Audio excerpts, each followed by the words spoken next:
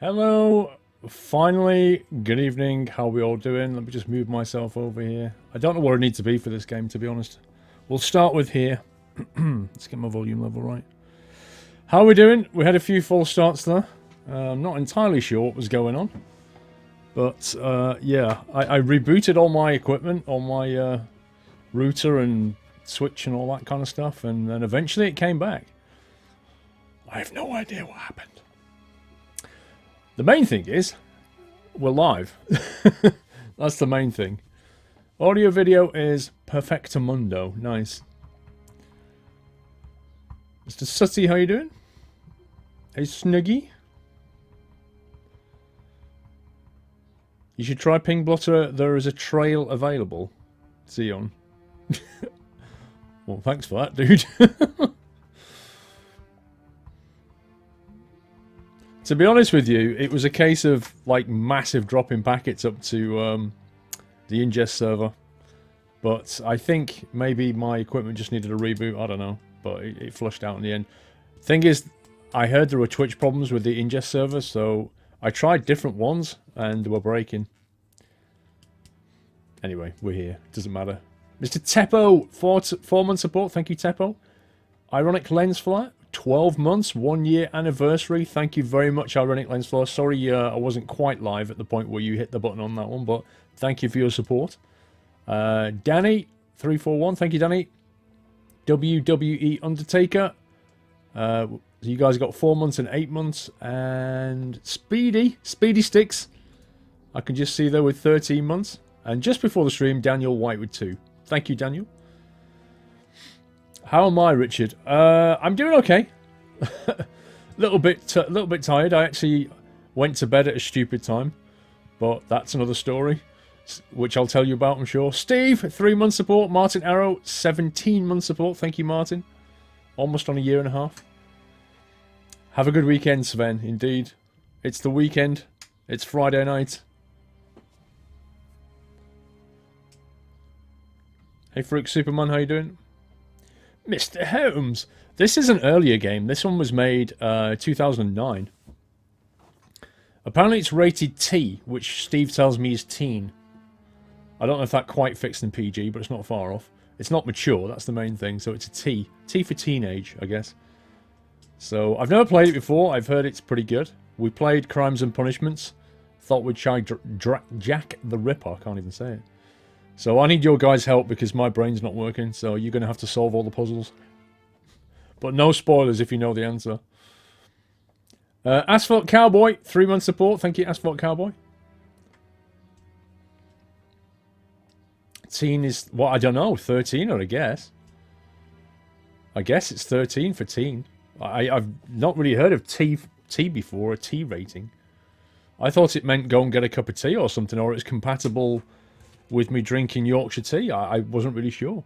Maybe C for coffee, I mean. You love games like this, Charlie. I don't know if I like this one or not yet. We'll have to find out. We did okay on Crimes and Punishments. I guess the mechanics of this one are going to be different. We'll have to find out. I'll probably need a coffee. Homicidium, 15-month support. Thank you, Homicidium. T rating is from ESRB. Yeah, but what does it mean, Ricky? What does it mean? Like, realistically, to me and you, what does it mean?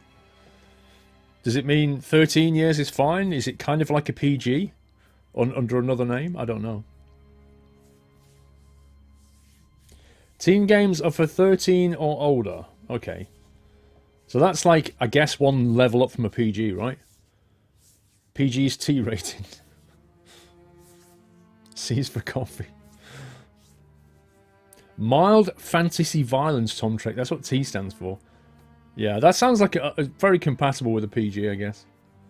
I don't have a T symbol anyway, so lol. You're 13, so you pass, Ashrod. Shh, you have to be more than that to have a Twitch account, I think. I'm not sure, actually. I don't know how old you have to be to have a Twitch account. PG-13, there you go. A T is equivalent to a PG-13. That works.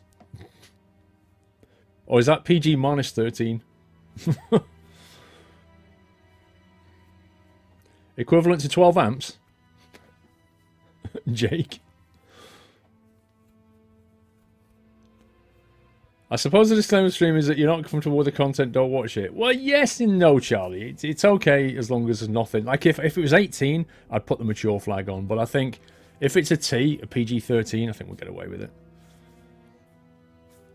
It's not mature content at the end of the day. It's not 18 content. PG-13 parents strongly caution some material may be inappropriate for children under 13. There you go. I know it's not minus Bondo. Messing about. Olaf the Wizard, 4-month support. Thank you, Olaf. Okay, I am going to do my usual trick of shutting up during any cutscenes. So if there's any cutscenes in this, which I'm sure there will be, and any deliveries come in or anything like that, I will read them out after the cutscene has gone through so that we can hear it and get the story and stuff. There's probably going to be some clues in the backstory, so we need to get the old grey matter going.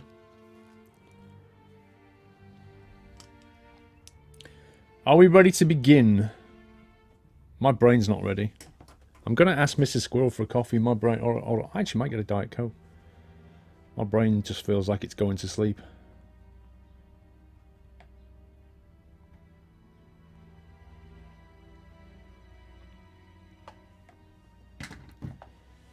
Delivery is a truck animation, Connor. Yeah, I don't really have anything. I don't have a horse and cart, unfortunately. Otherwise, I would have got horse and cart for the animation. But I don't have one. Curtis2324, 16 months. Thank you, Curtis. Mr. Swiogi with a 1-year anniversary. That's 2 people. 12-month support today. Thank you very much, Swiogi. Rage Fart, 6 months. Thank you so much, Rage Fart. And Hazard with 2 months. Thank you, Hazard. Callum, I saw your tweet about the Callum Logistics logo. I'm not really sure what you want me to do with it. If you're saying you're sponsoring me, then you need to tell me how much you're paying me. Because you didn't actually mention that in your tweet. You just said, here's my logo. So, yeah, if you want to talk business, Callum. Because I actually thought you were messing about yesterday when you said you wanted to sponsor me. So, you perhaps better email in the mailbox with your offer.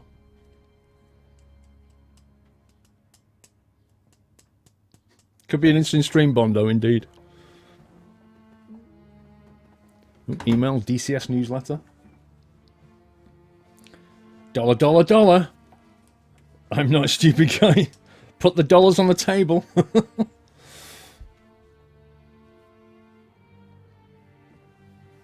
Euros? Make me shudder. Right, let's send the game audio up here. And let's click on new game. I'm not investing in you. I'm out. Adrosimo, don't use caps, dude. Not Slammer will have you. Train Sim fan, you know not to use caps, dude. Symbol spam and everything, though. You know the chat rules. Right, are we ready for this? Shall we begin? Mihail Mladenov, 4 months. Thank you, Mihail. It's all about the money, G-Man. Is it? Is it indeed? It's not with me, sir. Hopefully about to sub Mole. Can you do it before we start, please? Right, let's go.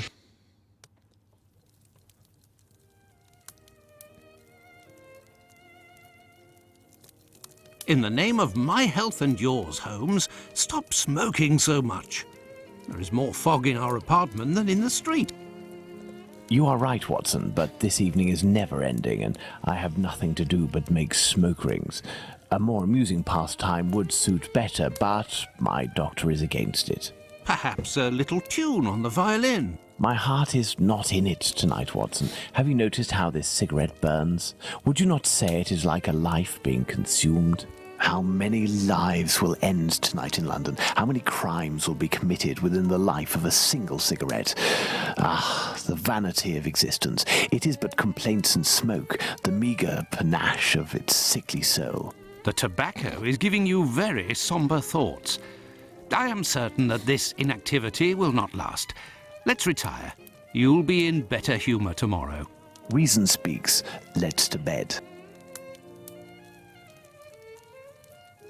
It's a 2009 game. I don't know what you're expecting from the graphics. I said that right at the start. It's a 2009 game. Graphics aren't everything, you know. Gameplay. Gameplay is what it's about. Hey, I recognise that road. We were down that road in Crimes and Punishments, do you remember?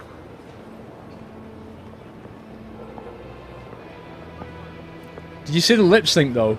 It was depressingly bad. Hickory UK, 14 months. Thank you, Hickory. I say, what's with the top hat, Holmes? The graphics are not that bad. I think he's just used to AAA 2016 titles.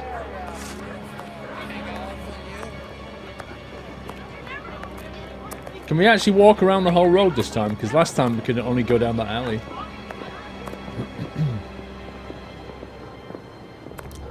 See Callum. Callum T01.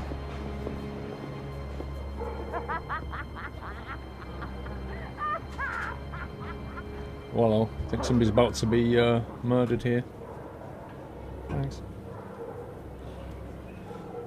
Come this way, my lovely. We'll have a right good time. Wait, let me help you. That is so bad. Oh, it's my hair that pleases you. Uh-oh.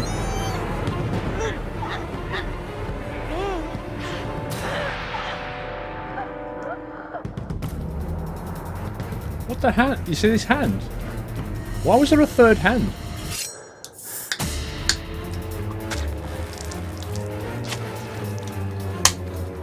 Well, I'm kind of glad we don't see that bit.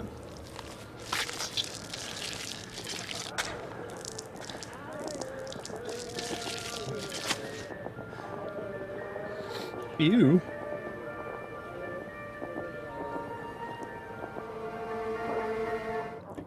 Why are we getting to see that? Baker Street, September the 1st, 1888. The news is as dark as the sky, Holmes. An inquest has been opened into the murder of a poor woman in the East End. The unfortunate girl was discovered last night, lying in the street, still warm. The murderer was filled with an incredible savagery. Oh, the article gave me shivers down my spine. The inspectors in charge of the case don't seem to have even the slightest lead. A similar murder took place less than a month ago. Ah, love. A romantic walk, a kiss in the moonlight, a polite refusal, a terrible anger, and a hanging. This area of Whitechapel is a disgrace to London. The government should take serious note of what is going on there. Whitechapel? This woman was found in Whitechapel? Yes, indeed. Bucks Row, to be specific. Then it was not a question of romance, but of commerce. Unless these women actually take pleasure in the vice, the female nature is completely... Holmes, do you hear yourself? A woman is dead under unspeakable circumstances. No less than any other, she was a human and one of Her Majesty's subjects. None of these streetwalkers of which you speak have any other way to survive but by selling their bodies. You know as well as I that our era is not a gentle one, and these women don't have much to look forward to. Some grace, if you would. Do not refuse them your compassion. Do not say another word, my dear Watson. We shall leave immediately for Whitechapel. To the scene of the crime? No, I think it would be better to arrive there a bit later once night has fallen. At the moment, the spot will be overrun by police officers and spectators. It would be impossible to investigate properly. Then where are we going, Holmes? The best thing to do would be to head to the police station and attempt to get a copy of the preliminary reports. But the article in the Star seemed quite complete to me. You must know, Watson, that journalists often draw conclusions from the facts without a proper understanding of how to do this delicate task. We must obtain the reports from the inspector in charge, as well as those from the coroner. Very well, Holmes, but all the same. It seems to me that I have a map of London somewhere, Watson. Can you find it and locate Whitechapel while I get ready? You are too kind, Holmes. Searching through your mess? Okay. What's this screen? Special edition, The Whitechapel Horror, the third crime of the man who must be a maniac. So that's the story. What have we got? Items, dialogue, documents, notes, and map. First person perspective. Notes, documents, dialogues. Okay.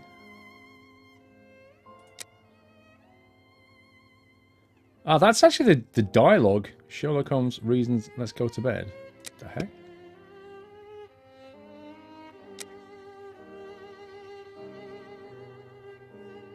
Where did that conversation happen? Polly Nichols. Okay, that's confusing. Items, we don't have any. Let's have a look at the map. Can't look at the map. Resume or first person perspective. You control Dr. Watson to move in the game. Just left click on the destination you want to reach. Double click will make him run. Oh, I see. Oh, we can move around. Oh, where's the dog? I was hoping the dog would be here.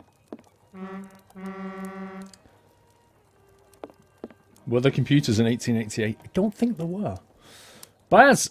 Hey, Paul, so I told you I have an overnight 747 flight. Well, Scumbag Windows Update decided to minimize the sim after I was in bed, causing it to pause, so it took me till noon. Oh, man, do you know what, Baz? Do you know why I was up late last night? Because after the stream, I started messing about, trying to get my P3D to work, and trying stuff out. And I ended up setting up a flight from a 777 flight from Dubai back to Heathrow. And I finished playing about with my NVIDIA drivers and graphic settings and all kinds of stuff at about 4 o'clock in the morning. Kicked off the flight, went to bed, got up this morning about 4 or 5 hours later, I think it was. Came downstairs thinking, oh, let me just check where it is. And it had done exactly what it had done is it had paused it at top of descent because I hadn't put in the lower profile. I hadn't put in the lower altitude. I was like, scumbag! So I had to punch in the lower altitude and then continue it. But I landed it, and the P3 didn't crash, so that was good. Paul, the delivery, make it into a train, please. We can do. It's a train better?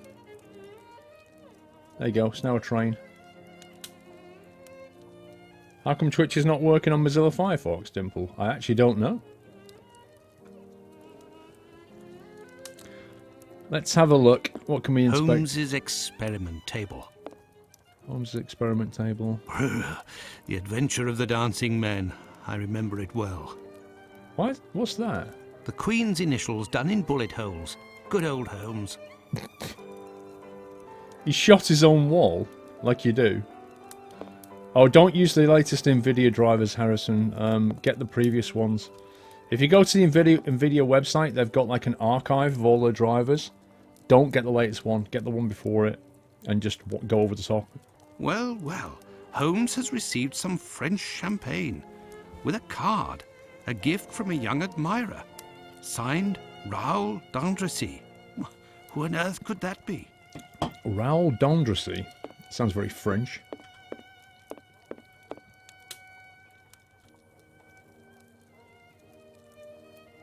Where's the music coming from exactly? A map of London. Aha. At last. Let's see. The district of Whitechapel. Blimey. Whitechapel. Oh, Liverpool Street Station? No way!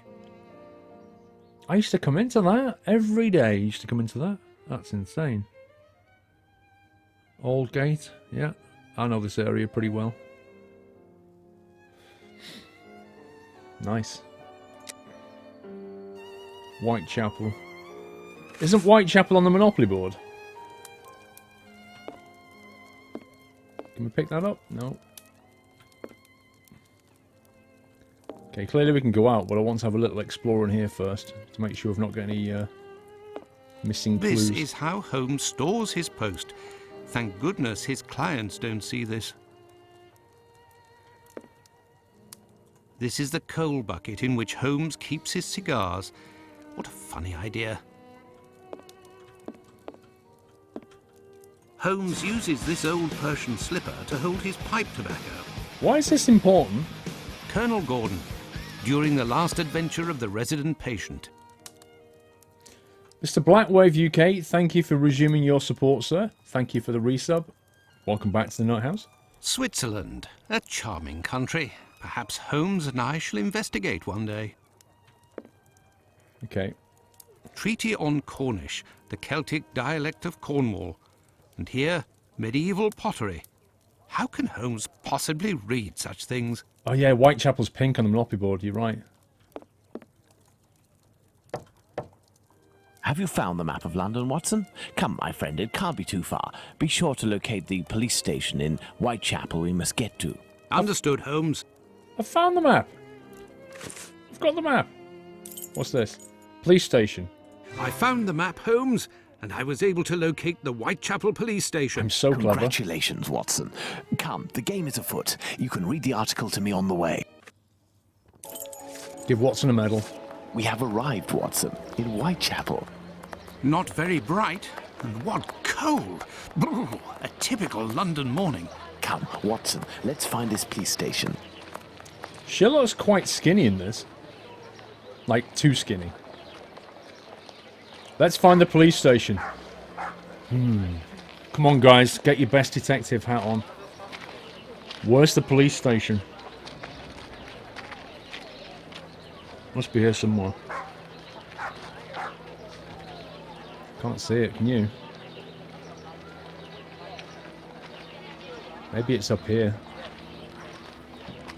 Can you see where it... Oh, what? Can you see where the police station is, guys? The heck was...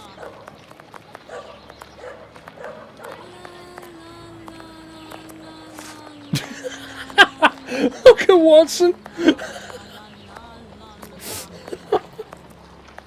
What on earth are you... Well, that's not Watson. That's... Dude! Pardon me, but can you give me some information?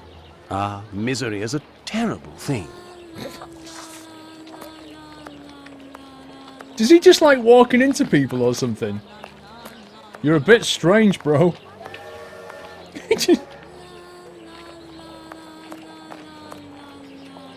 No way. Does that voice come out of that lady? I have nothing to ask.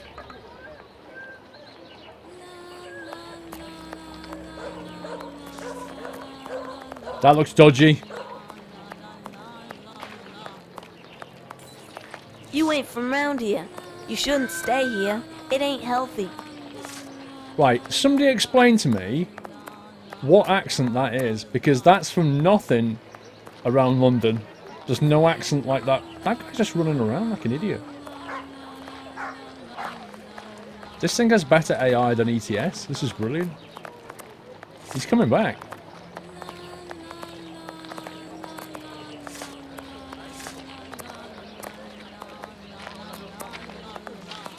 Genuinely want to get away from that woman. What are you looking for? Chicks? Opium? Girl? Sailor? That must be Wiggins. Oh, the police station's behind me. Oh, here it is. I found it, thank you. 3x4, 2-month support, thank you 3x4. Well, this station isn't very well kept, I say. It's a local outpost, Watson. The daily tasks that confront these constables are not the easiest, and they are poorly paid. Wow. Is this what the police stations used to look like? This police station is like a laundry. What a scandal. Look at this. Just like, look, just... Can you imagine this? You come to work and then just find a pair of shoes. Like, they're not in any particular order. It's not like anybody has a locker. You just come to work and grab the nearest pair that doesn't smell bad. It's amazing. Oh, hello. Look, a suspect description. Michael Ostrog, wanted for questioning. Dangerous. How did they know it's dangerous?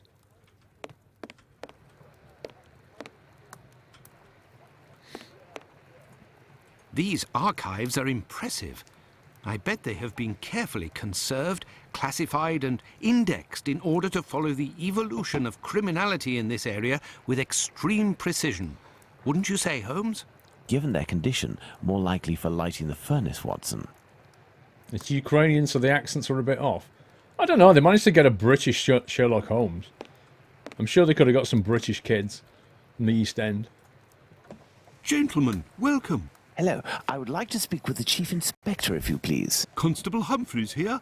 I am the only one in at the moment. What do you want with the chief? My name is Sherlock Holmes. I am... Oh, Sherlock Holmes? The detective that I read about in the papers? Well, that's a treat, that is. You come about the Buck Road case, have you? Indeed. We Not at all.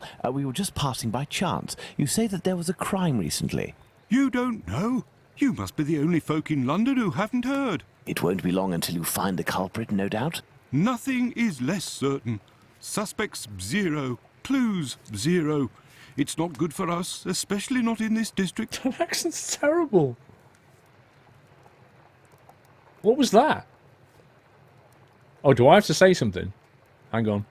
Listen, this isn't what I came here for, but if I can be of service, in a confidential capacity, of course, if you can entrust me with a copy of the preliminary reports, I could study them and return later with my conclusions. It's just that these are official documents. I can't take a decision like that without the inspectors. The sooner we know the facts in the file, the sooner we can be of help, my friend. Say, if you are Sherlock Holmes, you can find anything, isn't that true? With your magnifying glass, footprints? My performance is often embellished by my biographer. Ah, good. Good. I will give you the reports, but could you do me a small favour first? During my rounds, I dropped a leather folder containing some papers. Nothing of importance, but it's a big mistake. I would go looking for it myself, but I am stuck here on duty. I must have lost it near the seedy boarding house not far from here. Left when you leave the courtyard and left again in the lane. Perhaps you could go ask around. Sure, and why you were at the seedy boarding house? There was a reason for... Like... He does actually sound like a posh brummie. That's what he sounds like. We shall see what we can do. We always end up running errands. Oh, could you go and get my bag for me? documents? Yeah, sure, yeah. I'm only Why Sherlock not? Holmes, I'll It get you will back. Give us an occasion to take a tour of the district, Watson. Like, can't he find a police officer to go and get his bag? Go away. Get away from me. Before I go to the map, I'm going to have a little look around here. Hello? If you please, arms, arms for my children. Your children are missing arms? Hey, hey, hey.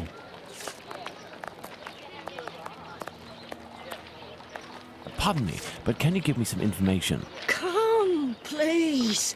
It's quick and it don't cost much. And I'm cold. Is it me or is Sherlock really, really tall? You're in a rush, my pretty. Come, I'll have you done so quickly you'll only have time to pay. You see, that is a nice East End accent.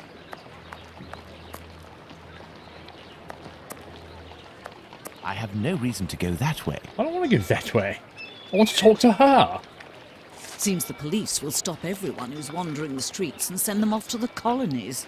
I'd say they want to repopulate Africa.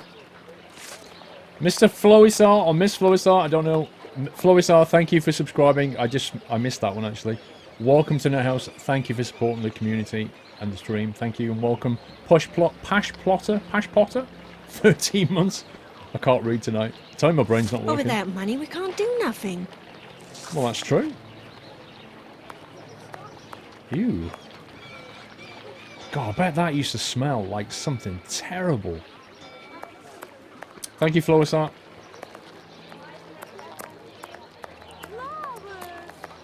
Wait. Where's that woman gone? Who are you? Excuse me, my good man. What? I know you. What? I know you. While he's drinking out of a bottle? I was distracted by the weirdness, I agree. Black Wave, 6 months. Mr. DDZ? 16 months. Pardon me, but can you give me some information? Stop bothering me, sir. I don't know you. I don't know you either. Should we go for a coffee? Look, she's looking at me, giving me the eye.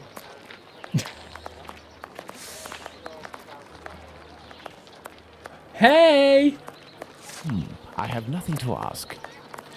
Hey, give me a little something, you cheapskate. What? You just go be friendly to people. You're like, hey, and like, hey, give me something. Wow. You ain't from round here. You shouldn't stay here. Neither are It you ain't with that healthy. accent. You're definitely not from round here. Pardon me, but can you give me Posh some bloke. information? This area is shameful, don't you think? Absolutely. You should just walk nonchalantly through the field. Look at him. What's Watson doing? Oh, I love the way you can explore. I've I seen have you nothing before. to ask. Come, my lord. A little coin. Look, he wants money as well. Boy. Pardon me, but can you give me some information? Misery is a terrible thing. Excuse me, my good man. What are you looking for? Chicks? Opium? Girl? Sailor? Apparently he deals in everything. Did I talk to you before? Pardon me, but can you give me some information? Come, please. I did. It's quick and it don't cost much. I think they're just like all the same characters, they're just wandering the streets, aren't they? Oh, I've not talked to you. Excuse me, my good man. What? I know you. He reminds me of, who was the one who used to look after Oliver? The guy who ran the, remember? In Oliver, the musical. What's his, like, no, I can't remember his name now. Mole978, thank you for subscribing, Mole. Welcome to the Net House. Can we give him a lovely nutty welcome? Excuse me, my good man. Out of the way, I don't like the look of you. That's the best one yet. That is the best accent they have ever put in a game ever. I have nothing to ask. Come on, talk to me. I have nothing to ask. Oh my god, he won't say it anymore. I have nothing to ask. Oh man, I want somebody to record that. That was just the best sample. I have nothing to ask. Oh, that's not fair. The best speech in the game, and he won't do it again. I'm sure you've been round the block.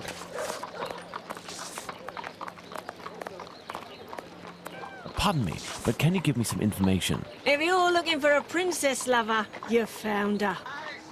Yo, I agree, yes. Right. I think we better bring the map up and go somewhere. Have we talked to him?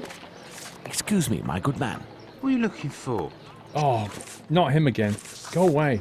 It's down there, nothing. Right.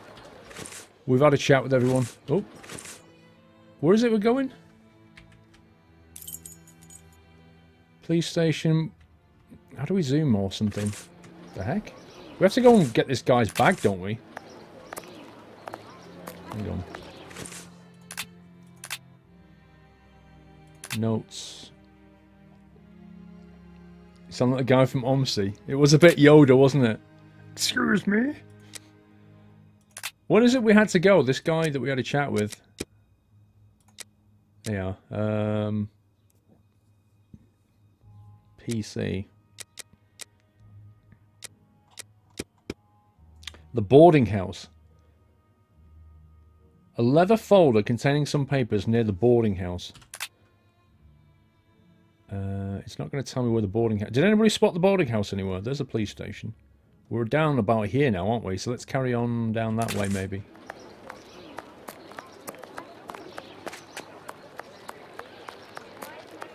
Wow. There's at least 20 polygons in that horse.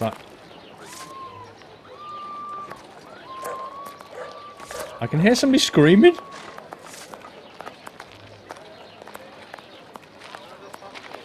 It was left at the cop shop. Are you serious? Hang on, let's go back. Oh, what's down there?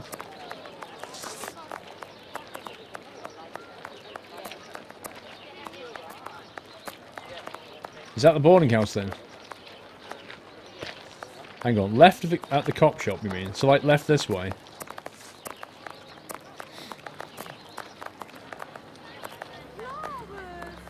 What's that? Umbrella or something? Left from the cop shop, then left again. Can I help you, my lord? I have nothing to ask. Down there then, I guess.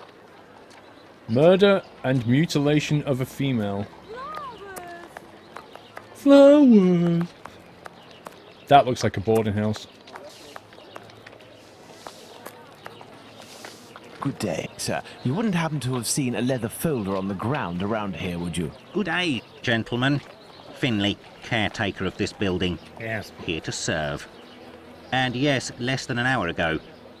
But some of the local urchins picked it up and God only knows where it might be now. Oh dear. That's unfortunate. This police bag contained documents that the local police will miss. You're inspectors? Not at all.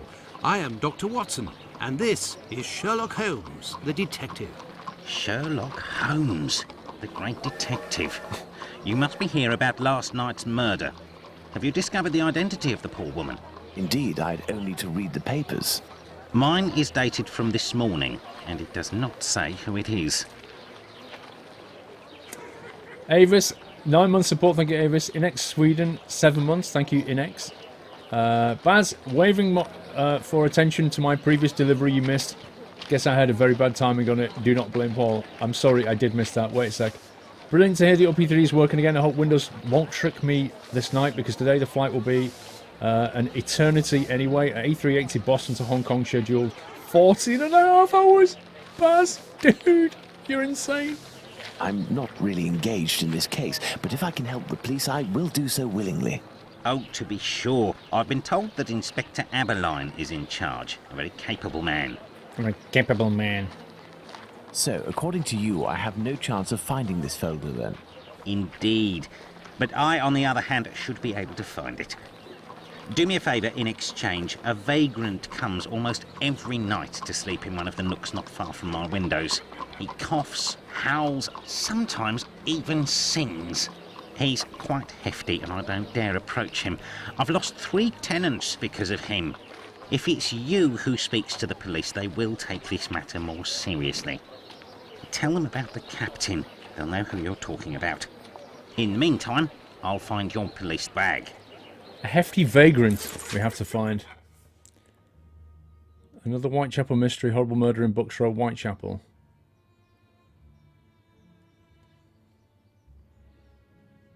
The facts are that Constable John Neal was walking back down Bucks Road, Thomas Street, Whitechapel, about 3:15 on a Friday morning when he discovered a woman aged between 35 and 40 years, laying there with her throat cut.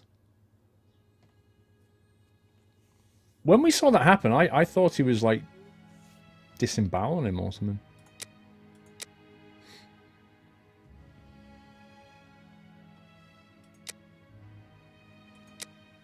Wait, they're both from Saturday, aren't they?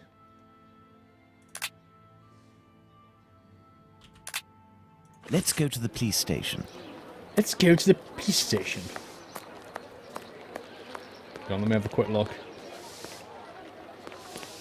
Oh, can't do anything. Nope. It's plot locked. Can't do anything here either. Read your stream. I do read my stream, Dodgems. I read it all the time.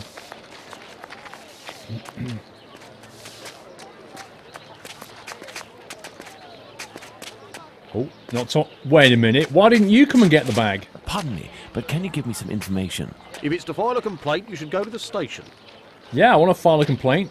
Why are you not at work? And why do you walk into people?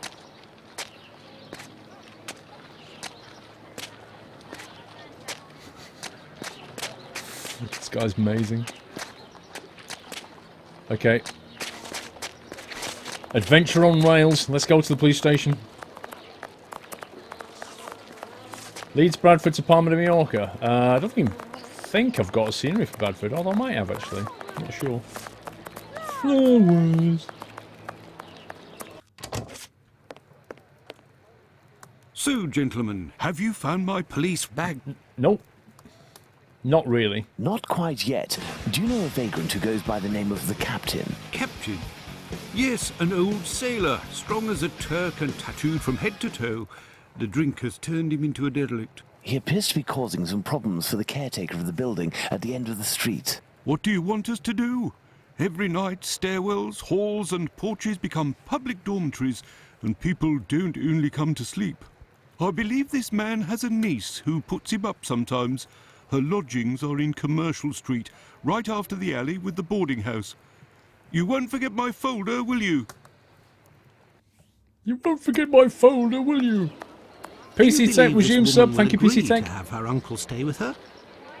No idea. Oh well, let's go see her just the same. Thank you for that continued support, PC Tech. Appreciate that. Baz, I'm sorry I missed your message, by the way. Oh crap. Where did he say we're going? What did he just say we're doing? Don't pay attention. Notes. Documents. No, I didn't. Oh, hang on. Do you believe this woman will agree to have her uncle stay with her? No idea. Well, let's go see her just the same. Commercial Street. Right after the alley with the boarding house. You won't forget my folder with you. Commercial Street. Okay. Right after the alley with the boarding house. That's the boarding house. And the alley is there. So it must be... Is that Commercial Street then? Let's go that way.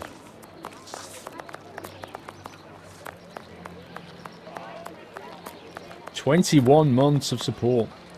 Now hang on, that says Commercial Street.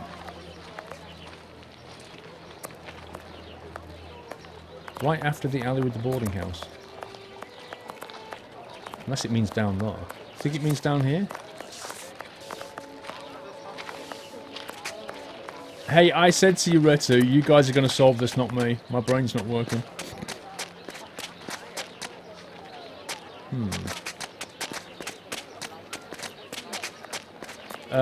Good evening, Scott. How you doing, sir? See you on the house after the alley. That's what I thought. So this is the house after the alley, right? Yes, it means this one. There. This is where the niece of the captain must live. Well, yeah. I guess it is. So they... Oh, right, yeah. So when you see that symbol, it means it's put it on the map. That's fine. Can we go inside now?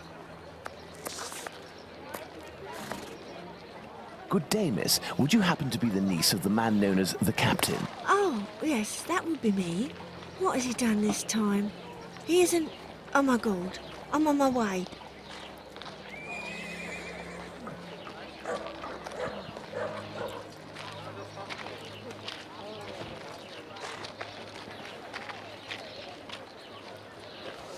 William Weaver, 31 month support. Thank you, William Weaver. Miss, we have come to ask if you could have your uncle come live with you.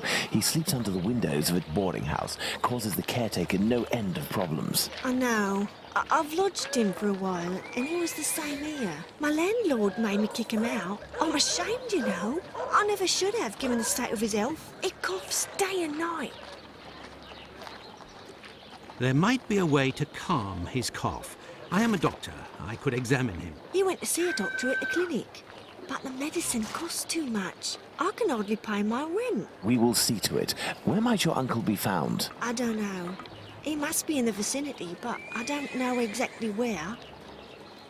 You have to go and find your uncle now. We will find him. Holmes, this is serious. Find an alcoholic in Whitechapel? A needle in a haystack would be easier. Come, dear doctor, let's trust to our lucky star. Moreover, we also have our informers, remember? Are you referring to those brats to whom you are always giving charity? Exactly. My secret police. Some of them must surely roam in this area. It suffices to find them.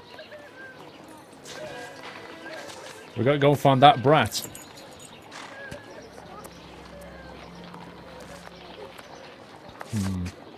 Where was that then? Halloween 1007, 9 months support. Thank you, Halloween. Oh, we're not talking to Beardy Bloke. Look at Darwin here. Pardon me, but can you give me some information? This area is shameful, don't you think? He's got a classic voice. It's like God with a hat on. I have nothing to ask. This area is shameful, don't you? Go away! Stop standing in front of me. I have no reason to go that way. I need to find this kid. I'm not going that way. This is Gandalf. Thou shalt not pass. I can hear someone coughing more than is natural, Holmes. Yes, Watson, the poor man cannot be too far away. Oh man, do we need to go this way? I'm staying away from him. I saw somebody on the floor then. There he is. If, in order to listen to us, this man imposes as condition that we find his pet cockroach, there will be another murder in Whitechapel today, Watson. Yours. Ah, Pet cockroach. he is in a critical state, Holmes. He has barely a month left. Is there a way, dear doctor, to ensure that this last month passes in silence? Really, Holmes, sometimes you... Oh, really? I will make note of some medicine to get immediately that will relieve his pain. Very well. I will locate an apothecary or a clinic. An apothecary or a clinic.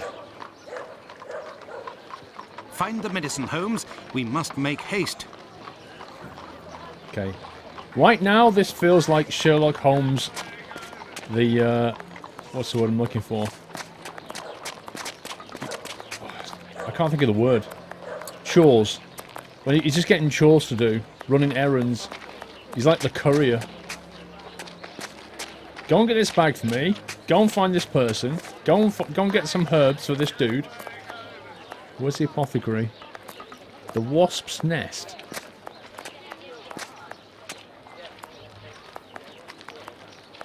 International Working Men's Club. Okay. Dog's body. They should have kids running these errands, not Sherlock. Does anybody know where the apothecary was? Did he actually say? Lucy's Cottage, Dead's End, Clinic. Oh, hang on. How do we get to that then? You have to go down to the end of the road. Pop into Boots. Get some Anodin Extra. You'd be alright. Take 2 of these. I have no reason to go that way. If you can't go... Oh, can you go through that way? Ah. Oh, this looks like a really nice town. Look at this road. I have nothing to ask. Well, you could at least ask him how he is.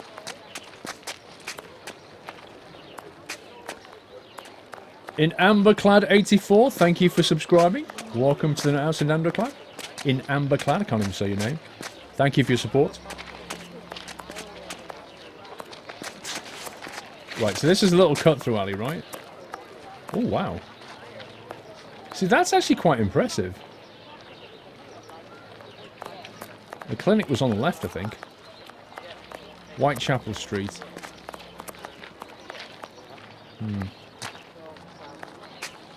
This building is a clinic. Yeah, nice and clean, just like a clinic should be. PS4? I don't know. I'm playing it on PC.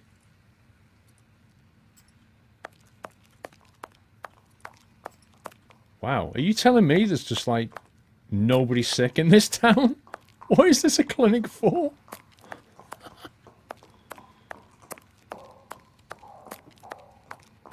Excuse me, Doctor, have you murdered everybody? Good day, sir. Dr. Gibbons. You aren't from around these parts. Indeed, Doctor. It is for someone from your neighbourhood that I am here, though. His doctor asked that I acquire some medicine on his behalf. I have the note here. Dr. Watson? Not from round here neither. This medication is quite dear. Certain documents are necessary to obtain them for free. Certain documents are needed. I don't have it. You'll have to accept my spare change. Will it be enough? Enough to relieve your patient for a month. Would you like me to make this prescription available after that time? According to Dr. Watson, that won't be necessary. The possibility of a recovery? A definitive one, yes. I know there, that. sir. Thank you. I know that guy's voice. Dave M84, 16 months. Thank you, Dave. Where's everyone gone? That's exactly what I was thinking. It's rather quiet here. An unusual chain of events. The majority of the people hereabouts went out last night to see the great fire at the warehouse. The patients that I was minding and my staff were no exception. The former were dramatically healed, and the latter ended up sick. And with the murder last night, most of the people who weren't working wandered over to the scene of the crime. Their little aches and pains will wait until tonight or tomorrow. A squalid murder, it would seem. Just like what this area has become. So some of them were dramatically healed. That sounds a bit dodgy to me. Jake 97, 10 months support. Thank you, Jake. Doctor. Not at all. I'm going to back off from him. He's holding a massive needle. What's this?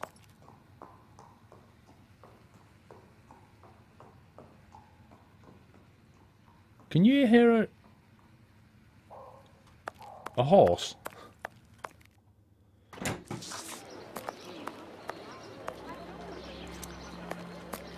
Dodgems, I don't know what you put, but you should probably just have a quick review of the chat rules.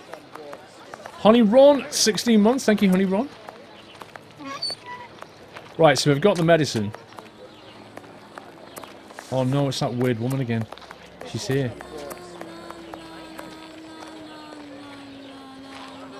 She actually creeps me out.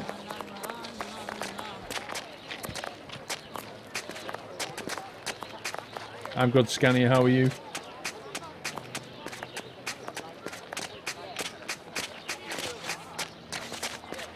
Whoa, did you see the speed of that? What?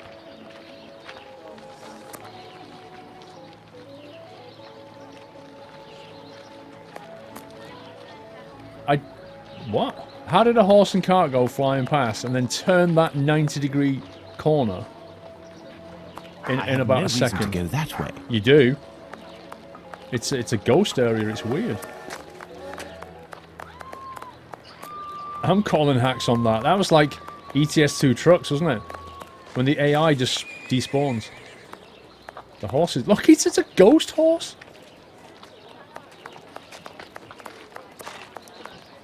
Yo. Why won't he talk to me? This thing is weird. This is really dodgy.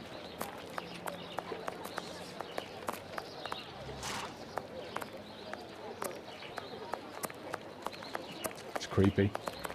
Followers are, hey Paul, finally I subbed. I follow you quite some time now, even though I'm not the most active chatter here, but I love your work, and hereby I show you my support, and I am a mister. Cheers. Thank you, Flowisar. Appreciate that, sir. I can't get a Mr. or Miss from your name, but it's good to know you're a Mister. I'll try and remember.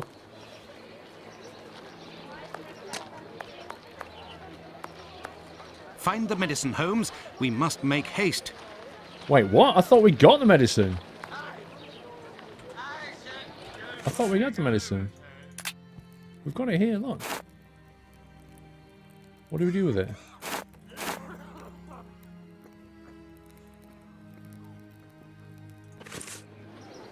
Oh, you have to put it in your hand. There you go. Here is the medication, Watson. Is our man movable? He should be able to stand in a few minutes and will no longer be suffering from his cough before long. Consider the affair resolved. Accompany him to his niece's while I return to the boarding house, and then join me at the police station. I want to know what's in Let's that return bottle. to the boarding house. Like, I want to know what's in that bottle that we just gave him. Because I don't... In 2016, I don't know of anything you can take that will get you up that quick.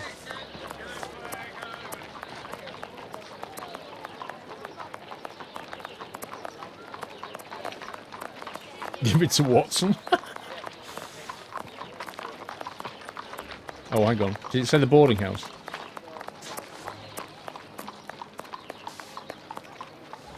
I have good news for you, Mr. Finley. We have sent a captain to stay with a relative, and he shouldn't bother you for a while.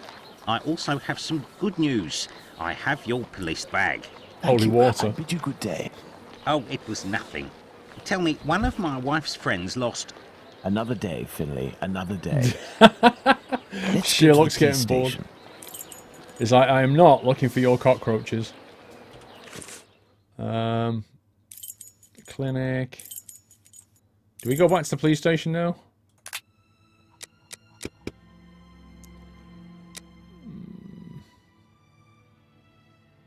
We have just sent the captain to stay with a relative and he shouldn't bother you for a while.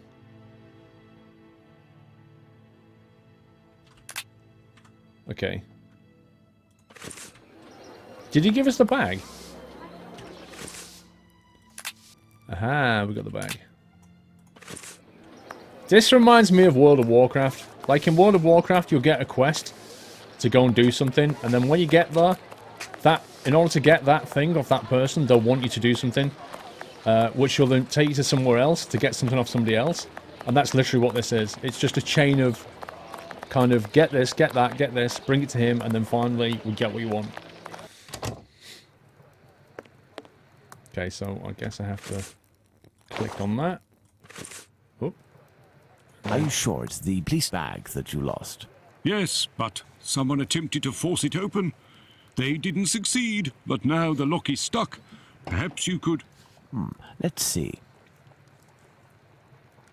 What, you want me to open it for you? Oh, okay. Would you like me to, like, take stuff out and read it? Oh my god. No! Rip. Okay. How does this even work?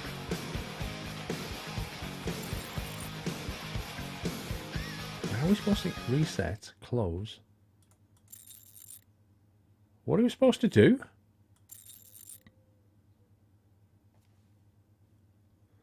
Beanpole93, thank you for subscribing, Beanpole. Welcome to the Net House and thank you for supporting the stream. Welcome to the community. We give Beanpole a lovely nutty welcome, everyone. Does anybody understand what we're meant to be doing here? Because I've not even been given a clue, have I? Reset. Look, let me check the dialogue. Did he say something then that...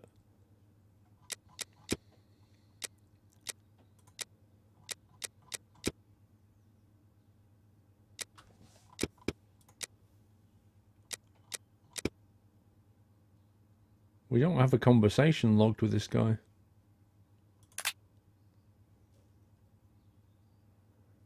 Get from 1-7 maybe. Numbers 1 through 6. What? Okay. What, as in 1, 2, 3, 4, 5, 6? I mean like that? Does that put the 5 there? What, as if the guy's pin, like, as if the guy's number on his bag is 1, 2, 3, 4, 5, 6. Like, as if. That puts 1 at the top.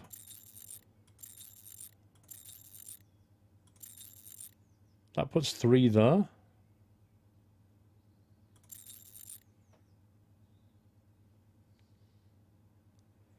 You need to put the numbers in order. 1, 2, 3, 4, 5. How?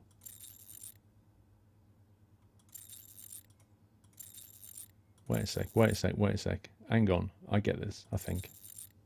That's a 6, that's the 4. That's a 3. There is no 2. I can't get a 2 here. Ah, but I can, no. 1 at the top, then 2, 3, then 4, 5, 6. Yeah, but the thing is, if you go... Oh, this only turns one way, annoyingly. If I put a 1 here, and I want to get a 2 there, how? Because if you actually look at all the available numbers, there's no 2. So how do I get a 2 there? That can't be right. 2 is in the bottom right-hand corner. You're saying you can move the numbers around? Oh my god. This thing makes no sense. There you go. All done. A big thank you, Mr. Holmes. Think nothing of My it, head... my friend. Right, hang on. My head was not in that space until you said that. Because in my head, I'm seeing like 3 dials. And the numbers on the dial, like, can't move from dial to dial. And then you said that, and I'm like, are you kidding me? Zach, if you got permanently banned, you wouldn't be saying that. So clearly you were just purged or timed out. So, the reports. Why don't you wait till the inspectors get back? You would certainly learn more. If I wanted to meet the inspectors, I would have done so. So, give me the preliminary reports, and above all, do not mention my visit to anyone. Is that clear? Sure, if that's what you want. Here are the reports. Thank you. This guy's accent. You didn't get it either. No, that safe is OP, but not only that, his pen code is not OP. 1, 2, 3, 4, 5, 6. Oh, you changed the count, Zach. Well... Oh, where do we begin with that one, Zach? Dude, Zach. See, if you got banned on an account, right, you have to email ban appeals because it's against Twitch and terms and conditions to create another account and come back. So you kind of put things in an awkward place. Why don't you email ban appeals and we'll find out why you're banned? That's a better way of doing it. Death of Polly Nichols. What's this one? Autopsy report. Her throat had been cut. Yeah, we know that. We saw it happen. Yeah. Details. Don't want to read any of that. Done by a left-handed person. Death being almost instantaneous. I disagree with this. We saw her get strangled, didn't we? We saw her get strangled. So that's a load of nonce. Okay. Here are the reports. Okay. So that's it. So, okay. Cutscene. Have you obtained the preliminary reports? Yes, we'll read them on the go. Let's to the scene of the crime at Bucks Row, Watson. Bucks Row. Sounds like Bucks Fizz. So I got two icons then, like a character icon, which is the dialogue. Bucks Row, I get how it works now. And then the map. Scene of Polly Nichols' murder.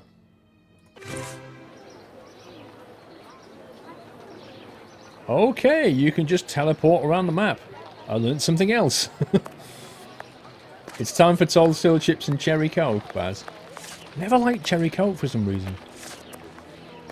Okay, so what are we doing here? Excuse me, did you see a murder? Pardon me, but can you give me some information? You coming, dearie?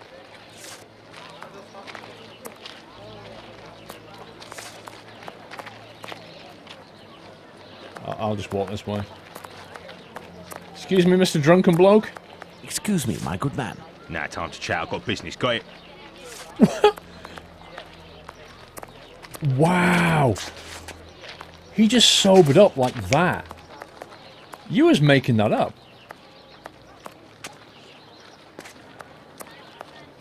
Right. So, not really sure why we're here. Here we go. But what are all these people doing here, Holmes? Apparently they came to see the scene of the crime. What about us? Aren't we going to see it? We will return this evening, Watson. The circumstances shall be ideal for carrying out our little experiments. Well, Watson, we are at the scene of the Polly Nichols murder. Imagine the victim lying at the spot where she was found and try to discern all of the clues we can. Watson, you are a writer. I am therefore entrusting you with our deduction board. It will help us to establish certain facts. Understood, Holmes. 111 Polar Bear. No, you're playing Sherlock. I turn up an hour late. No. Oh, well, I'll be watching beginning in the morning. I love it when you play games like this, Polar Bear. You've not missed a huge amount. Excuse me, that Diet Coke. It's a bit fizzy. You've not missed a huge amount, Polar Bear, honestly. It's not like the previous one where you just couldn't understand what's going on. Basically, somebody's been murdered, there's a woman been murdered, and we've just run a few errands, and now we're kind of going back to the scene of the crime. That's it. You honestly haven't missed anything. Beanpole93, thank you for subscribing, Beanpole, and welcome to the Nut House. Did I already do Beanpole? I'm sure I did. But that's sat on top of the Polar Bear delivery, so that's confused me. Yeah, I did do you, Beanpole. I'm sure I did. Oh, God. Watson just... This spot is deserted, Holmes. The prostitutes only come here to exercise. Exercise. Oh, that's a beautiful way of phrasing it. The prostitutes only go down the street to exercise. Murder of Polly Nichols. Oh, this is our deduction board. Oh, this is completely different. Scotland Yard... 1 of 2. What's this doing? Help. Inventory. Close. Help. You must deduce the facts based on the observations that you make at the scene of the crime. Click on the observation on the left side of the screen and position it in one of the spaces in the center. Boxes containing an arrow appear on the screen. By clicking on an arrow, 3 possible deductions will display. You must choose one. Once all the facts of the right side of the screen have a green outline, your deduction work on the murder will be over. Down here then, nothing.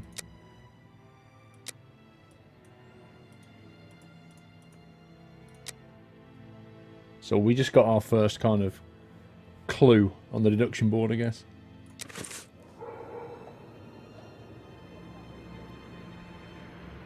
There is only one streetlight lit on this street, Watson, and this spot is particularly poorly lit. So that presumably goes on the deduction board as well.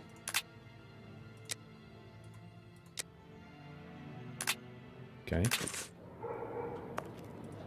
This spot is deserted, Holmes. Yeah, we know that. Oh, hello. Bucks Row. I think we knew that anyway. What's that? There is a black bonnet near the left hand. A black bonnet? Let's look at this poor woman more closely. What the heck is that? Did somebody just draw that on the floor? Like one of those... It reminds me of those like chalk drawings they do on the floor, that when you stand and look at it from a certain angle, like it looks like a hole in the pavement or something. Okay.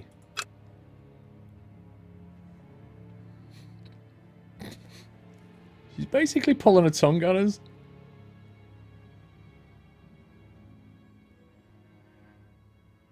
Is this actually helping matters? Oh. There's a bruise on the left cheek. I like this. This is fun. The throat was slit from left to right. There are 2 incisions. There is a bruise at the level of the right maxilla. This is cool. You've actually got to look for stuff. A small pool of blood, 6 inches in diameter. Come on, that must be a clue. Look. It's been ripped. That one's not ripped. That one is. That's got to be a clue.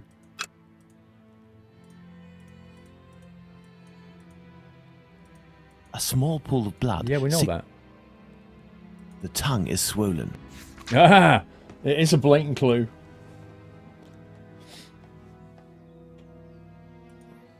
Her eyes are rolled back. Is that all the clues? How do you know when you've done? Because on the previous... A small pool of blood. Yeah. On the previous ones, it would kind of show you when you've got everything. But, yeah, I've kind of clicked everywhere, I think.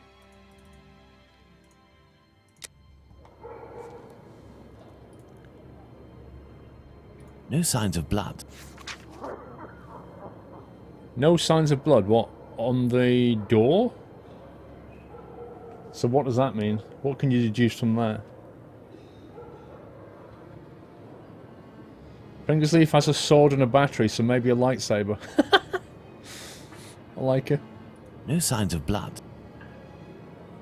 Let's get out of that view. Is there anything else up here we can...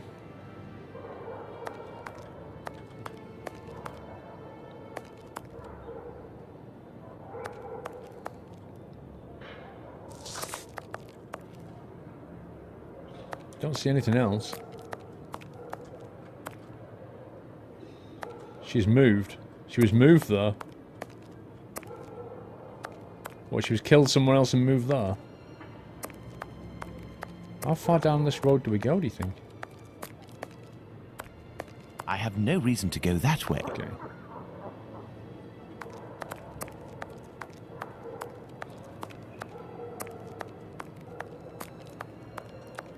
Can you deduce nothing from the door? No marks on the ground. The ground is muddy. No marks on the ground and the ground is muddy. Why would the ground be muddy? It's like cobblestoned. No marks on the ground. The ground is muddy. Okay, I get you. What was that? No signs of blood. I think we've got all the clues from here, haven't we?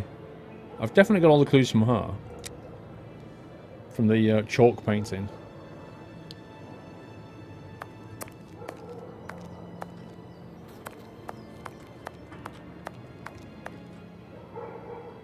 Do you think we've got everything from our deduction board then? Wow, okay. Wait, did it say we have to put these in order? You must use the facts-based observations, click on observation on the left side of the screen and position it in one of the spaces in the center. Boxes containing an arrow appear on the screen. By clicking on an arrow, 3 possible deductions will display. Okay. So can we just put these wherever we like, or... Oh. Okay. You have missed the body of her, Devil Duck. We already went all over that. We had a look at the chalk drawing of a body and clicked all over it. See you tomorrow then.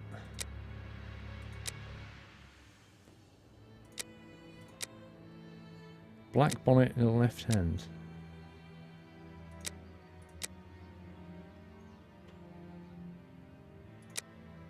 Oh, blimey. Where's this one go?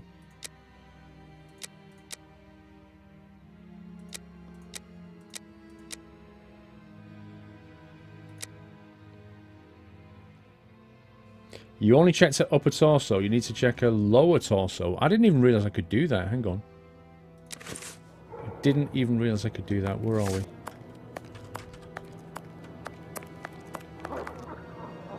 Oh, wow, look. That's not green, so I haven't finished. The body was lying on its back, legs straight and slightly apart. The skirt had been lifted up to the middle of the body. The left hand was touching the barn door.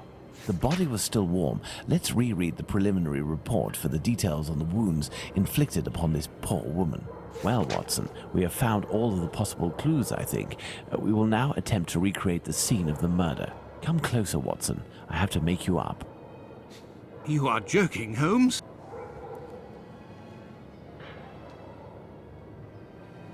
I feel ridiculous, Holmes. He's just put marks now, on his Watson, face. Come and stand here in front of me. You shall play the role of the poor woman and I shall play that of the murderer. Let's try to reconstruct the facts to ensure the final result corresponds indisputably to the way that Polly Nichols was killed. Oh, wow, what the heck? What the heck? Just dumps you into the screen. Hell. Reenact Jack the Ripper's actions to determine how his victim was killed. The icons at the bottom of the screen will help you choose the position of the victim, played by Dr. Watson, and the different possible actions of the killer represented by Sherlock Holmes. From left to right, the icons represent position of the victim, recumbent or standing, a knife in the killer's hand or bare hand, which hand struck, left-handed or right-handed, the killer's blow zone, neck or stomach, and the position of the killer compared with his victim. So what I'm getting from this is, at the start of this, it showed us how the murder was done. So it kind of, I think it's teaching us almost how to use the interface by giving us a blatant clue at the beginning of how it was done. Like, we know that she started off in a standing position. We know that. We also know that she was strangled and then went down on the ground, and at that point he cut her throat. We know that because we saw it. So I'm thinking it's kind of teaching us how we set this interface up. Bare hands on knife. So at this point he grabbed hold of her with his bare hands. Left or right hand? We know from the documents that he's left-handed, so I'd expect a left hand. Neck or stomach? I'm not sure how we do that bit. Jack position. Oh, was it from... It was from in front, wasn't it? It was like that, I think. This position is unlikely. What's wrong? Look at the position of M. Lol. What do you mean? This position is unlikely. Bare hands on knife.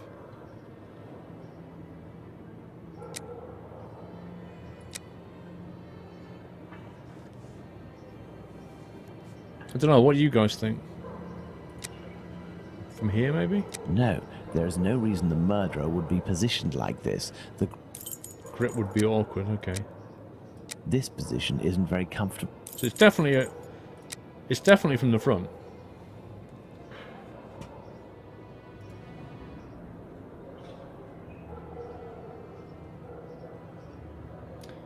After she was strangled. Well, if it was after she was strangled, she was definitely on the floor at that point. If that's the case. And the knife was out. And possibly the left hand. Actually, no, hang on. Remember I said to you, what's that third hand? What was that?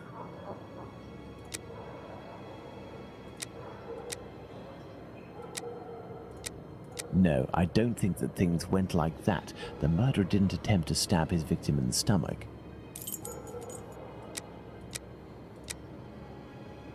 I hope that, as with the real murder, nobody had to witness all of that, Watson. If the murderer used his right hand astride his victim, there wasn't much room. Okay, so I have to swap the hands. The murderer had enough room to inflict the wounds to the neck, and these wounds suggest the left hand was used. So I got it right, yeah? It just added a deduction, I think.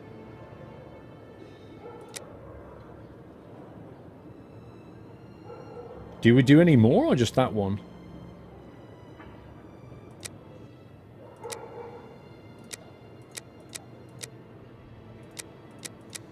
This position is unlikely.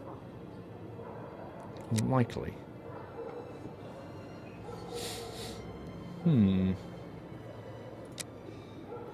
Let's have a look at the deduction board now.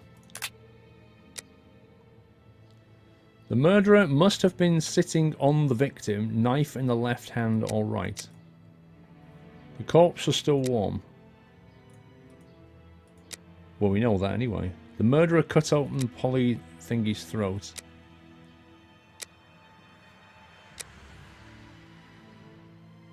Why is there only one line coming into this thing? The third hand was female. So the only thing I'm confused about now is whether we have any more reenacting to do, or whether that was it. I presume that's it.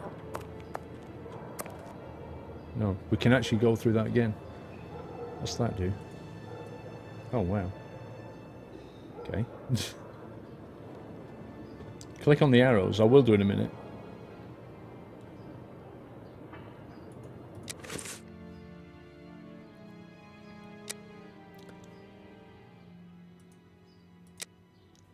The victim was holding her bonnet in her hand at the time of the murder, or this bonnet was already on the ground, or the victim wasn't cold.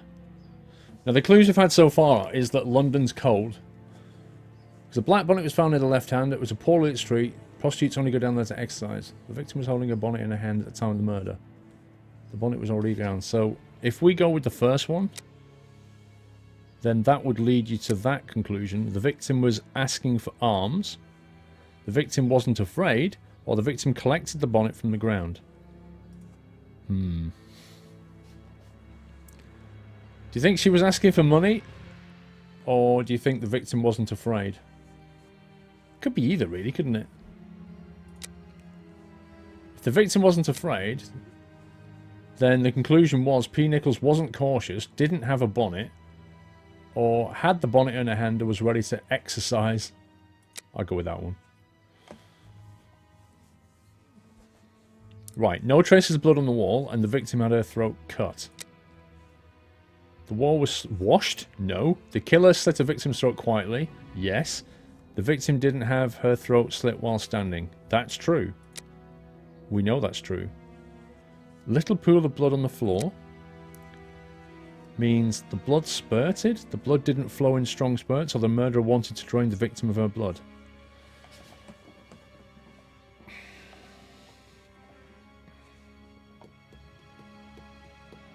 Not sure about that one.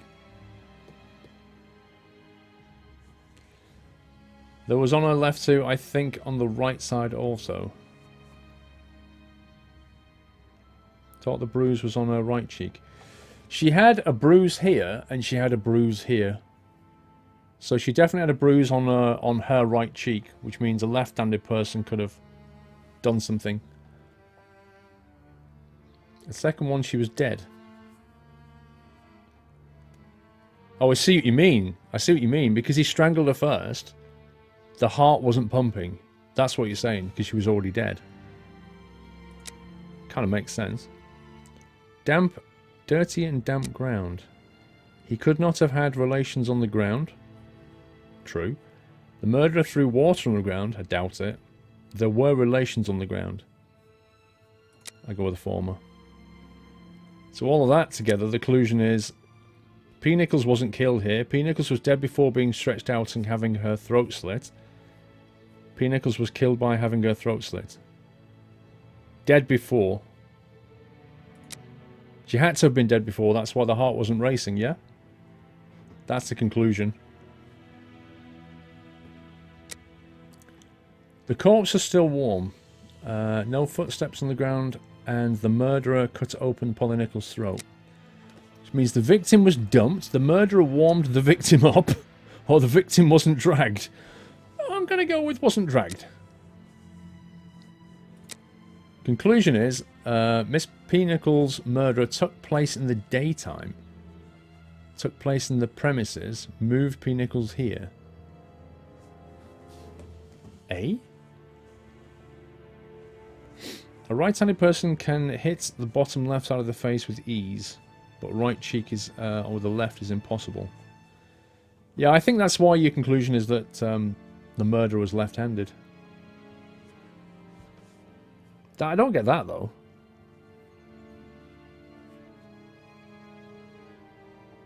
In the premises of what? We were in the middle of an alleyway. I don't get it.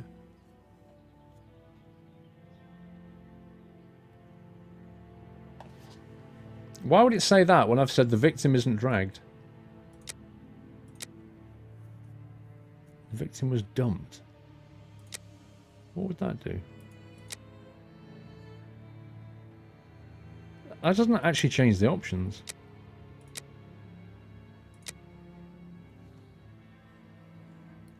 Premises, I think it means the brothel, but it doesn't make any sense because this is an alleyway, look. I don't get that.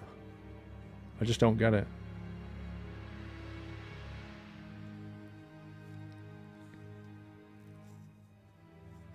Didn't take place in the daytime on the clip.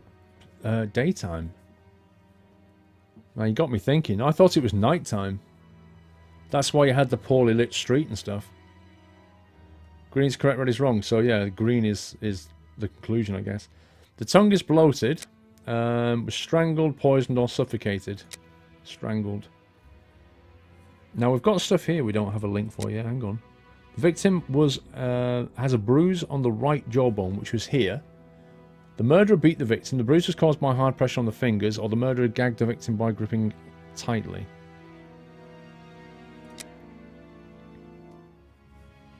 Why is this one still blue? That implies to me there's more stuff to do. Like, we've got most of the clues right now, but we've still got this bit done. Something's missing. GJ Dobbsy, 28 months of support. Unbelievable. Thank you, GJ. So how do we get more clues? Because we're obviously missing something. Do we, hang on, let me have a look at the board again. The murderer must have been sitting on the victim. The victim was bruised on jawbone. Bruises caused by hard pressure in the fingers. Oh no, it's come back. Can we get anything else out of this?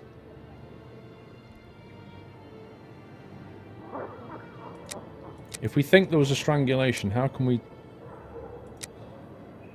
Neck or stomach, Jack's position... This position is unlikely. Why? Why is that unlikely?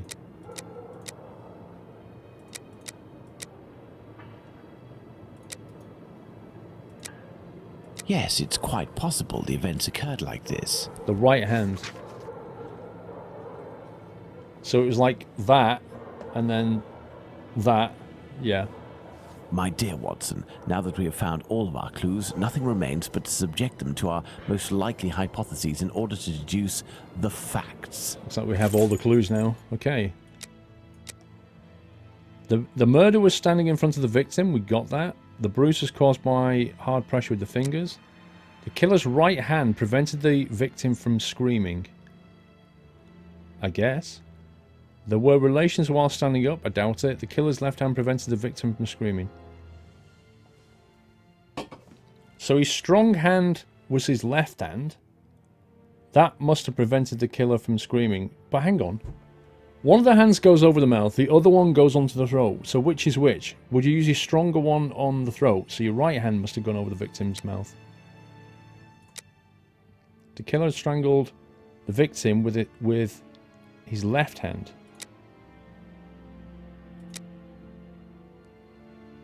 The killer's left-handed. No, that's not right.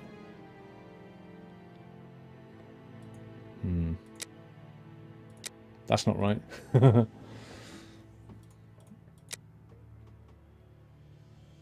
Okay, so the killer's left hand prevented them from screaming then.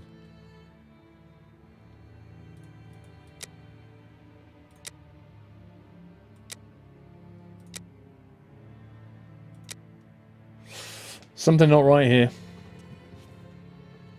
That's not gone green yet. The bruise was caused by hard pressure with the fingers. Is that definitely right? The murder gagged the victim by gripping tightly. The killer's left hand prevented the victim from screaming.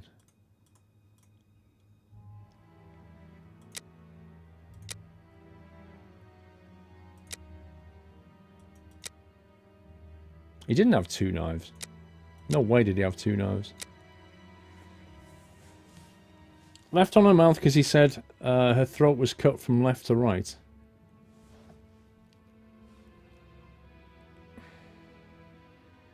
Yeah, we know he's left-handed, but I've got that chosen here. The killer is left-handed, but it's not red, which means some of these are wrong. She was not strangled with two hands. No, one of the hands went over the mouth, the other one strangled her, I think.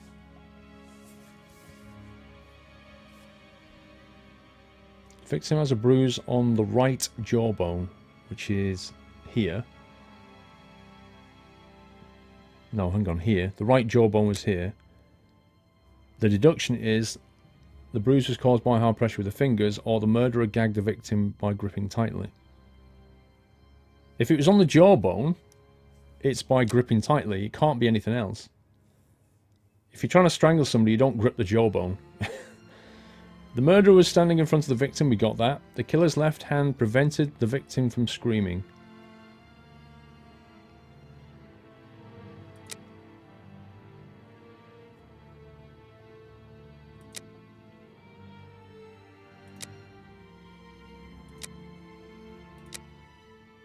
Why is that wrong?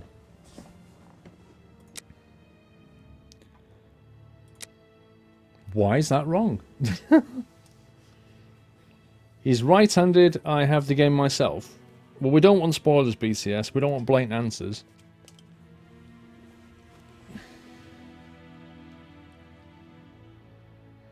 That is your right, but our left camera. If it was on the right jawbone, then it should have been a left on the mouth and tightly. Yeah, so it would have been left hand like that, wouldn't it?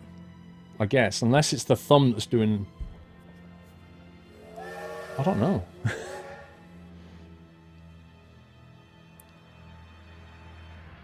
Right hand over the mouth and use the left with the knife.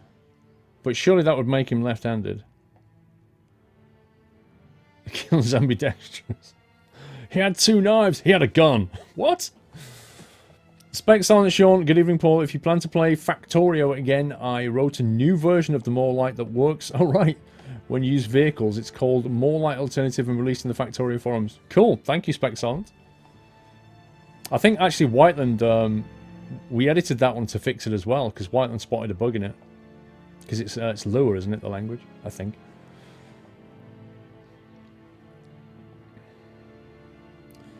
Wouldn't poison swallow the tongue as well? Well, we know that's correct. All that's green, so we know that it was throat was slit from left to right. We know it's not poison, I think. It would be left hand because the fingers would cause bruisage, not the palm of the hand. Okay. So the murder gripped tightly. Let's say the killer's left hand prevented the victim from screaming. The killer strangled the victim with his right hand, and then therefore the killer is...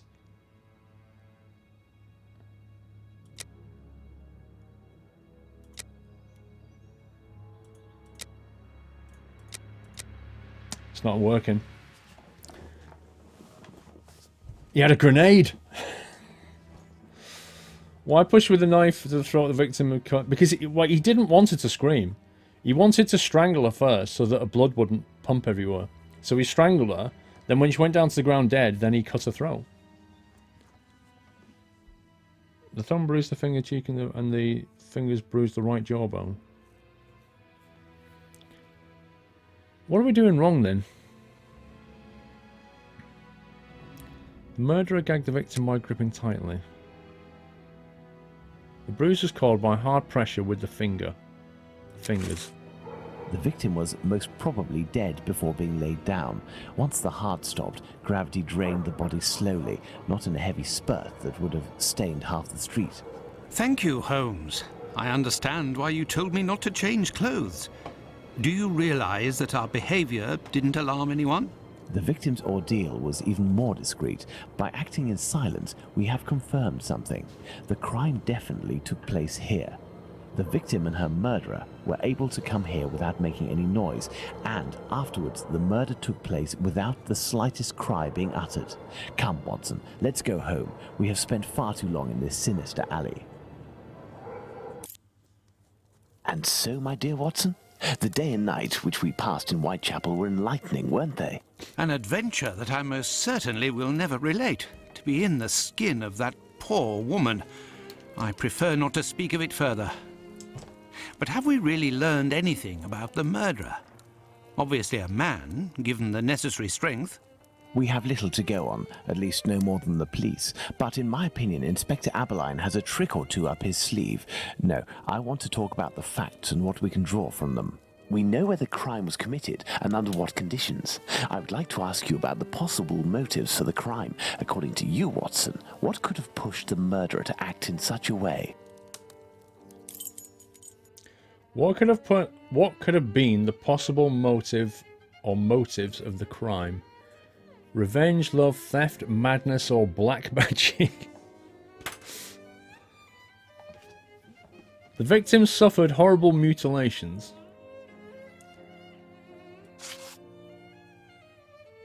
Could be that or that. Actually, hang on. The victim was an occasional prostitute without family or ties. The victim lived in a misery.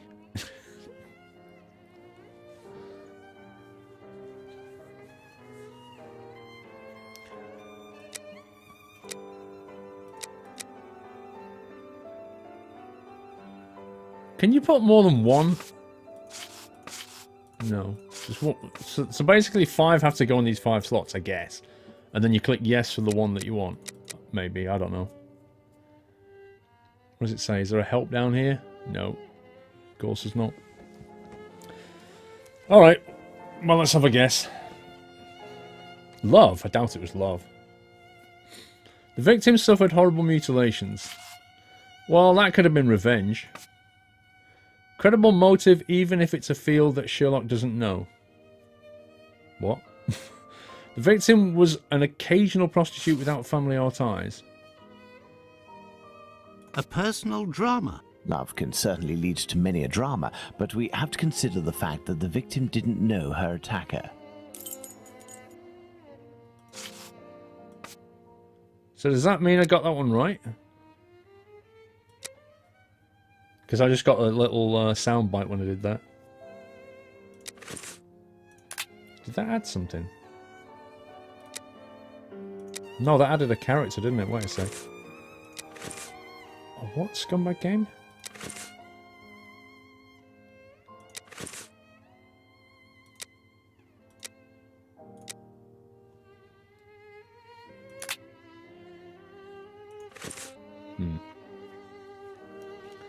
Credible motive might be black magic. Credible motive even if it's a field that Sherlock doesn't know.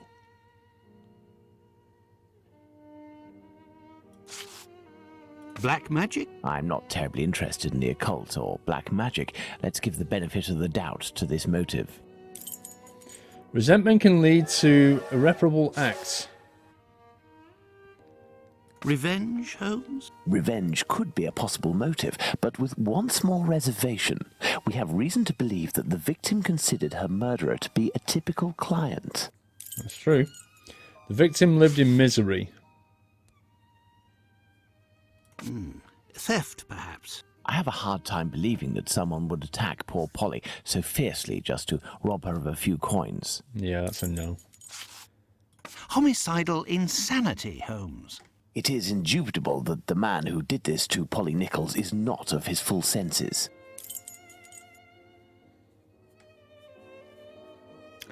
So what? Now, what could have been the possible motive? So the possible motive could have been he's just completely mad. Could have a motive even if it's feel that Sherlock doesn't know black magic. It's possible. It's possible. You can't rule that one out. I mean, it's a bit weird strangling a woman and then, you know, mutilating her. That's a cult almost.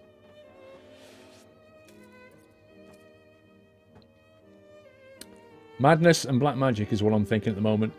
Mr. Redcoat, hi Paul, received my yachts t-shirt, yay, and hoodie on Saturday, loving them, nice. Raging that I couldn't afford the original t-shirt last year. I could have had a nice collection, but now keep up the great work. Look after it, Redcoat, hope you enjoy it. Revenge, resentment can lead to irreparable acts. Theft, it's not going to be theft. The victim was occasionally a prostitute without family or ties. It's probably not that. Resentment can lead to irreparable acts. Revenge is unlikely. Not impossible, but unlikely. So what do we do now? Just close it? Well, we are still missing certain information in order to finish this investigation, Watson. Are we? We are still missing certain information in order to finish this investigation, Watson. What are we missing?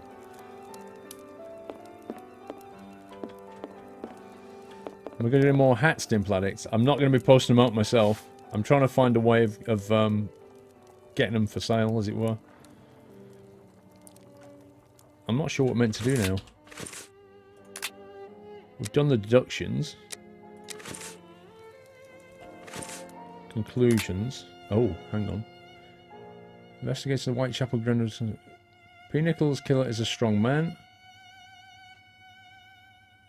Page 1 of 5. The murderer cut open Polly Nichols' throat. That's not gone green.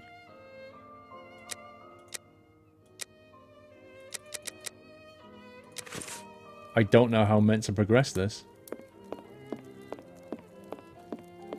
You're saying I have to pick something else? Elementary. Very well, Watson. I think that we've exhausted the topic. Take a rest and we'll speak again later. That was weird. Ah, it would seem that the investigation is advancing, Holmes. Yesterday's Star said that a suspect is in the hands of the police, a man with a rather sinister reputation. I was about to join you in your optimistic outlook until you informed me that the good news came from the press, Watson. But surely they wouldn't invent the fact that the police are holding a suspect, or the acts that are attributed to him. You will have an exact answer to these two questions in less than 50 seconds, Watson. Pardon? Enter, Inspector. Good day. Dear Watson, allow me to introduce Inspector Abaline. Inspector, Dr. Watson. Inspector? To what do we owe the honour of your presence, Inspector? I heard that the two of you made your way to Whitechapel a few days ago. Your arrival, you are aware, coincides with a very serious affair which our police service is going to great lengths to solve and which is creating strong tensions in the area. Pardon me, but haven't you arrested someone? A certain leather apron? Absolutely not.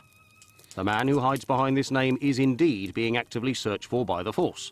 Besides, nothing at the moment suggests that he is the Bucks Row murderer. There, you've been enlightened, Watson.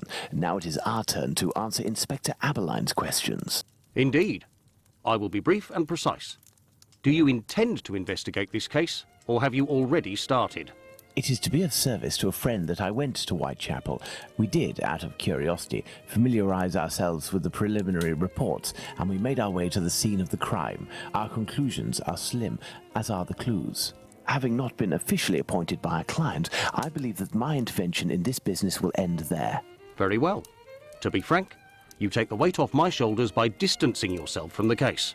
Our image isn't very good. to say nothing of what the press puts us through. Thus, if overnight they found out that you were on the case, people would turn against us. And they would pester me, overwhelm me, and finally make me out to be responsible for the inevitable failure such a scenario entails. Neither you nor I wish for this to happen. I know that your time is precious, Inspector. I will send you a note regarding my conclusions shortly. With pleasure. Gentlemen? Do you think that he will find the murderer? The chances are slim to non-existent. It is 7 days now, short of a confession from the murderer himself. And you will not go further? You heard the Inspector, Watson. My presence in Whitechapel would hinder, which doesn't mean that we will drop the case. How is that? The Inspector spoke of me, but not of us. It is you, Watson, who will lead the investigation tonight. It is you who will bring to the police station the little note that I will write regarding our conclusions. Despite the late hour, there is nothing to stop you from making inquiries about this famous leather apron while you are there. You control Dr. Watson. A. Smith, if you're having a problem resubbing, there's some people have resubbed tonight. I don't know if they had any problem. Maybe try again in an hour or try a different browser, possibly. The Star, London. Police are making every effort to arrest him, but he constantly changes his quarters. Some unfortunate women state that he is now in one of the lowest slums in the borough. One of them said she saw him crossing London Bridge as stealthily as usual, his head bent, his skimpy coat turned up. Flipping it, there's a lot of stuff here. The hunt continues. The man is unquestionably mad. The leather apron is used to live in the lodging house around the corner from the grocery and was turned out of there some months ago with an order not to return. The lodging house in the few doors below the model doorway in which the Turner woman was found in 39 stabs. 39 stabs?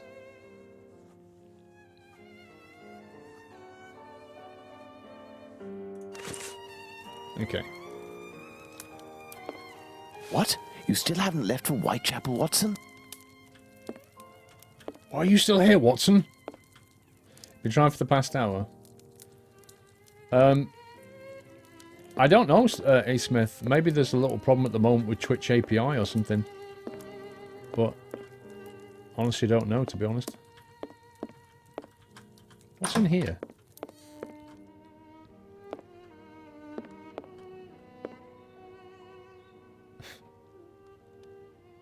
Bowl of water where he has a shave. It's a bit messy.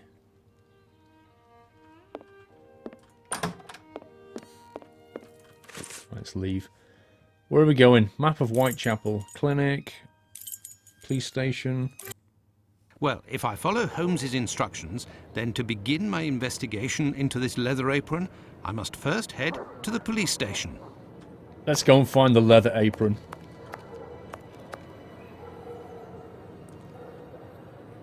Trucking ATS has lost customization. Sounds like a broken mod. Sounds like one of your mods isn't working. You haven't been out to buy wine yet, Steve? Can you not get it delivered? Good evening, sir. What do you... I know you. You were here last week with Sherlock Holmes. Sherlock Holmes! Out of everybody, he has the dodgiest accent right now. Indeed. I have come to bring a message from Sherlock Holmes for Inspector Abaline. Very well, I will pass it on. But come to think of it, someone was asking about you recently. Finley, the caretaker of some shady boarding house nearby. Does that mean anything to you? Ah, perhaps. We know Finley. Actually, I read in the Star that you have arrested a suspect called Leather Apron. You shouldn't believe what you read in that rag, sir. The man is being hunted, but we have yet to get our hands on him, and we aren't close to it either. Why ever not? Bah, he's a specialist in the streetwalker racket. These girls make pitiful witnesses, and we don't inspire confidence. Furthermore, the man seems to be pretty discreet lately. Someone must be helping to hide him. Furthermore, I love the way he did that. How to find Leather Apron. How to get on his trail, then? One of these girls would have to confide in us and give a valid description of the man. Then we'd ask around the journeymen, who use aprons, I imagine. Well, goodbye. It's just something I must laughable. go to Finley's boarding house. There's something funny about this whole leather apron concept.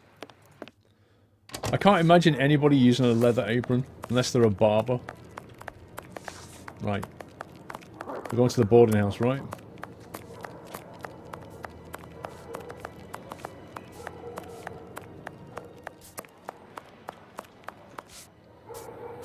Why is he out at night? What is he doing? What? He's staining a door in the middle of the night? Good evening, Finley. Oh, good evening, sir. Aren't you the gentleman who was with the great detective the other time? That is indeed me. Good Dr. evening, Watson. sir. Aren't you the gentleman? That's brilliant. Tell me, Finley, I was told that you were looking for us at the police station. Indeed, I wanted to thank you for last time, you know. That vagrant has never set foot round mine again. I even found a tenant, one who pays his rent, I mean. Oh, man. You don't seem very happy, but you were lucky to have found a good tenant so quickly. It's just that this man is very strange. He paid several days in advance and I gave him a key to the place. Since then, he goes out every night and returns at ungodly hours. I'm sure he goes to visit the ladies, but still, every night. And when he moved in, something must have broken in his case and stank up the stairs in his room for 2 days. I think it was a jar. It must be over there. Barbara's cut her. If not, if they miss. Tell me, have you heard talk of leather apron? By the papers, that's all. This man seems very sinister. Do you know any journeymen who use this type of apron? The slaughterhouse butchers, I believe, but definitely the cobblers. I know one, old Isaac Solomonovich. His workshop is on a small street in the Jewish community, across from the hospital. He's a good man. He can help you. But you know, the people there are very close and don't share much with non-Jews. Butchers wear leather aprons. Thank you, Finley. At your service, sir. At your service, sir. Right. Finley, the man with the dodgy accents. Did we actually draw any deductions out of that? I was too busy laughing at him. Slaughterhouse butchers believe are definitely cobblers. I know Isaac. His workshop is a small street in the Jewish community across from the hospital. Is that the clinic? He's a good man, he can help you. I'm gonna guess they mean the clinic. Which is here. So maybe is it over the road from here? I have nothing to ask. I have nothing to ask. You could always ask him, does he want a cup of tea? Whitechapel Street. Sounded excited then, didn't he?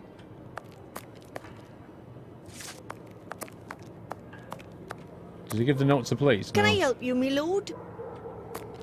What? Yeah. Why are you selling flowers in the middle of the night? I found it. This shop is Cobbler's. Closed. I will return later. The policeman said the street girls would know something about the leather apron.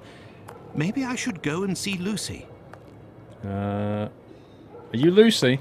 No, it would be better not to insist. Are you Lucy? Tell me, is it... Nah, time to chat. I've got business. Got it? Yeah, got it. Just want to know if you were Lucy, mate. Why? Are you Lucy? Tell me, is it... Come, my man, you won't regret it. Walking away slowly.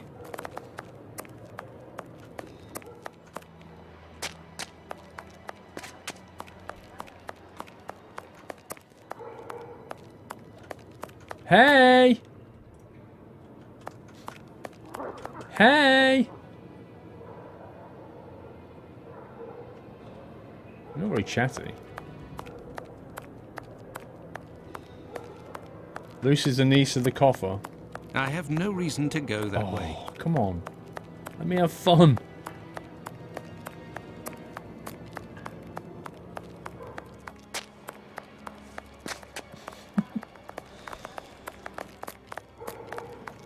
Are you Lucy? Tell me, is it... If you're looking for a princess lover, You found her.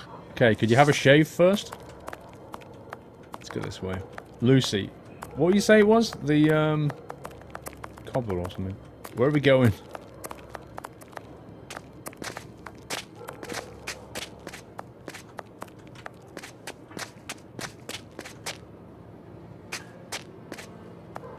I have nothing to ask.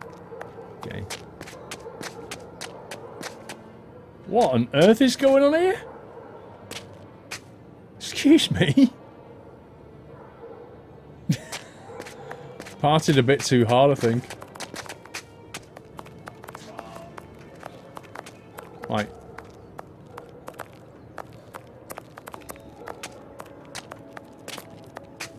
Maybe ask one of these girls. Oh, lovely cardy, ain't it? And not dear neither. I found it on Golston Street. They have plenty of clothing stock over there. Tell me, is it... If you're looking for a princess lover, you found her. She just told me about a cardi, and then... No, it would be better not to insist. No, it would be better not to insist. You in a rush, my pretty? Come, I'll have you done so quickly you'll only have time to pay.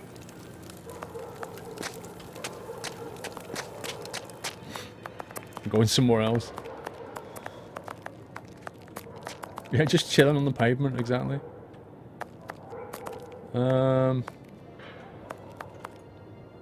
Oh, it's you. I'm coming. That's Dr. Lucy. Watson, how are you? Your uncle. Well, and yourself? And how's your uncle? Oh, he sleeps a lot, but he doesn't seem to be suffering. Your medicine has worked wonders. Thank you again. It was the least I could do. Leather apron. I have come to see you about a certain leather apron. Have you heard of him? Oh, yes, of course. Terrible things are said about that man. Have you ever come across him? Goodness gracious, no. But I know that he has threatened and taken many girls in my situation. I don't know what more I can say, but Bella would be able to tell you some. Bella? Who's Bella?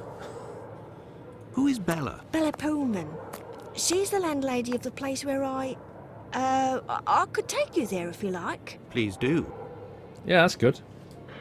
Works for me. It's me. It's Lucy. This gentleman would like to speak to Bella. Look where we are. It's the doctor who helped me. I must leave to return to my uncle. Thanks again. She's basically unlocked the door for us. That's what she's done. Are you Bella? Bella, hi. Out of the way, I don't like the look of you. Oh god, it's Yoda. Can you please say that again, please? Out of the way, I don't like the look of you. Can somebody sample that? Somebody please sample that. I want that on a soundboard. Out of the way, I don't like the look of you. Just the best. The best soundbite. I love it. Oh, I want that on my phone every time I get a text message. I'm gonna a text message and my phone's gonna go. Out of the way, I don't like the look of you. Can you imagine being in a meeting and that goes off? Can you just imagine that? You sat there in a meeting with your boss and like a senior managers and everything like that, and then your phone goes. Out of the way, I don't like the look of you. You live for days like that.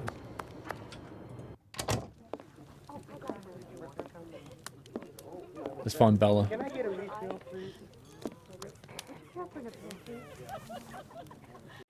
If you'd be patient, Madam Bella will arrive in a moment. Good evening. I am Dr. Watson. It is young Lucy who told me to come see you. Ah, so you're the Good Samaritan who saved her uncle without asking for anything in return. And now you've come to see me, no doubt, to explain that the poor little thing doesn't belong here, and you will see to her future. Well, if you expect me to let her leave with you... It's not that, ma'am. You should know I am a married man. And why should that matter? Can you hear that going on in the background? Somebody's trying to suck somebody's face off. I believe there has been a misunderstanding. The reason that Lucy sent me here is that you may be able to give me some information about Leather Apron. Are you a doctor or a constable? I am most certainly a doctor, but I am acting in this matter in a private capacity, and I would like to find this man. Well, if you're able to rid us of him, I'll give you a week's worth of free passes. That man is a thorn in our sides. He spies on the girls in the streets and watches them inside the houses, spying through the windows. And as soon as they're finished with a client, he jumps on them without any warning and forces them to give him their money. I've never seen him, but one of my girls was attacked by this man, and she said that he wore a leather apron and carried a knife. And his face, oh, he has a horrible head, with rat's eyes and a deformed mouth. She even said that she knew his name, Pizer or Pizer, I think. But I don't know where she can be found. Margie, Nutcracker, the girl I'm talking about, could tell you more, but I had to let her go last week. A free pass for a week, Watson. He already said he was a married man. Captain Jack, 1988. Hey, Paul, this is a weird Sherlock game, but the other one was definitely better. There's another one on my Steam by the makers of Crimes and Punishment called The Testament of Sherlock Holmes. It looks good. I've got the set, Captain Jack. I've got the Sherlock Holmes set, and of course a new one's out June the 3rd or something. Why did you let Margie go? The poor girl caught a shameful sickness, and the symptoms have attacked her face, if you know what I mean. So I gave her notice, and a little bit to help her along. I don't know where she is now, but she'll certainly be getting treatment at the clinic if she's still in the neighbourhood. Did you speak to the police? What would they do? Who cares about the girls in the streets? Thank you, Mum. No problem, my angel. My angel? Oh dear. What was that then? These paintings are suggestive, at the very least. There's nothing suggestive about that. She's lying down and she's stretching her arm. I mean, what's suggestive about that? These paintings are suggestive, at the very least. I don't see. I think Dr. Watson's mind is somewhere else. Nothing suggestive. These paintings are suggestive, at the very least. Right, who's sucking an orange? Somebody around here is sucking an orange. Is it you? Good evening, sir. Good evening, my dear man. I was led to believe that you're a doctor. None of the residents of this establishment are among my patients, sir. Oh, you're not here as a doctor, but as a man, then. I understand. This is my kind of place, too. It's in these houses in Whitechapel that you find the girls that are the most natural and definitely the most docile. Your way of speaking about these women is not that of a gentleman, sir.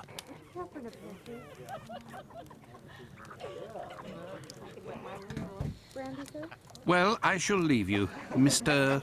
Sickert, artist and aficionado of lovely girls. Best not to stray off in that direction. What happened to this rug? Oh, it's when we got a coal yesterday. I asked the young man to fill the pail. Came back to put it down, but his feet were covered in soot and he made a black print. Madam Bella said it was my fault and I got a shilling's penalty. I also have to clean the print and it's no picnic. He has immense feet, that boy. A shilling's penalty. That's 5 pence, by the way, in case you don't know. Until next time. time. Oh no! I With misclicked. pleasure, sir. No. You had another thing to click. Yes, sir. Coalman. Who delivers the coal? It's never the same person. I've never seen that lad before. Until next time, miss. With pleasure, sir. What was that evil laugh? So don't mind me. Just having a look around here. Best not to stray off in that direction. Best not to stray off in that direction. Not sure there's anything else to do in here. If you're recording this, you can get the sample now.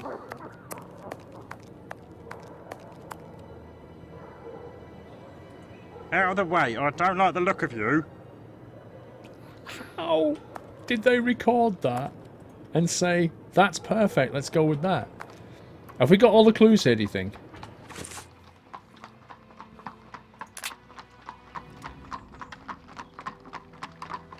How do we get more info about this coalman, this person who turns up? He has a leather apron, a knife, and a coalman.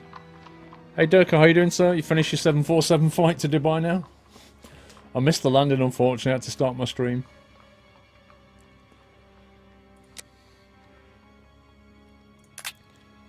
Wait, what? Why are we still on the same deduction screen? Conclusions.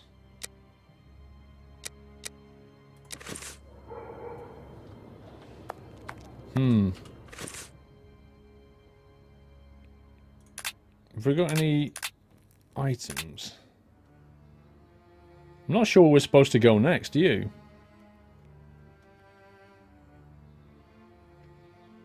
Broke block coal, came back, put it down on his feet. Madame Bella said it was his fault, blah blah blah blah blah.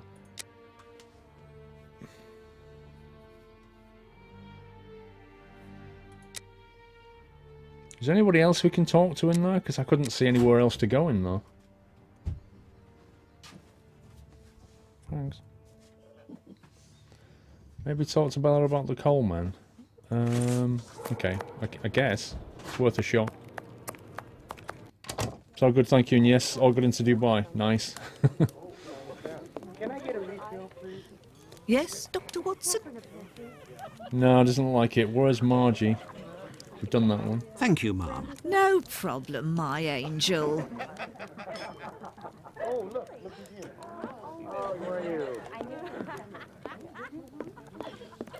There's no other clues in here, and we can't go anywhere else. We've talked to him, and we can't go out of these... We can't go out of that, we can't go through that, we can't go through that. So we've clicked on all the paintings. I don't think there's anything else to do here. Unless maybe this guy's the coal man. Out of the way, I don't like the look of you. Imagine if that was Jack the Ripper. That would be genius. That would be absolutely genius. Wait a second.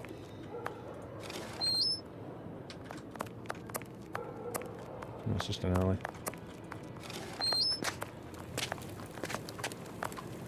Margie. What do you mean, Margie? What, the girl? We talked to the girl on the floor washing.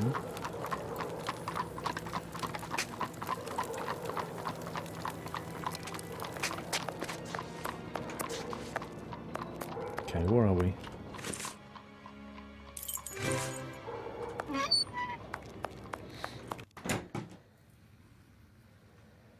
We've actually got people back here now.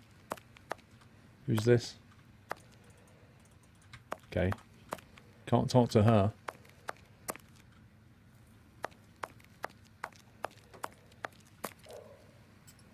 He looks happy enough. That voice, it's the best voice ever. Good evening, Doctor. My name is Dr. Watson. Pleased to meet you. Good evening. I am Dr. Gibbons. Likewise. Margie. I have come to see you about one of your patients. Margie goes by the nickname Nutcracker, who gets her prescription from the clinic. She's a lady of the night and is afflicted with a venereal disease. I know who you're talking about. Indeed, Margie has syphilis and is being treated with mercury. Do you have her address? Mercury? No. And for your information, she left London for good 3 days ago. She felt threatened. 19th century medicine. Treating her with mercury. Margie felt threatened. But by whom? I believe that Margie was particularly scared of a terrifying man who attacked her once. Did she say the name Pizer or Pyther? Unfortunately, she didn't give a name, but she described a man with shifty, rat-like eyes and a mouth twisted in a sinister grimace. Twisted in a sinister grimace. I love the way you memorised that. Hey, Donkey, how you doing? If you want me to record any message with that voice, just message me. Well, we've already done it. Did Margie have any idea where this man who Yeah, just tweet me a terrified her so link. much might be found? No, but she told me that another girl who'd been attacked like her had told her that this man worked in a cobbler's run by an old Israeli. Also, she saw him again last week, the night of the big fire. She told of going to see the fire like most everyone else in the area. While there, she recognised her attacker in the crowds gathered at the warehouses. There was no mistaking a face like that, she said. She kept an eye on the man the whole time the firemen were working in order to avoid him. Goodbye, Dr. Gibbons. Until we meet again, my dear colleague. Okay. This interview with the doctor revealed an important fact. Leather Apron could not be the Bucks Row murderer. According to Margie, the villain passed most of the night of the crime at the fire. He could not have been at the scene of the murder at the moment it was committed. He is nonetheless a dangerous character. That's got to be a conclusion. You're very tired, 21 hours. Eek. Time to chill. Did we get any more stuff? No, okay. He actually said quite a bit of stuff there, didn't he?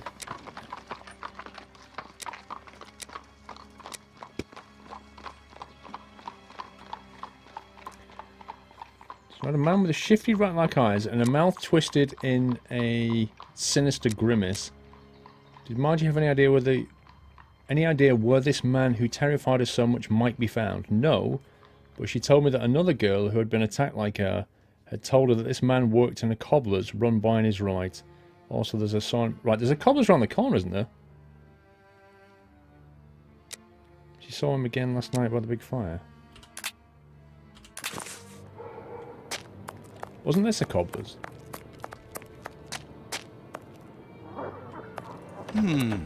Closed. Why is that place always closed? Wow, look at this guy. Dude, do you think you might need a slightly wider hat? I mean, it doesn't look like the right size. Tell me, is it... What? I know you.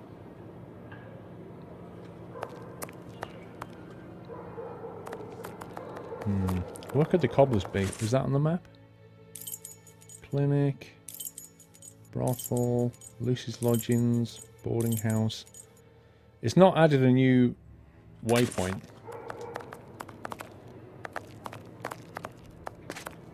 S. Fletcher. Butcher, meat and poultry.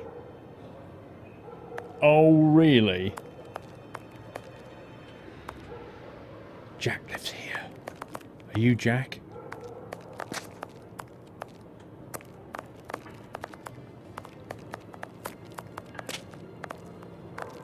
He's just trying to cover the very top of his head. I don't know where to go and see next, guys. What do you think?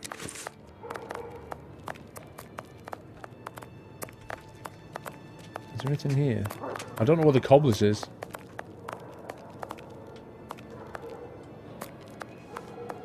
Can't go that way anyway.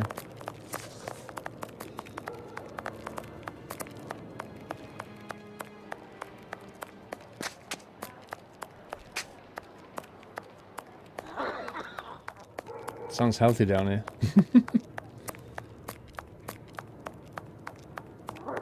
I have no reason to go that way. Oh, come on.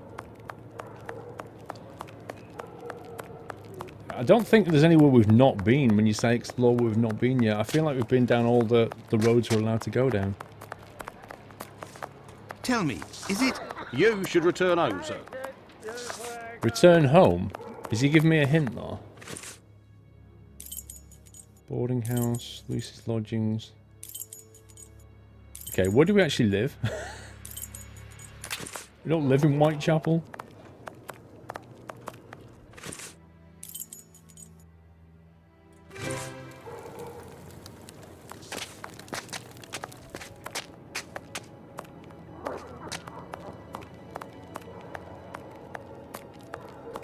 Boarding house, get the jar. What jar's that then?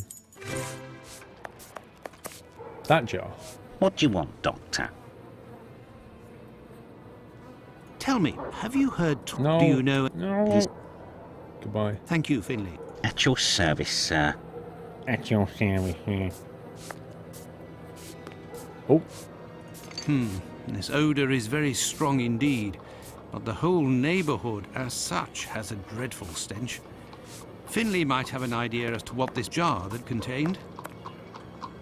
What do you want, Doctor? What's that strange smell, dude? You're right. The pieces of the jar that your tenant broke do give off a strange smell. It's true. That's quite normal given his trade. Yes, and what would the trade be of your strange tenant? A doctor, like yourself, I believe. Dr. Tumblety, a foreigner. Canadian, perhaps. Dr. Tumblety. It might be interesting to know more Out about of the him. way, I don't like the look of you. Nice one, Steve. I missed all that dialogue Thank now. you, Finley. At your service, sir. What did he actually say? Let me have a look at the dialogue. Piece of the jar the tenant broke do give a strange smell. It's true, it's quite normal. Doctor like you, I believe. Dr. Tumblety, a foreigner Canadian. Dr. Tumblety? Where do we go to find more about him?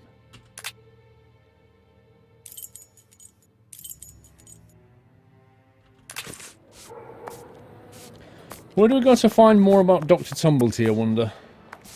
Is there anything else down here?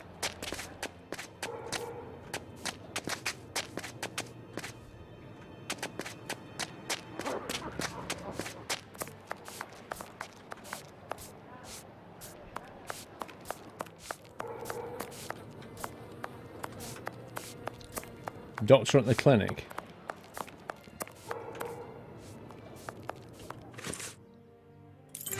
Try the clinic. I actually thought that was his mobile phone ringing. I have nothing to ask.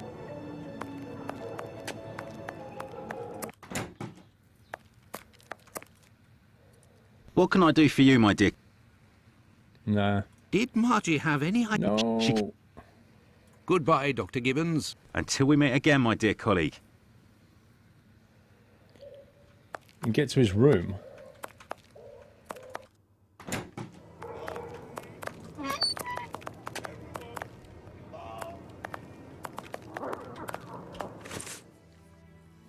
I don't even know where Tumblety lives.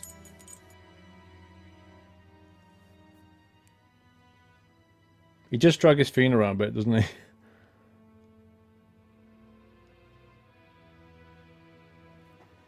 How can you download that MP3 file? Don't you just... I don't know. Maybe if you sign in or something?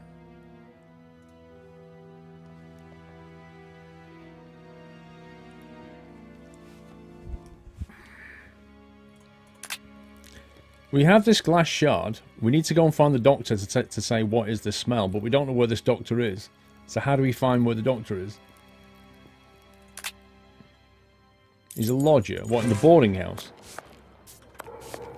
So one of these rooms is now accessible.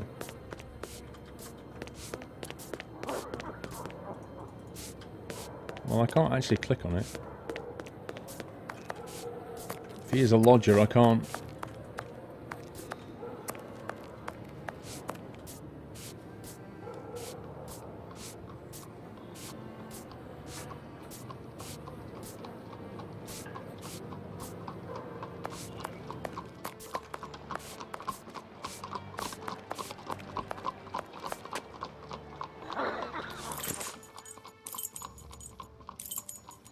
Lucy's lodgings. Let's go back here. She's not there anymore. We can't go in.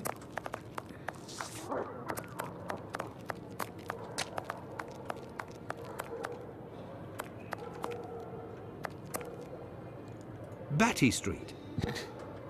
Batty Street. Oh, can we ever go with that? Oh my god, that looks so comfortable.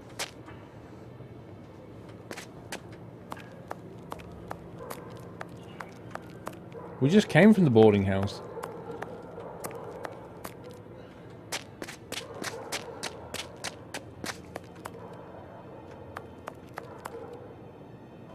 Wasp's Nest? The Wasp's Nest. This pub looks even more disreputable than the Golden Lion in Baker Street. This pub looks like someone we'll be coming back to later. It's worthy of a mention.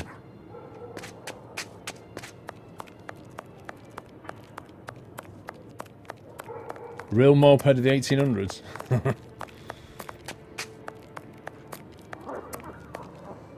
He looks happy enough.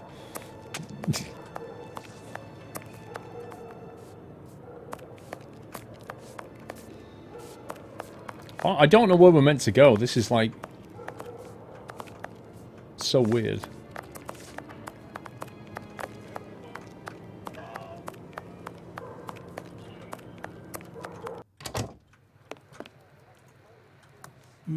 The night is cool. What a horrible summer we have had. Tumblety. Does the name Tumblety mean anything to you? Not at all. But if you like, I can make inquiries. Fine, why not? One never knows. Okay. Well, goodbye. So he's going to make inquiries about Tumblety.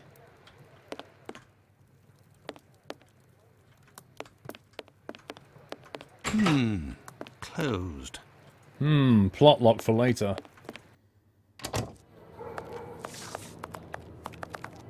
Oh, look who it is. I love this guy. No, it would be better not to insist. Not to insist what?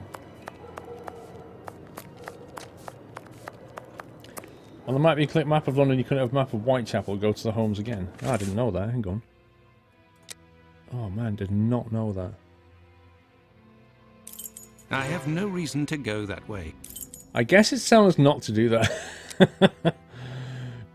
You have no reason to do this. This is not the map you're looking for.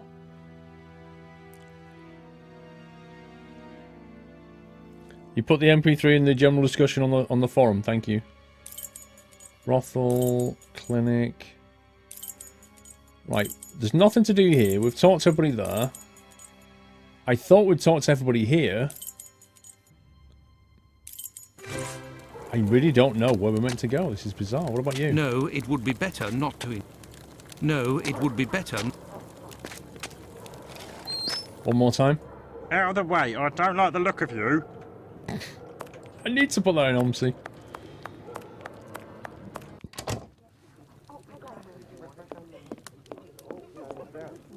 Yes, sir. Until next time, miss. With pleasure, So the only thing she talks about is the coal man. What about you? Yes, Ah. Would you have received a visit from another doctor? A stranger by the name of Tumblety? I'm just like you, Doctor. Sworn to secrecy in my profession. But as I've taken a fancy to you, I can tell you that this name is not unknown to me. And if you do me a little favour, Oh, here we go. it is possible I might remember something about him. Here we go. Will you please run an errand? I've lost my pet cockroach. What kind of favour must I do for you?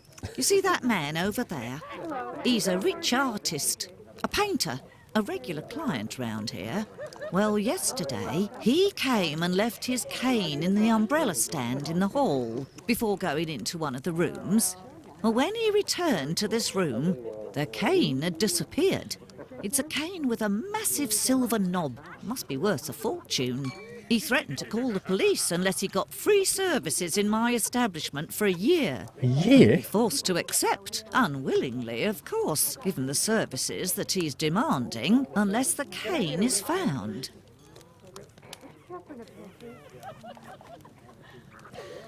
Did you question the residents regarding the theft? They didn't see anything, and there's not one of them that would risk stealing from a client here. Who was in the room when your weasel of a client was in the chambers? There were a few that came and went, but Mary could tell you better than I can, because she was the one at the counter yesterday. Right. So we have to find a cane. No problem, my I tell you what. angel. My angel. I tell you what, that guy's going to be so annoyed with us when we find the cane. Currently, he's on a 3 years subscription to the brothel. Yes, sir. Okay, theft. I heard that there was a theft yesterday. Did you see anything? No, and I was here the whole time. That was quick. Do you always keep an eye on the coat stand? Oh, yes. Well, when the coal delivery came, a client came out of the chambers and stopped me from seeing the boy who brought the bucket of coal. You don't think he would have taken advantage? Oh, no, surely not. Surely not. Until next time, miss. With pleasure, sir.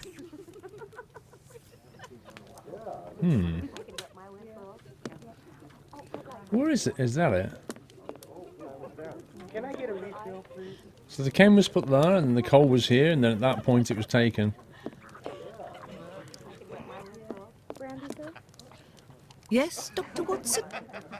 Thank you, ma'am. No problem, my angel. She took it. She might be. She seems honest enough, though. Loosen your belt, my friend. You're in Whitechapel. These girls would die of hunger if we weren't here. Loosen your belt, my friend.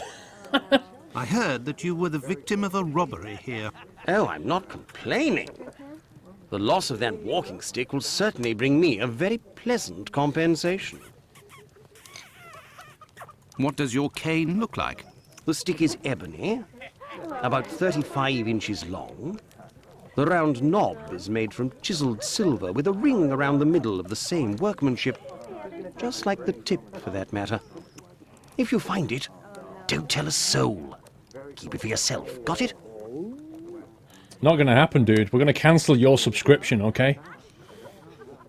Well, goodbye, sir. Goodbye. Or until next time. And good evening.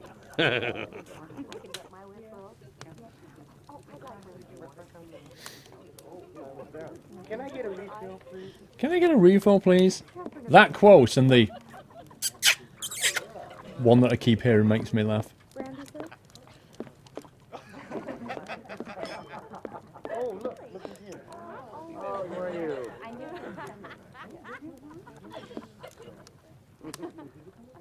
I love the ambience in here. It's so cool. Out of the way, I don't like the look of you. Right, where do we go next? Have we got anywhere on the map? Dialogues. We don't feel like we really picked up anything major out of that one, apart from we need to find this ebony cane. We know it's got a silver end on it. It's made out of mahogany. It's about 3 foot long. It was taken at the point where some coal came in. The girl didn't see it happen, or she's in on it. We're not sure. But we've not really got any leads, like, you know, where to go next. The guy doesn't want us to take it back, but I really want to cancel his subscription. So where do we go, do you think?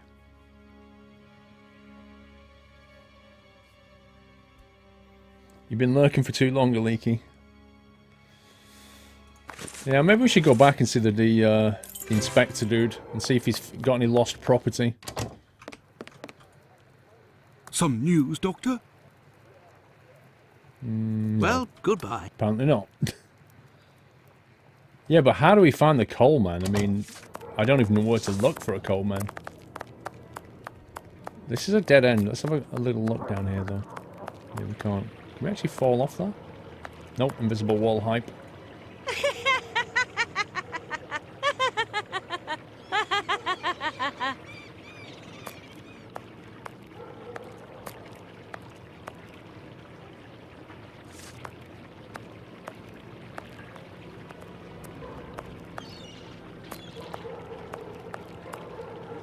This place is weird. Okay. Let's get out of that bit.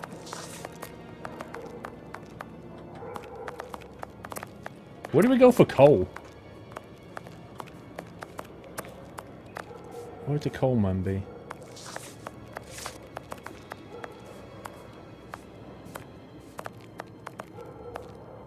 This is such a dark alley. What's this shop here? International Working Men's Club. Sack Manufacturer. Wasp's Nest.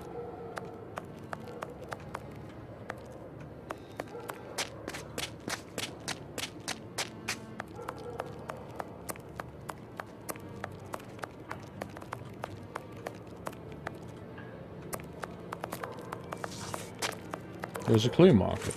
Was there? Where was the clue marker? You mean these little things? I don't see one. Try the boarding house. Why? Hang on, is that coal? No, that's not coal.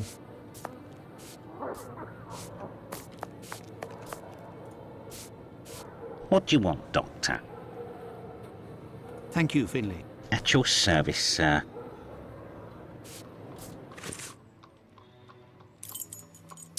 Coal, coal, coal. How can we...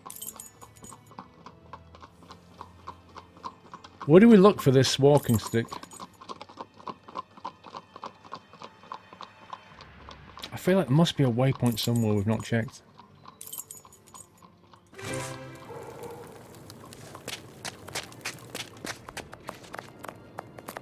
Out of all the characters we can talk to. Do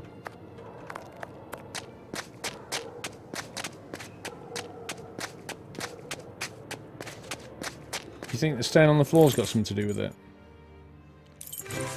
Right, let's have a look. I'm not sure if we can inspect that. I just assume we can only talk to her. Oh, blimey. A large black footprint. Okay. Well, that's told us a lot. A large black footprint. A large black footprint. Yes, sir. Until next time, miss. With pleasure, sir. Is there any more clues in this corner?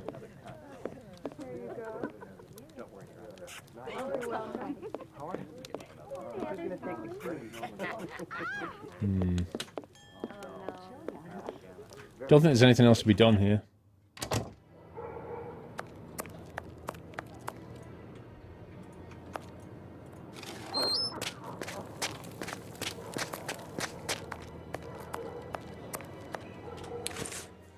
So, we've been to the brothel. There's nothing ever to do there.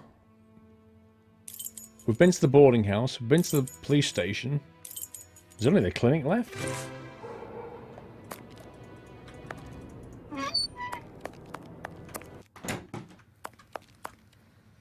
What can I do for you, my dear? Goodbye, Dr. He doesn't want to Gibbons. say anything. Until we meet again, my dear colleague. Try a deduction thingy. Let's have a look. Nothing on there.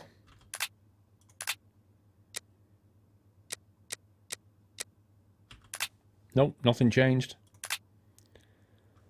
Notes.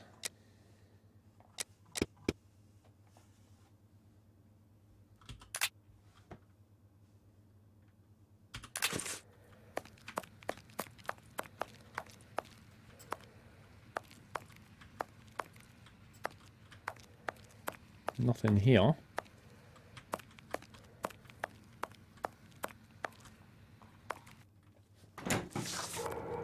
Street urchins. We could try.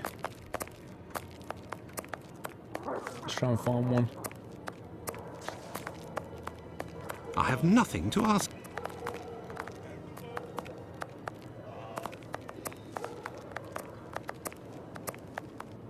I have nothing to ask. Apparently he's got nothing to ask. Follow up the large black footprint. What do you mean? How? How do we follow it up?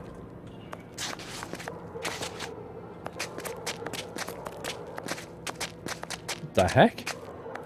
No, it would be better not to insist. Why would you walk down there? No, it would be better not to insist. You trying to find a toilet or something? There's one back that way. McDonald's on the left.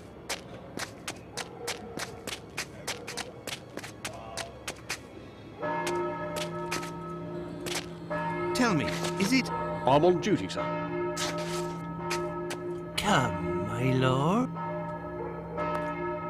I have nothing to ask. Why are the bells suddenly ringing?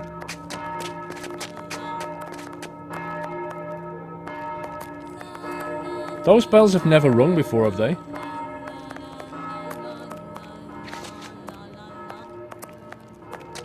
That's freaky.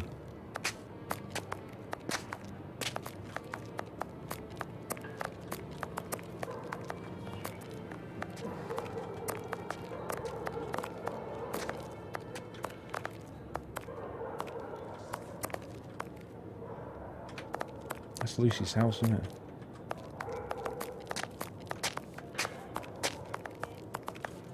Got a shilling, Gov. Everybody wants money. Colder. Taste that. It'll liven you up more than the clinic, and not nearly as dangerous.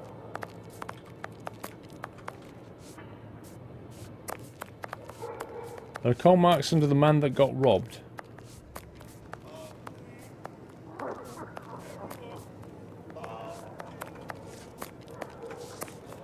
I don't know where we're meant to be going here. It feels like we've... Unless there's just a clue that I've not... Footstep makes you laugh. There's a lot of things about this game make me laugh.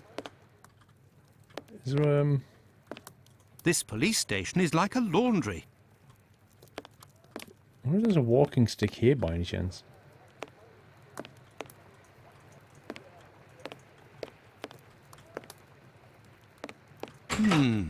Closed. Some news. Well, goodbye.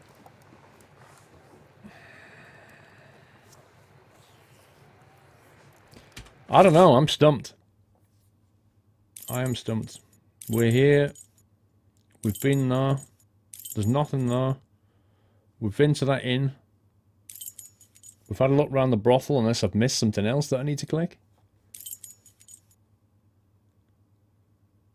Nothing at the clinic?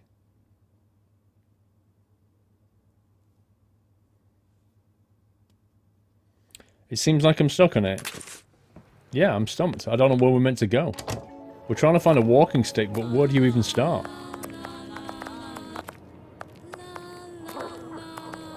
That was weird. Where's the cobblers, though? I don't know where they are.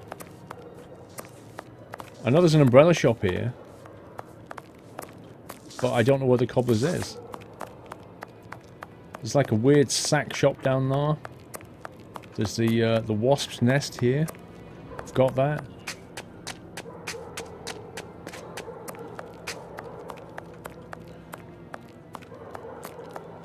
Don't think there's anything down here.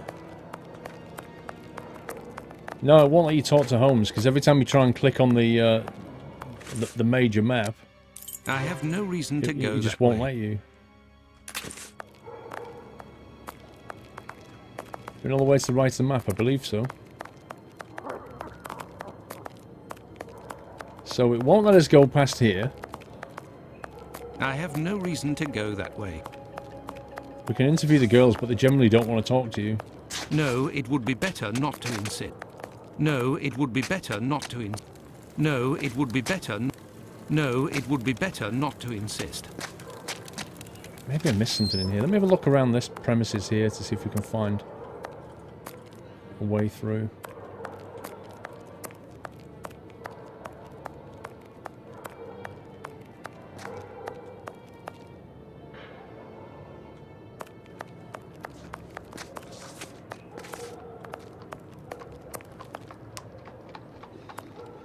Isaac the cobbler.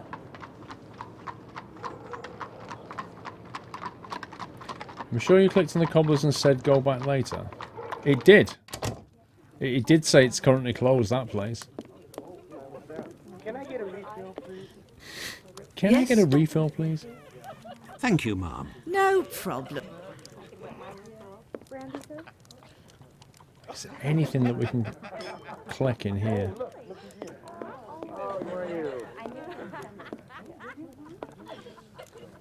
We've done that. We've spoken to her. Nothing here.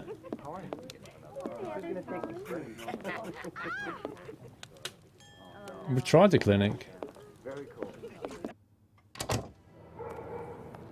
We've tried walking through all the curtains as well. He won't go through them. Mr. Watson doesn't want to see what's on the other side of that curtain.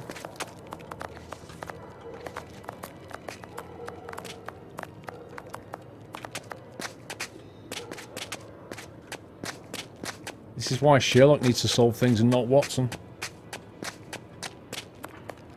Nothing through here. I have nothing to ask. I have nothing to ask. I have nothing to ask. What, you have nothing to ask, Watson? You can't even ask anything like, does anybody seen a cane? I have nothing to ask. I have nothing to ask. The curtain pole, the one on the right had a thingy. Okay. You mean a picture?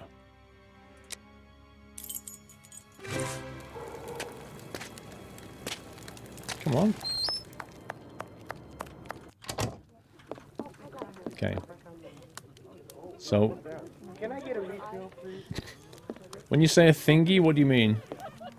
Best not to stray off in that direction. Can't go through there. You Best can't not go to through stray there. off in that direction. Can't go through there. Best not to stray off in that direction.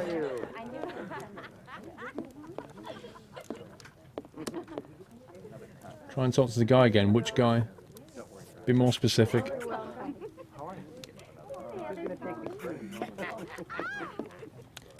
No, there's no receipt for coal here.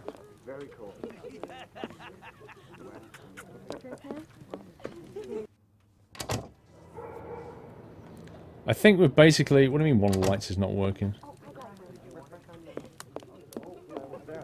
That one. Doesn't seem to be clickable.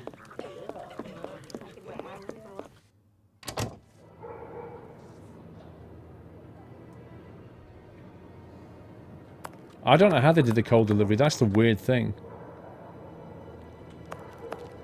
I kind of would half expect something to be outside, maybe. Like a coal chute or just something related.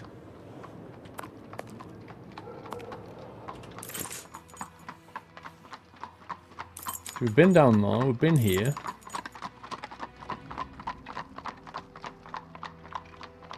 What's that?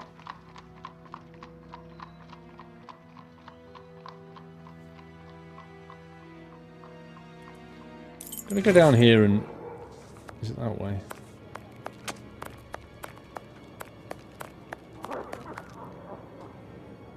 So that's the cobbler's place, isn't it? The boot and shoe repair. That's the cobbler's. That's the butcher. That's the paper bag shop.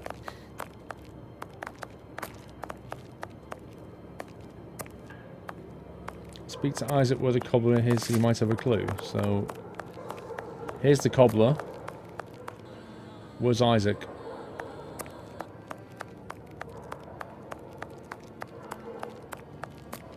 I have nothing to ask.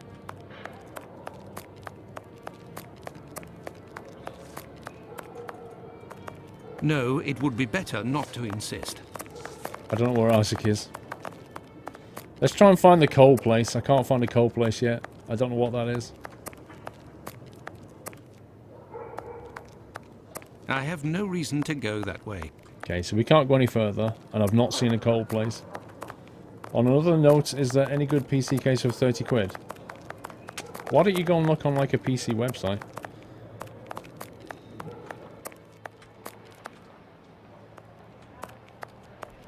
Bucks Row. Where is this coal place? What is that?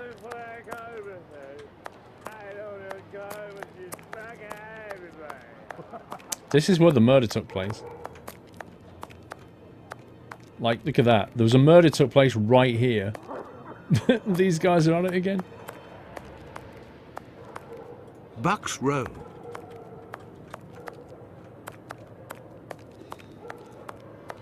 I have no reason to go that way. There's just nothing up here.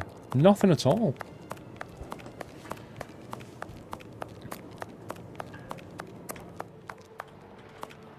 This is crazy.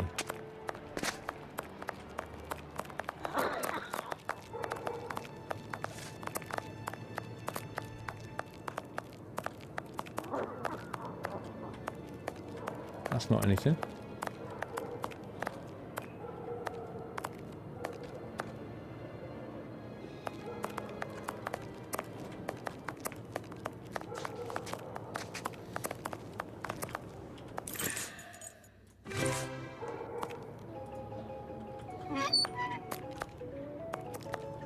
Let's have a look around this yard.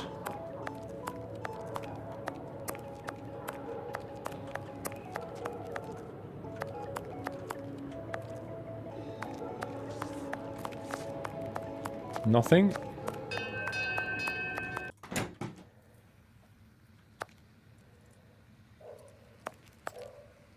These footprints are the same as those found on the rug at the brothel.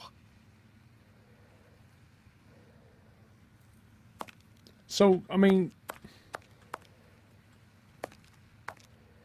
what you've got there is the local coal delivery man. So whoever comes here also goes to the brothel. It's you. You got hidden behind here, mate.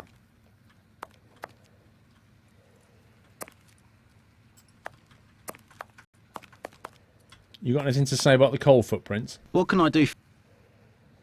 Pardon me, Doctor, but who made the large black footprints there near the beds? The brother of one of my patients. The poor thing had a leg amputated after colliding with a carriage. We arranged to find her a prosthesis. Prostheses are very expensive. How did this man pay? He told me that one of his uncles gave him a walking stick with a chiselled silver knob. I agreed to accept this knob in exchange for a simple prosthesis with harness. But this object is of great value, and I could finance half a dozen other prostheses by selling it on Petticoat Lane. Interesting. Doctor, I have reason to believe that the silver knob that you possess is from a cane that was stolen by the man who brought it to you. And I believe I know to whom it belongs. That's what I was worried about. The story of the uncle seemed a little strange. Nevertheless, you must have proof of what you claim. I will show you all of the knobs that we have here. If you find the knob that the young man gave me, I will believe you. So be it, but something is bothering me. I will need a complete cane, not just a knob. Don't worry, dear chap, build one. I can loan you some tools. Make use of the odds and ends in my cupboard. It'll help get rid of it. Well, I shall try. I will have to remember the description that Sickert gave. Or the mahogany thing. Goodbye, Dr. Gibbons. Until we meet again, my dear colleague. So where am I using these tools? He said I can use some tools to make a new cane or something.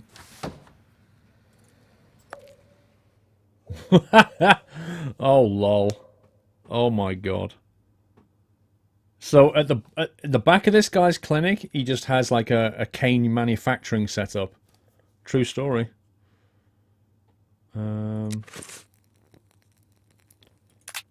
Dialogue.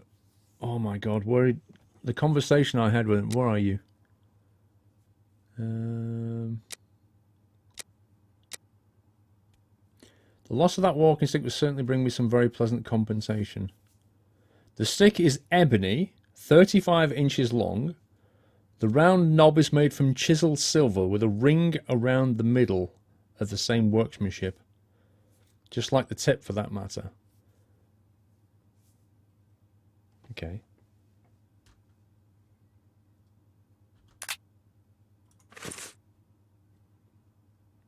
Ebony. Is that ebony? Where do we put this? 35 inches, he said, didn't he? I bet that ruler's in centimetres, Kappa. 10 to 8. That's too long. 35? Wait, did he say 35? 35 inches long. There's nothing here that's 35 inches long. 35 only comes to here.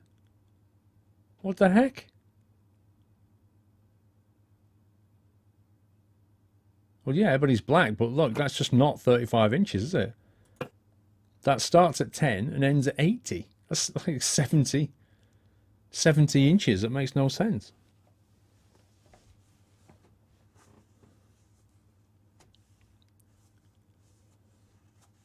It was round with a ring through the middle and near the top. Round silver. Well, that's round.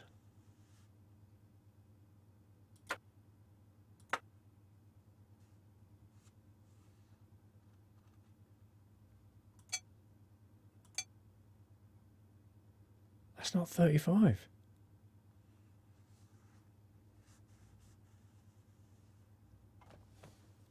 One inch is 2.5. Yeah, but they didn't have centimetres back in 1888. That's the point. It can't be centimetres. This must be inches. I don't understand the metric here.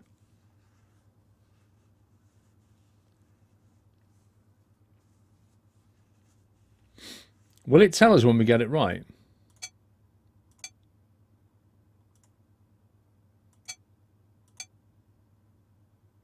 There's got to be something wrong. 88.9 centimeters. Are you actually kidding me? This thing is actually in centimeters. Chiseled with a ring through it.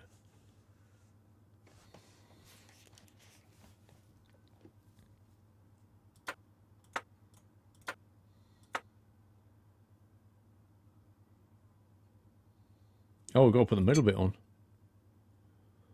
Ah, hang on. Chisel with a ring through it. This is the ring, isn't it? That would have to go on there. There, all done. Holmes couldn't have done better himself. That's 90 inches. What can I do for you, my dear colleague? Honestly, I'm really annoyed at that. I'm really annoyed at that. They didn't have centimeters in 1888. The metric system did not exist. So that had to be inches. And he said it was 35. Like, the dialogue's wrong.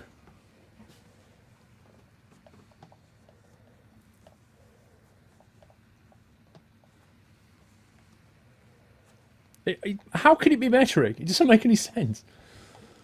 Fly Concord, 3 months support. Thank you, Fly Concord. Curious Orange, 4 months. Thank you so much. Very futuristic. You're not even kidding. I believe I found the knob from the stolen cane, which I succeeded in putting back together. That's the one. And yet I cannot give it to you, Doctor. I will only return it to the police, and only if there is an official complaint against me. Would there be a way to convince you to give me the cane? Find me a dozen solid adjustable harnesses for wooden leg prostheses, and it's yours, Doctor. That is Michael Caine. My name is Michael Caine. That's who that is modelled on. Goodbye, Dr. Gibbons. Until we meet again, my dear colleague.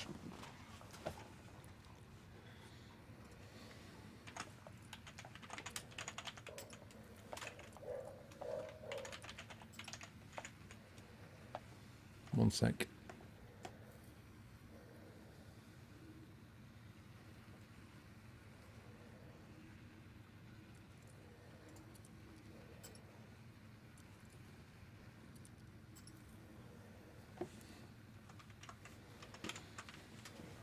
The thing is, though, right? It shouldn't say, the game shouldn't say to you, get something that's 35 widgets long and then give you a measurement that's 90. That's just dumb. Right, where the heck are we going to get?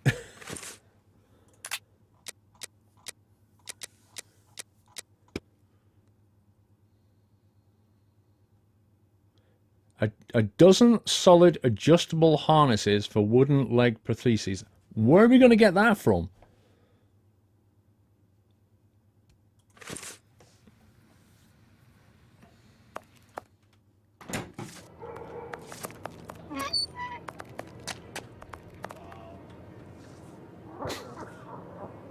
Excuse me, have you got a prosthetic harness by any chance?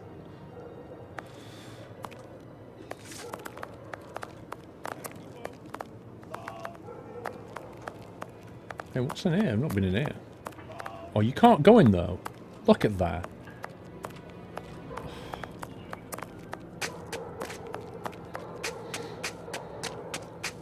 We could try the cobbler shop. Last time I went it was closed. There's the ghost ride, isn't it? Look, it just disappears.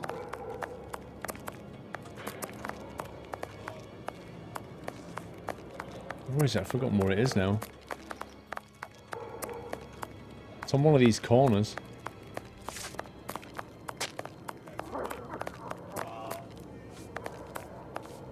Umbrellas. Do you think we'll need an umbrella at some point?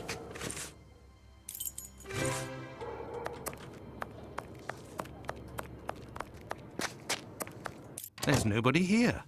How very odd. And suddenly we can walk in.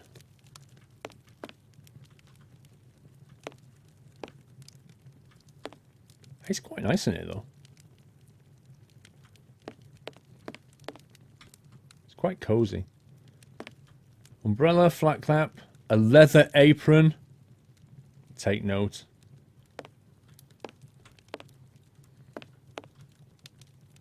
I say, these things look like harnesses.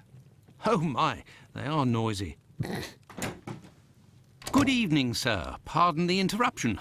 The door was open. No, it wasn't. I didn't think that I would find anyone working at this hour. You liar, Watson. Good evening, sir. I didn't hear you come in.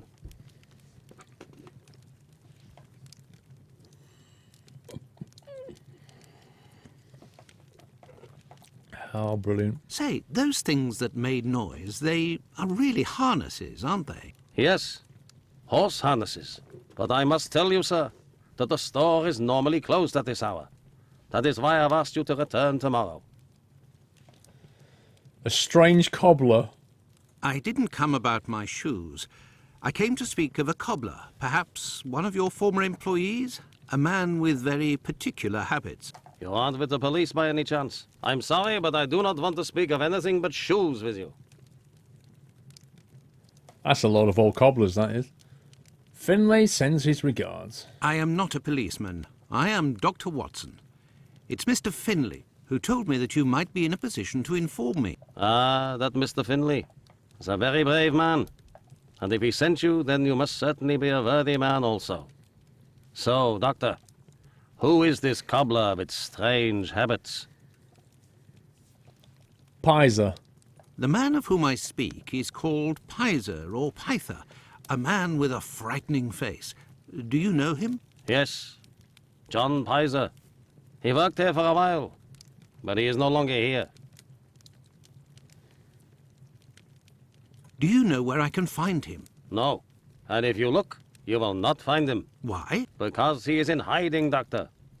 You see, a week ago, a horrible murder took place in the neighborhood.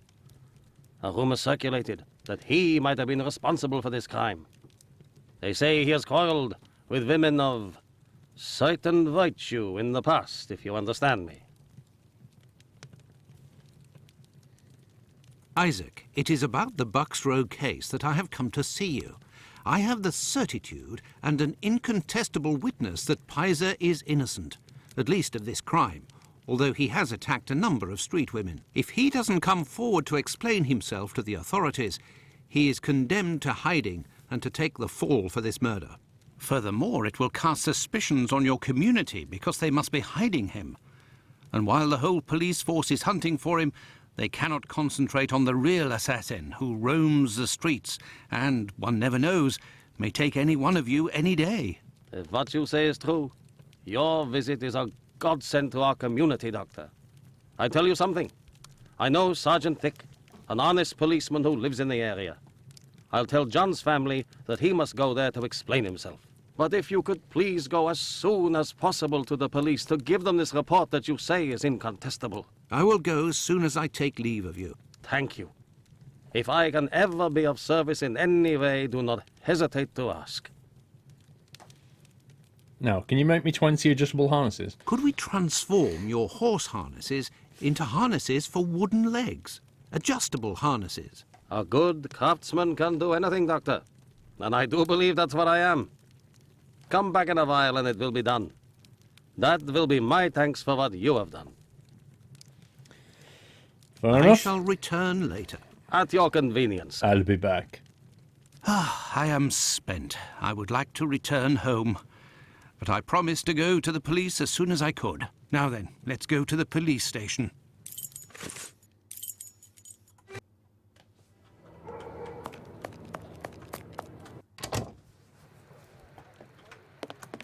In 2009 the game was made. Uh-oh. Uh-oh. Will you? Yes. Hey, Doctor, you seem tired. Were you wandering the darker parts of Whitechapel all night? You could say that. I have some information on Leather Apron, the man of whom we spoke earlier. Do you know where he is? No, but I can clear him of the Bucks Row crime. A witness proved him totally innocent. Oh, Watson, Watson, is it only now, after many hours of walking, that you decide to pass on the important message that Inspector Abaline is waiting for? But, no. But what are you doing here, Holmes? I was worried, Watson, and with good reason it would appear. Go give the message to this policeman and let's go home. Nobody appreciates me hanging around here, you know, and it's freezing cold. Ah, Creddle, none too soon. You will take the testimony of this. No, you continue with your duty shift. I must find Chandler in Ambury Street. He's struck again. Who? The murderer, the Bucks Row assassin. Hanbury Street. Let's go, Watson. We have no time to lose. Hanbury Street. What? Where are we going? I have no reason to go that way. Oh, hang on, there it is. Hanbury Street. Let's go, Watson. We have no time to lose. That's Hanbury Street, not Humbury Street. 6:20 in the morning. You control Sherlock Holmes. Okay.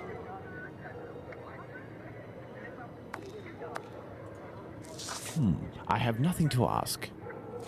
So that's the police officer. You can go in, Mr. Holmes. She's there. We didn't touch a thing.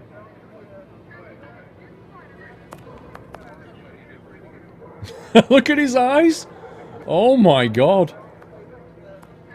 Look at that guy's eyes. Looks like they're offering a reward to turn in the Whitechapel killer. Even a pardon to the accomplice who rats him out. Looks like they're offering a reward to turn in the Whitechapel killer. Even a pardon to the accomplice who rats him out. Wait, what? I have nothing to ask. I have nothing to ask. You just had the exact same voice. I have nothing to... That was weird.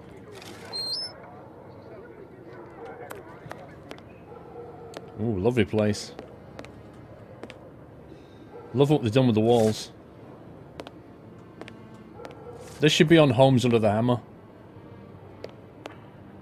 Let me go upstairs.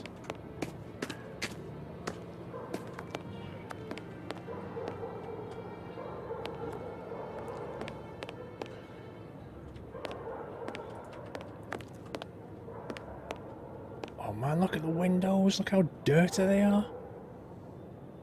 Just wow.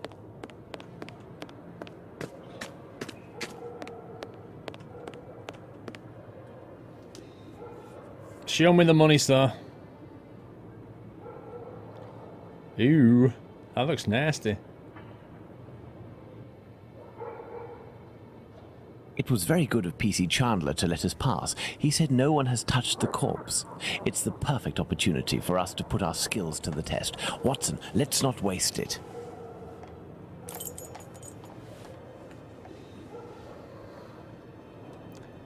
Oh, blood on the fence this time. The blood is a dozen inches or so from the ground. Bloodstains on the wall.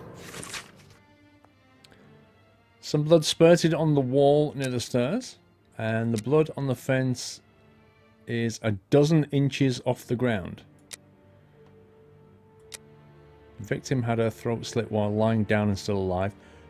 Really unlikely. The victim had her throat slit while standing up. The victim had her throat slit while lying down and already dead. I think we'll go for standing up this time. A scrap of envelope found at 29 Hember Street. London, August 29, 1978. The Royal Sussex Regiment. Okay. A torn envelope. It smells of rubbing alcohol. It contains 3 pills. I will take one. 2 should suffice for the police. A piece of coarse muslin. 2 combs, curiously arranged. A piece of coarse muslin and 2 combs, curiously arranged. Can we not click on the body? So, Doctor, shall we examine our victim? Ah, I'm tired, Holmes. I'm not sure if I am in a state to do this work. Come, Watson, there is little time. Show me what you're made of. Yeah, a dozen inches or 30.5 centimeters. Oh, my God. Pray, Watson, pull yourself together. Can you establish the time of the crime? What? The extremities of the corpse are cold and rigor mortis is beginning to set in. I would say that the murder was committed over 2 hours ago, before 4:30 a.m. It's amazing.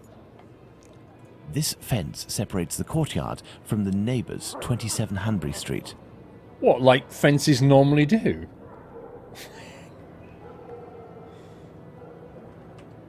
Wait, what was that? This door must lead to the cellar. The latch has been recently repaired. Interesting. This apron is soaked with water and has left a clear mark on the ground. It must have been left in water for several hours and has been there for some time.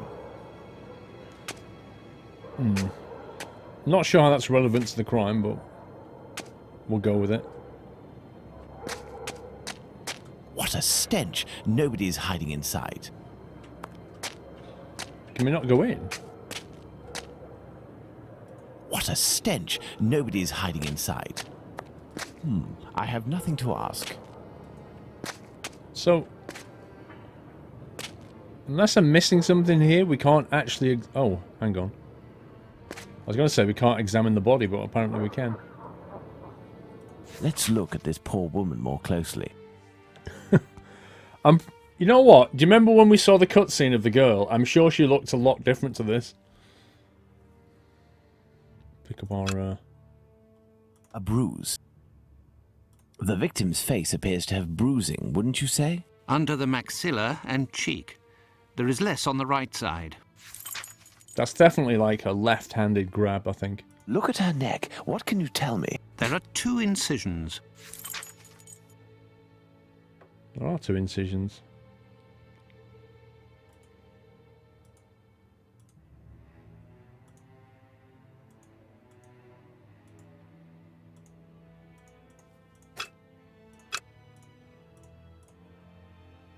The tongue is swollen.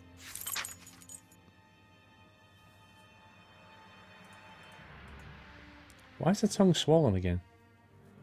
It's weird.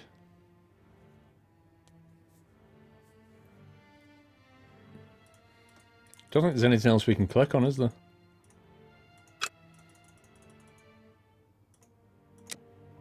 Can we not, like, look... Looky here. It would seem he has a mark on his left hand.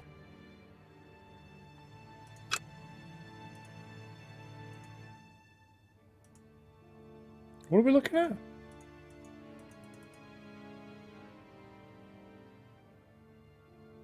Why is this picture blatantly in high-res detail and all the other ones in like some weird cartoon?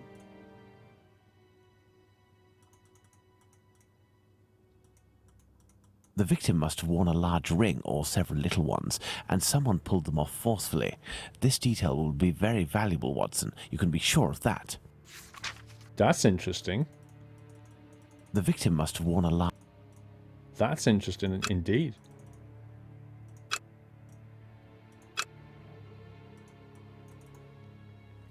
Implies the murderer was taking it for the money or something. Now let's look at the stomach, or at least what remains of it. Let's not. It's dreadful, Holmes.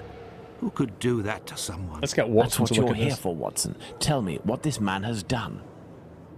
The stomach has been entirely opened and... Oh, my God. A number of organs have been removed. So you're telling me that the organs were removed, Watson. They weren't ripped out. Not at all, Holmes. On the contrary, this is clearly the work of an expert. I couldn't have done any better myself. And the uterus is missing.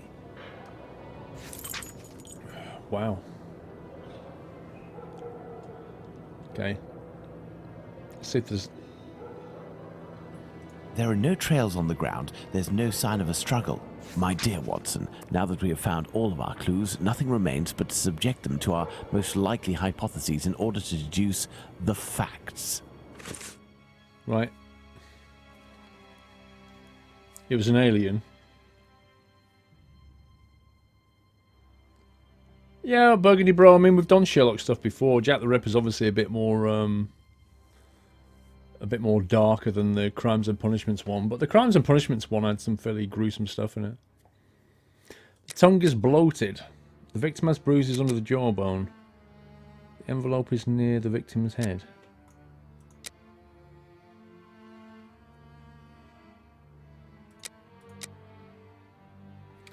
The tongue is bloated implies the victim was strangled, the victim was thirsty, the victim yelled during the attack. We'll go with strangled again. The victim has bruises under the right jawbone and beneath the left cheek. The murderer held the victim's chin with his right hand. The murderer bit the victim? How does that work? The murderer held the victim's chin with his left hand.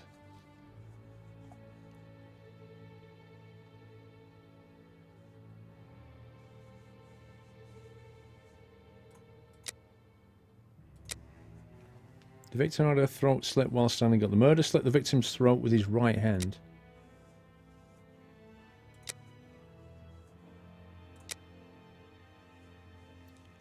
So it's not a left-handed killer. The killer's ambidextrous. That's unlikely. So we're kind of working on the assumption here that this is Jack the Ripper, and it might not be, although it kind of looks like Jack the Ripper. The thumb caused the bruising. The murderer held the victim's chin with his right hand. Left hand. The victim had her throat slit while standing up.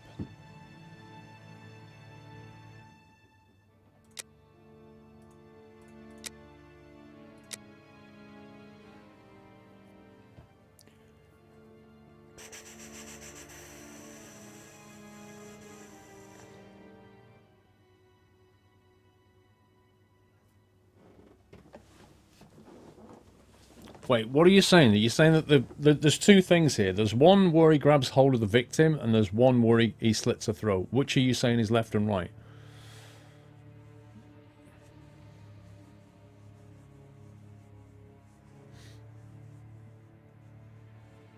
Hey, Fringe Stallion, how you doing?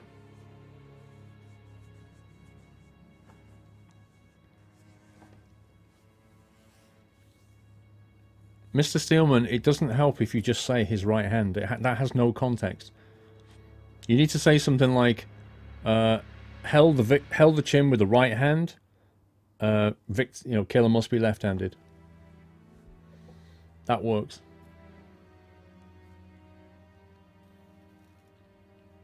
With the left hand he grabbed the chin, the right hand he slit her throat. You reckon? Thing is, that's what I've got down here, and that says it's wrong. First one, the tongue is bloated. The victim is strangled. The victim is thirsty. Oh, hang on. If there's formaldehyde involved, that leads to thirst, doesn't it?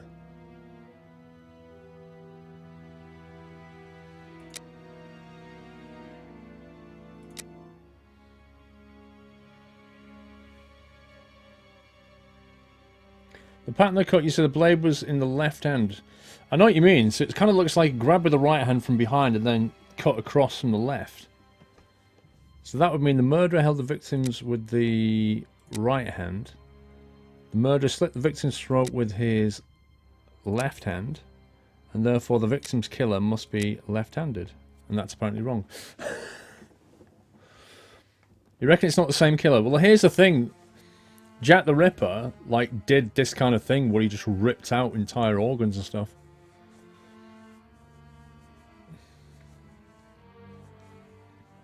The blood on the fence of the ground is inches off. Some blood spurts on the walls. The victim had her throat slit while standing up. Thing is, there are two blood splats. That could imply one was the first cut and then the second was the second cut. The victim had her throat slit while lying down. The victim had her throat slit while standing up. The victim had her throat slit while lying down and already dead.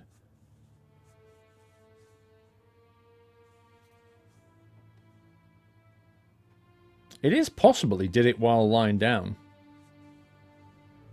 But not already dead, because there wouldn't be splatters everywhere. I think that's pretty unlikely.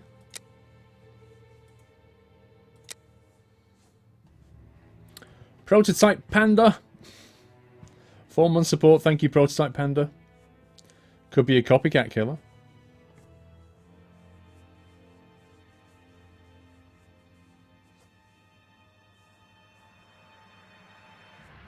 She was laying down but alive when her throat was slit.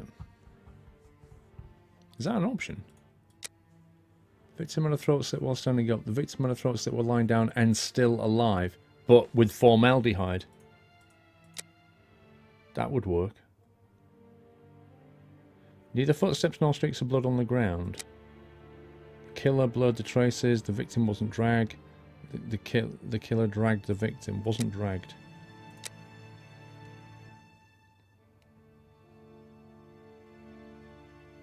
You know that wet thingy? What was it? A wet leather apron or whatever it was? That would be to counter the formaldehyde, probably. Chapman's murder cleaned the ground. Chapman's murder took place on the premises. Chapman's murder took place somewhere else. Well, we got that right.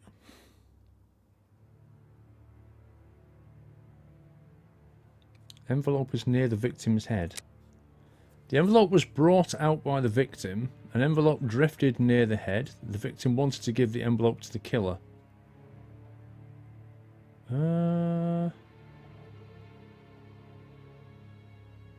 No idea. Interestingly, we've also got some more down here. As if there's not enough. The items at the victim's feet are very orderly. They are. These items fell at the moment. No. These items belong to the killer. These items belong to the victim. What, 2 combs? Surely that's got to belong to the victim. Chapman struggled greatly. Chapman possesses some feminine items. The murderer searched a Chapman. Definitely that, because he took the ring.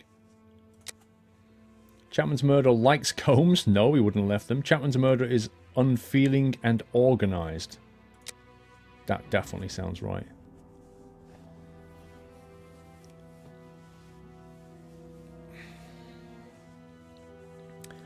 The body is cold at the extremities and rigor mortis has barely started. The crime was committed over 2 hours ago. Well, we know that. The crime was committed yesterday. The crime was committed barely 2 hours ago. Which means a murder of Chapman was committed before 4:30 AM or after. Yep. Recent large scrape on the first phalanx of the middle finger ring. The victim must have worn 1 or more rings. Chapman took off her rings. No. Chapman's murderer is a weak man. The murderer stole the ring. Oh, yeah. Oh, my God.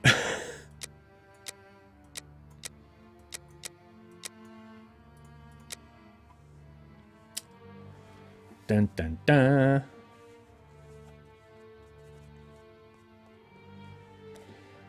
Organs are missing. The uterus was removed by the hands of an expert.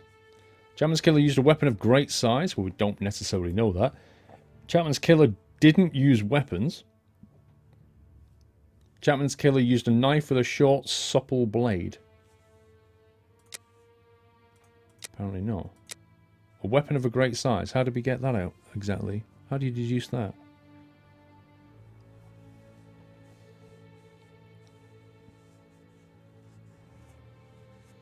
You can't log into the Squirrel forums. Just click on top left and it should authenticate with Twitch. Make sure you're logged into Twitch at the time. Captain's uterus was ripped out. Captain's uterus was removed and taken. Captain's uterus was eaten. We don't know that. Also, we know it's not there anymore. The killer has a knowledge of anatomy. The killer lost the uterus. The killer went in at it with a fury. Anatomy. I like that. He lost the uterus. Oh, what did I do with that uterus? I don't know where it is. Let's click this one. What's this? Hang on. There is an incision from the right to the left going around the neck. Yep. There's an incision on the neck from the right side stopping in the middle of the throat. The wound around the neck is jerky and not at all one piece. It definitely was. It was like a zigzag. The murderer used a bad knife was my feeling. The murderer would not have panicked. He must have used a bad knife. Which is unusual. Or a big knife, maybe. Chapman's killer draws marks on her neck. Chapman's killer wanted to remove the glottis. Chapman's killer wanted to decapitate her.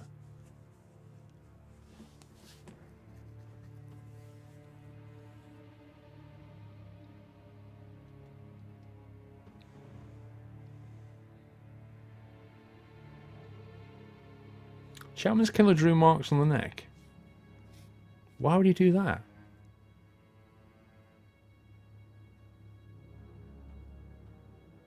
If he wanted to remove the glottis, he would have done it, wouldn't he?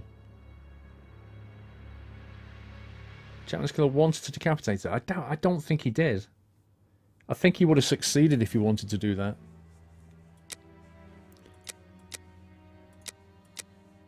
Yeah, it's none of those. It's a sharp blade. And wanted to decapitate her. Flipping heck. That's interesting. I would not have guessed that. Why would he wanted to decapitate her? Why did he not succeed? He had a sharp blade and he didn't manage to do it. And it says here he used a weapon of great size. That makes no sense. How does that work? How did he fail? So we just got this bit.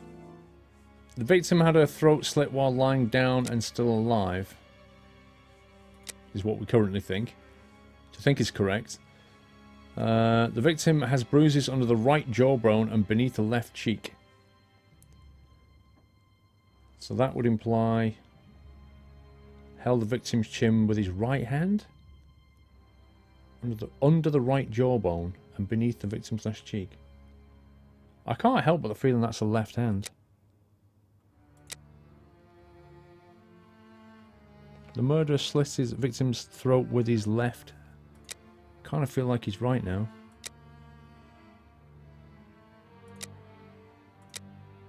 Yeah, Chapman's killer's right-handed. The victim had her throat slit while lying down. Chapman died of strangulation. Died of fright. Died of fright? Chapman was partially strangled and then, yeah, had a throat slit. What? Maybe that one's wrong. Yeah, either that one's wrong or that one's wrong.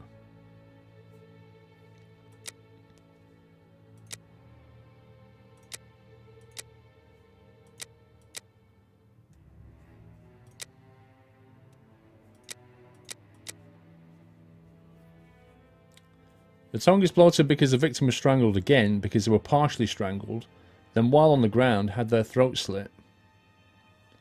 An envelope is near the victim's head. I have no idea why. Wanted to give the envelope to the killer? Was holding it in her hand? Envelope belongs to Chapman's killer. Unlikely. Envelope was bought out by the victim. I have no idea. An envelope drifted near her head? Seems unlikely. It is a complicated murder. Well, it's a complicated set of deduction. Whoa. I hear a noise coming from the street, Watson. Just give you a chance to see it. It's time for us to go. Hang on, Steve. Holmes has been locked away in his room for days, always saying the same things. I'm thinking, Watson. Very good, Watson. As you wish, Watson. But I am thinking too. So much so that I can't sleep. Annie Chapman. Good Lord. Steve Paul, I found you because of your sim streams. Tonight's game shows that you can make it any game enjoyable to watch and help with. Keep it up, Steve. Thank you, Steve. Appreciate that, sir.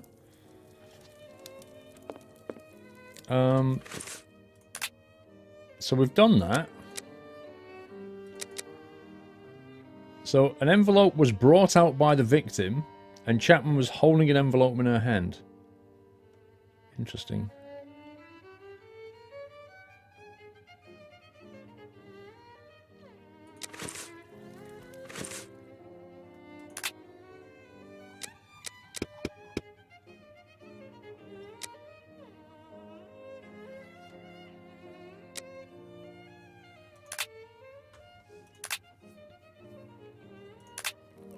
What is this? Chapman's white pill. Where did we get that from?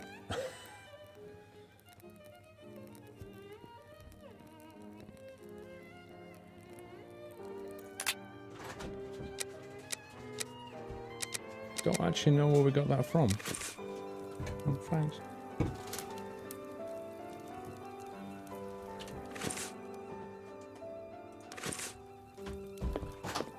Does anybody know where we got Chapman's white pill from?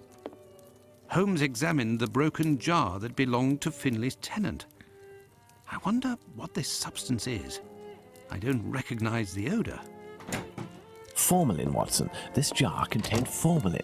Interesting, don't you think? I've been waiting for something for days. Just the tiniest bit of news that would make sense of this whole matter. But there's nothing, neither from the press nor the police. Unless Inspector Abaline is holding on to some information without realizing its importance, which is quite possible. It is time for you to return to the police station in Whitechapel, Watson. And didn't you tell me that you had a matter to take care of it? Take advantage of it to learn more about this pill and its contents. Ah, but Holmes, it's late, and spending another night in this district is hardly my idea of entertainment. I know, Doctor, but we don't have any choice. Time is against us. Take your pistol in case you run into any troublesome characters. What? Fine, as you wish, Holmes. Take your pistol. So we got the pill from the envelope. Has he got his pistol now? There's something on the wall. Wait, what?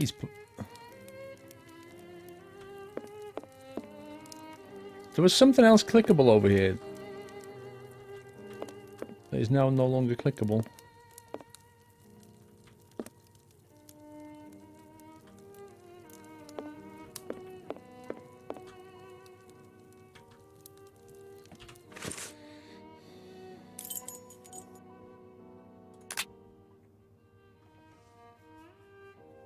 Right, where does he want to go to? Time for you to return to the police station in Whitechapel, and didn't you tell me you had to have Matt to take care of that advantage to learn about more of his pill and its contents? Take advantage of it to learn more about the pill and its contents.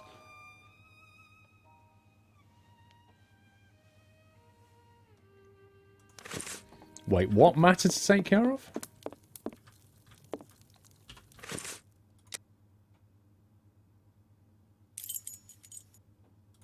We still need to get those harnesses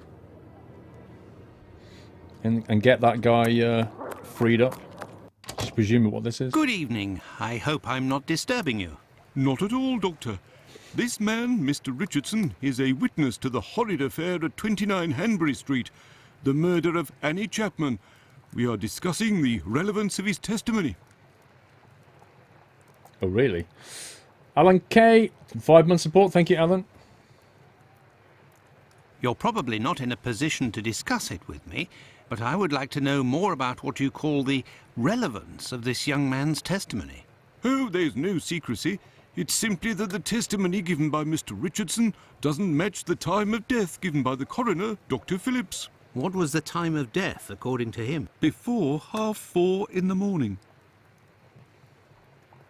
My conclusions were the same. Were there any other conflicting testimonies? Well, 2 other witnesses summoned at the preliminary inquest gave testimony, but in these cases too, the times don't match. Do you remember what it was they said? I didn't question them myself. A colleague of mine took down their statements on paper, but on deciding they were of little use, he tore them up and threw them in the bin. There's no point in being bogged down with useless paperwork. Yeah, that's what police do. Just you just tear up stuff and throw it away. Well, we don't need this. Bram Gaming, 5 months. Thank you, Bram. I get Dolly in later. Trouble is, it's chucking it down with rain outside. I will take my leave, Humphreys. Goodbye, Doctor. As if a policeman would say, yeah, we didn't think we need that anymore. So we just throw it away. May I introduce myself? I'm Dr. Watson. I am... You wouldn't be the chap what writes the detective stories in that there paper? Well, yes, indeed, my stories have been published in the Strand. Go, blimey, wanna tell me old mum? It would seem your testimony is the subject of some debate. Could you tell me what it was about? Let me tell you, I'm a bit befuddled about the times that I told them. But it can't be so. I knows what I sees and what I don't sees that morning. What did you see, or what didn't you see? And at what time, would you say? I'll tell you this for nothing. It's me old mum who lives at the house where the body was found out back in the garden. She has her shop at the bottom to the right of the stairs. Her door was broken down not too far back, 'cause it's a real zoo it is. Right, the morning it happened, I head that way to see if me old mum has finally had the place broken into. It was 4:45 when I got there. That I'll swear on me dear old mum's life. I had a look round to see if the cellar had been taken. No. I had a little sit down on the stairs by the courtyard, 'cause me shoes were causing me no end of pain, and I had a cut and all. I didn't see a single thing below the steps, Doctor, not one single thing. If there was some bird all covered in blood, tain't no how I could have missed that, even if it were night time. Right, 5 minutes after getting to number 29, I had to clip off. And now they tells me that either I can't tell time no more, or I was fixing me loafer next to a stiff that was still steaming. All right then, evening gents. As if you just walk off after saying all that.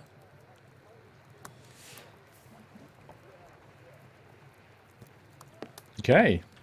I take it he's got nothing else to say. Yes, Doctor? Ah, he has. So, how far along are the investigations into these 2 recent murders? Everyone around here believes both crimes were committed by the same man. But as for the Hanbury Street and Bucks Row crimes, nobody has heard or seen a thing. By the way, have you heard of a Dr. Tumblety? No. Is it important? He's lying. Yes. Well, no, maybe. Actually, I don't know. I have heard about this man, his frequent nocturnal outings and bizarre behaviour. What does this chap look like, Doctor? And where can we find him?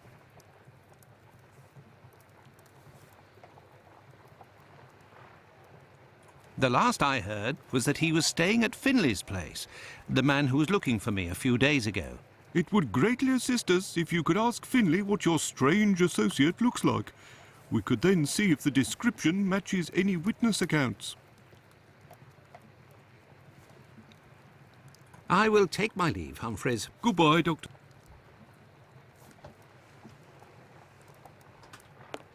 Okay.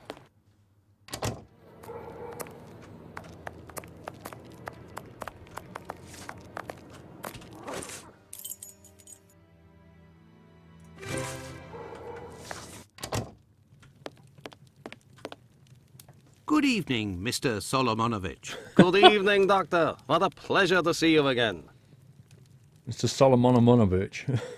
Have you finished converting the harnesses? Yes, just now. I got a little behind because of all the commotion. Ka-ching. Commotion? Don't you start. 3 days ago, the very afternoon that you passed by, there was a chase throughout the neighborhood. Hundreds of people were chasing one man, claiming he was responsible for the murders these last few days. Schmonz! It was awful. I hope those maniacs didn't catch him. Better the police should. Good night, Sven. Tell me, did John Pizer turn himself in to the police? Things unfolded as they should. Look in the newspaper, the Daily News from today. Farewell, Isaac. Goodbye, Doctor. Whitechapel murders. This Pizer guy.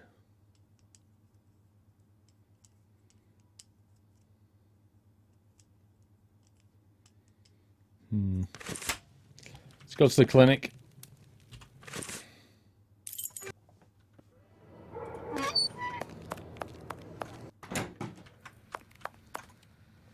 Good evening, Dr. Gibbons. Dr. Watson. Dr. Watson.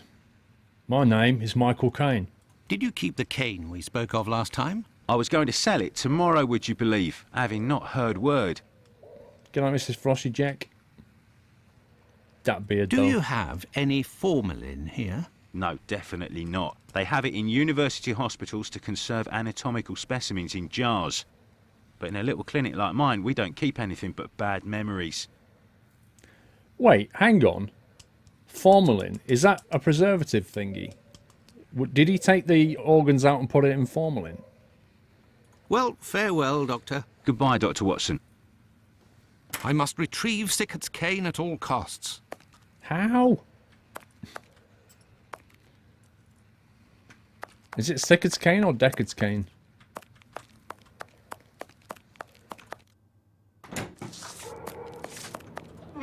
Can listen while playing Farmer Sim. Nice.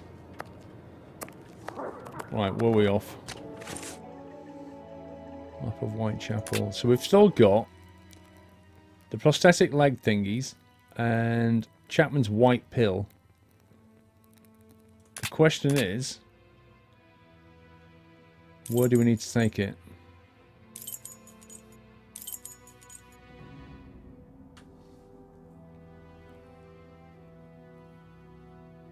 Why did he not want the harnesses? I thought he wanted the harnesses. Why did he not?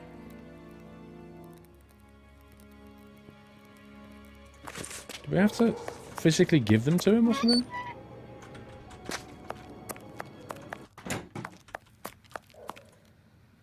Yes, Doctor?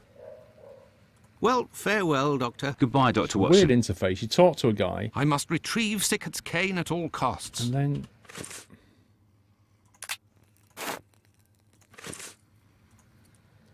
Yes, Doctor? That's Could so you tell dumb. me what type of pill this is? Yes, we have those here.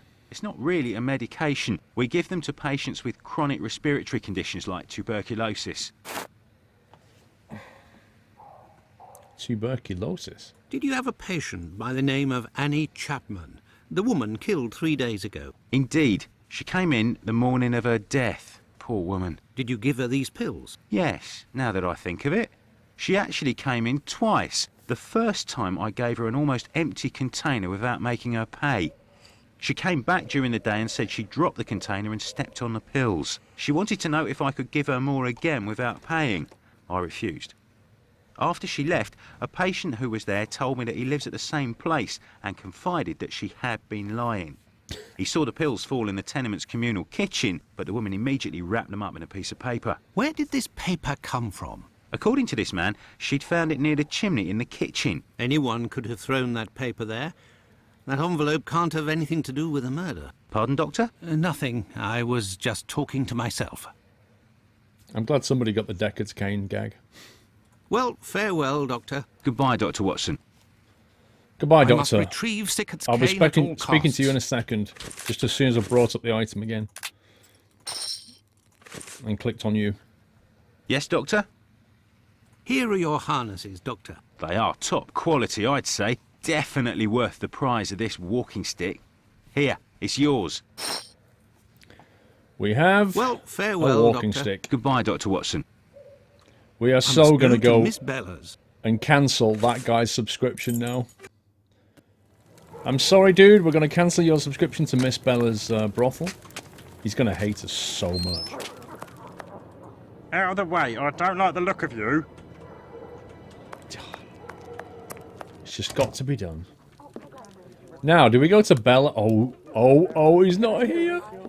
He's not here. What the heck is this? Look where that guy was sat. Like, I'm not saying anything, but... Miss Bella. Good evening, ma'am. Your door was open. Isn't that a little dangerous? Hello, Doctor. wasn't. Don't worry, if the looks of anyone who enters doesn't please me, me and my pistol know how to convince them to leave. Where do you keep the pistol? Do you happen to know Annie Chapman, the poor woman who was killed 3 days ago? Dark Annie? Poof, like Dark all the Annie. drifters in the area, I've seen her once or twice. With respect to the dead, Annie really was the bottom of the barrel. What do you mean? Well, in our profession, the pretty young ones go out when night has barely fallen and don't have a problem finding takers. But poor girls like Annie or Polly Nichols, who aren't as tender and are often sick, sometimes trudge around for a whole night in the cold and the rain before landing a client. And that doesn't help their appearances either. They don't have much choice about paying for a bed for a few hours, a glass of gin or a hot meal. How terribly sad. That's the price of survival in Whitechapel, my angel.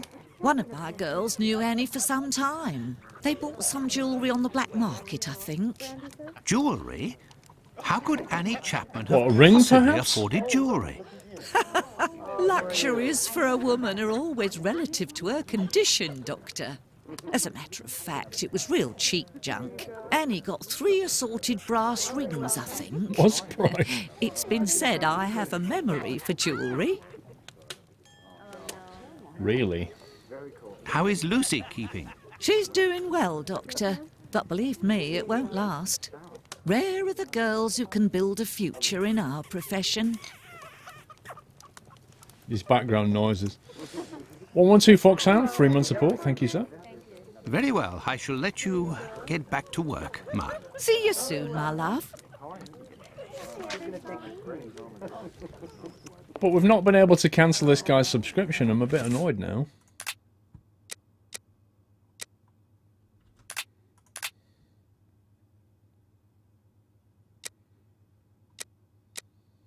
Oh.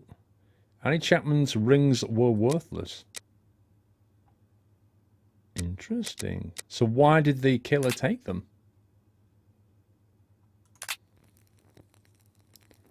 Walking stick. You're still there, Doctor? Oh yeah, I forgot I had this 90-centimeter walking stick, and she's like, 90 what? Yeah, I 35 found the inches. cane that was stolen from your client. Here it is. Doctor, you are a real saint, I can see that. I'll finally be able to present my bill to this damned painter. If by chance you see him, tell him that a little surprise awaits him here. I was kind of hoping to take it to myself, but hey, whatever. You told me you would give me some information on this Dr. Tumblety. Agreed. He's a Canadian or an American. He parades from time to time through the neighbourhood in a 50-guinea suit and acts like a doctor. But for business, he isn't worth it. This damn Yankee hates women. The few times that he was approached by the girls, he spit on them, all the while hurling insults. It would seem that he was hunting for the bad boys. He's looking for trouble, that animal. Does he frequent any pub in particular? Aye, the Wasp's Nest on Burner Street, I think. A seedy spot even by our standards. That laugh. Very well, I shall let you get back to work, Ma. See you soon, my love.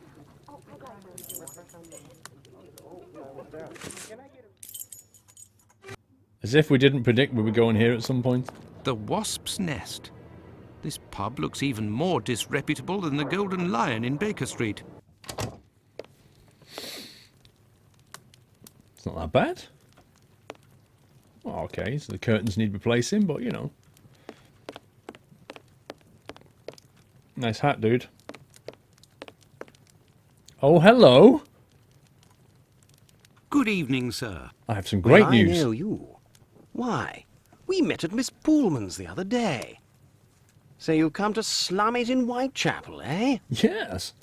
I've come to tell you about your cancellation. Do you know Dr. Tumblety, a Canadian or American chap? Quite an extravagant dresser. Frequents this pub now and then. Are you intimate? No. What do you mean by that? Oh, nothing. Nothing at all. I just wanted to prove my discretion concerning this man, in so much and so far as I know him. You wouldn't like it if one day the tables were turned and everyone was talking about why you were in the borough. Isn't that so? As it happens, I saw Miss Poolman recently. She told me that she couldn't wait to see you again. She said something about a surprise that is waiting for you at her establishment. He knows Why, what it that is. is some of the best news I've heard, my friend. As thanks, I would like to let you in on a secret. The man that you were talking about, and whom I happen to know by sight, passed by and went through that little door that you see over there. Another man let him in. They weren't together for more than a few minutes, to be sure, eh? Mm-hmm. Well, I will continue my search. Ah, love. But what is this person trying to imply? This matter is beyond me. Better talk to Sherlock. He's the real man around here. Good evening, sir. It'll be the coup of my career, Governor said. Ha! You'll make loads of dots of the paper, he said. You're a journalist? That's so. Tom Bulling at your service. The Whitechapel ferret, the wizard with the scoop. You don't appear to be in a state to write anything, my friend. You're mistaken. Whiskey passes through the blood and turns into ink. Simple. Ink? You see, mugs and inkwells are all the same. Don't you think you should settle your tab and go home? My red ink? Where's my red ink? I won't even pay half a halfpenny if they don't return my red ink. It's my blood you hear. Okay. Very well, I'll be on my way. Guy's a little bit drunk.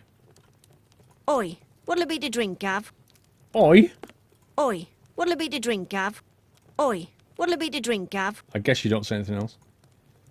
Greetings, my good man. Could I have a pint? Of? Here, Gov. I've been told that Dr. Tumblety might be found around here. Is that so? I don't do a roll call of all the drunkards here. I've got my hands full just making sure I get their money. Pay in advance. Don't people pay when they order? Nah, look at that little scribbler there. Completely dead drunk. Tonight's tally is about as long as his arm. If he skips out, I'll be in for a guinea almost. Well, you're a fool. Goodbye, my friend. Oi, that's it. What? You say goodbye to this guy and he's like, right, that's it. I'll fight you outside in real life. Hey, you can't go in there. It's private. Got it? Why not? Oh, it's just put a new thingy up.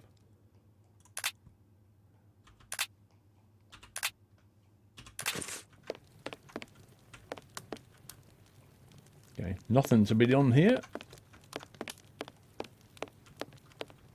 Can't click on anything here. I think we're done here.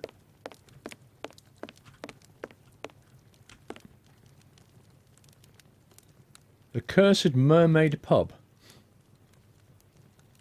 Newcastle Brewery's on time. Oh, Newcastle Brewery's on time. Oi, what'll it be to drink, Gav? Is this guy done? You're or- the best. You're a journalist? Oh, no, you no, don't, no, no. don't you? Very well, I'll be on my way. It won't let me through the door. The barkeeper tells me to, Hey, you What? can't go in there. It's private. Got it? I'm not allowed.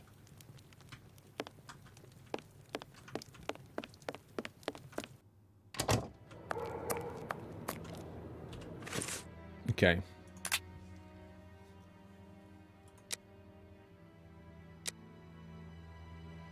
Saw Miss Pullman recently.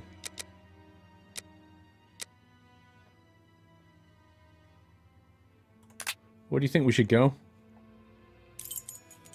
Clinic, cobbler shop, brothel. Possibly back to the brothel? Try the police. I think he needs to speak to Sherlock myself.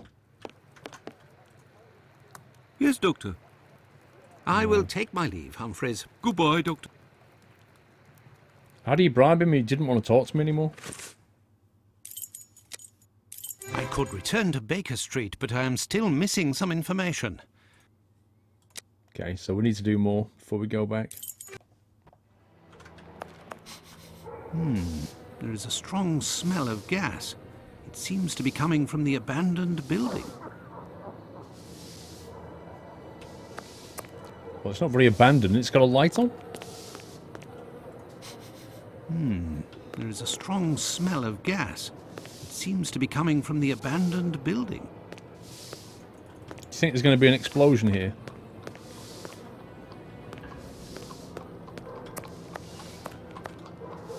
Good evening, Finlay. How are you? Oh, good evening, Doctor.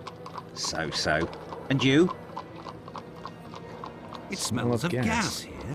You might say, Doctor, without wanting to speak ill of the force, I have to wonder if the police are up to something. What do you mean? Well, I was outside yesterday evening when the light went out at my place, and a gas smell came from the abandoned building across from my place. And a minute later, the police arrived and were snooping all around like it was them who hit the gas before arriving. Really? Have things sorted themselves out with your strange tenant? Don't talk about it, Doctor. That man is truly bizarre. He goes to the most sordid locations once night falls. 3 days ago, my wife told me she saw him come in with blood-stained clothes and a fearsome look. Interesting. What does he look like, and how old is he? Oh, he's my age, give or take, so the other side of 50. He's always dressed in a striking manner, with an American hat. He's big, close to 5'11", I'd say. He has a strange voice, not just his accent, see, his voice. Very well. Goodbye. Sounds for like the now, man we're Finley. looking for. Goodbye, Doctor. Now then, let's go to the police station.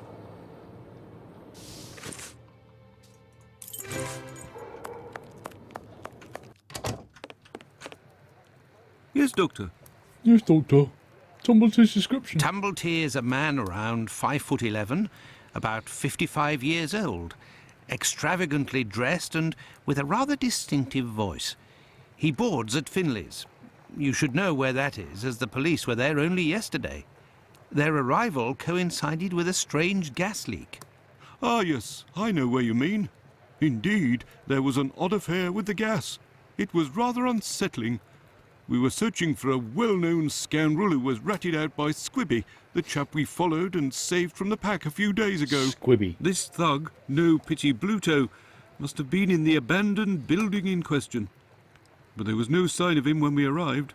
Furthermore, an inspector said that, given the smell, the thingamabob that supplies gas to the building was probably damaged. So we took no risks and were called away somewhere else.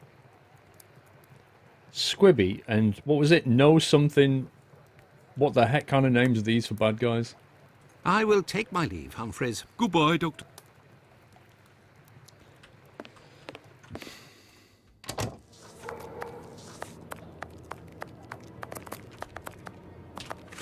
Can we go and see Sherlock now? No.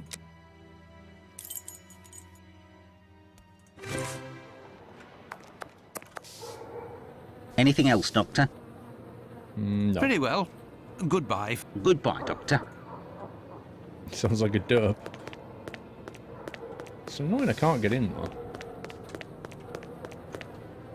The fact that all the glass is broken implies there was some kind of explosion or something.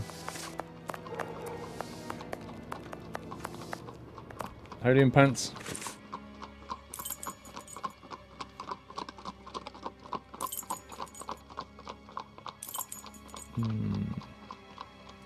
Go back to the pub a sec.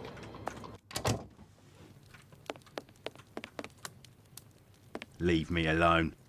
I bet this miserable act, the bloke that mopes there, will do a runner and leave me with the unpaid bill. Go on and get the bill off him then. What's behind that locked door over there? Can I go in? Not likely. And let me be unless you're wanting a drink, got it? Wow, friendly. Goodbye, my friend. Oi, that's it. Every time you say goodbye to him, my friend, he's like, oi, that's it. You're the best. Very well, I'll be on my way. How do we get into here? Hey, you can't go in there, it's private, got it? I can't buy a drink off him, he won't let me go in. I just can't get in there. I really want to sort that guy out. I pretty much feel like if you sort that guy out, that guy's bill out, then he'll be happy with you and let you go in. That's what it feels like. Have I got any items? Scumbag. Don't need to go there. Let's go and see if our little painter... Out of the way, I don't like the look of you. Does that man look like his voice came out of him? Not really. Oh, he's not here. I was hoping he'd be You're there. still there, Doc? still there? Very well. I shall let you get back to work, Ma. See you soon, my love.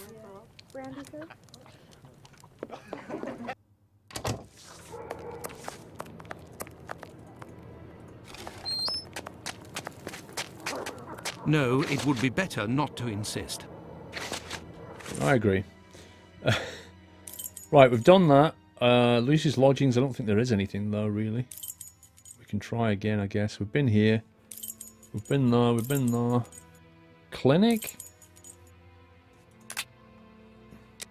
What do you think, guys? Where should we go next? I think we have searched the pub, Steve. I kind of feel like we've looked all around the pub.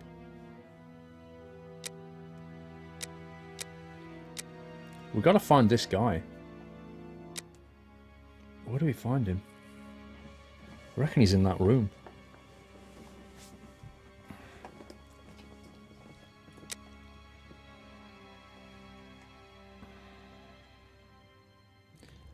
You can't give the guy on the table anything. We haven't got any red ink. That's why I said, have we got any items that we could give to anybody, but we don't have anything.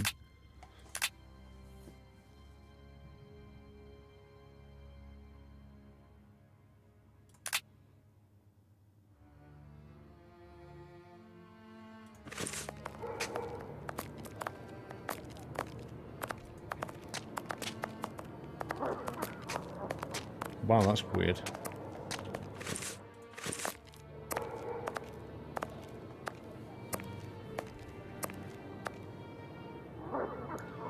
Let's find another entrance to the room. I honestly don't think there is any.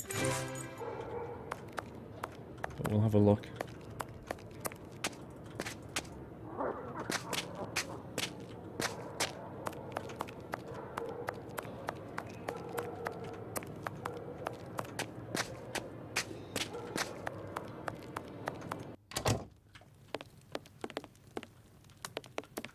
So there's only 3 doors down here, and that's the only one I can do anything with, so I can't do that.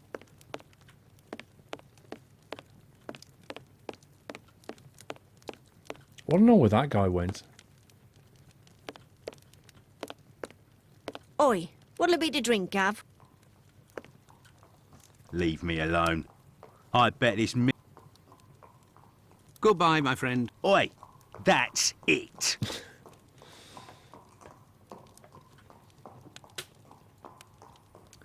Buy some whiskey and give it to the journalist. I can't do anything, look. There's just no option in here. I can't Goodbye, my buy friend. anything. Oi. Wait, hang on. Wait. Leave me alone. Oh, paying advance is the dialogue, isn't it? Goodbye, my friend. Oi. Oh, what's This is the sink where the barmaid puts the glasses to soak. Look, red ink. What's that Are doing you here? kidding me? The bottle is closed. There must still be some ink inside, and it looks like a glass. The barmaid must have put ink into the sink by mistake. Right. Do I get in your way? Me? If you'll excuse me, sir. Are you absolutely kidding me? You're the best. I found your red ink, my friend. You should settle up and head home. Thank you, my friend, thank you. The spring-heeled phantom will be revived. It's a kind of game where you can spend so long looking around everywhere, just not knowing what to do next, and it's like one stupid little thing like that. I think that's why in Crimes and Punishments they changed it to have that kind of you know, that sense mode that you put him in, where you can kind of see things glowing. I think that's why they did it, because people probably got stuck on this kind of stuff. Gav? Here you go. It's on the journalist, my friend. I owe you one. The next one is on me. What'll it be? The door. Nothing, thanks. But I may need your help. Access to the locked Listen, door. my friend. I would like you to let me in the door over there. You're a bobby? A peeler? Absolutely not, my friend. It is Evil I Monkey, am a yeah? doctor. Fine. I owe you this at least. There's a bloke behind that door there. No pity Bluto. Let's just say he wants to lay low for a moment. So I don't think he'll be opening the door just now. Unless... Tell him you have word from Squibby. They'll open the door. But who can say what'll happen when the door closes? Goodbye, my friend. Oi, that's it. Why does he say that? Stroppy. Let me in. I have news from Squibby. But stay calm. Watson, you fail bar. And who are you? Where's Squibby? He's out. To be honest, I don't actually know this Squibby chap. I was actually wondering if you knew Dr. Tumblety, a Canadian or American fellow. He came in... Sure we know him. Excellent. Can you... You know about gas? I'm afraid not. I am a doctor. Then I ain't interested. You can be leaving now. But if I find out who snitched to the peelers, I'll find you. Got it? But I can pay you for... Keep your coins for the paupers, or one of the gas boys who ain't afraid of nothing and knows how to hold his tongue. You bring him to me, I'll meet with you. Have you noticed how every character you meet always wants a favour? Like, I've got what you want, but I'll only give it to you if you give me what I want. Like, the entire game is based on this. So what does he want us to bring? Get the coins to your paupers, or one of them gas boys who ain't afraid of nothing and knows more to his tongue. You bring him to me and I'll meet you. What, Squibby? So he wants us to bring him Squibby, is that it? Excuse me, do you know Squibby? Gav? Goodbye, my friend. Oi! Oh, what? Goodbye, my friend. Oi! That...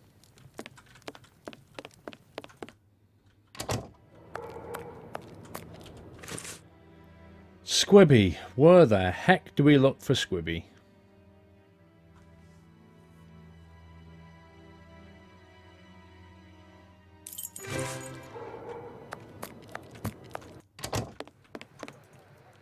Yes, Doctor. I will take my leave, Humphreys. Goodbye, Doctor.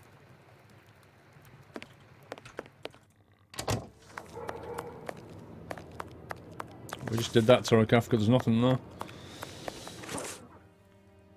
I mean, it feels like there's no logical place for you to go now. It just feels like, oh, just bounce around until you find the answer.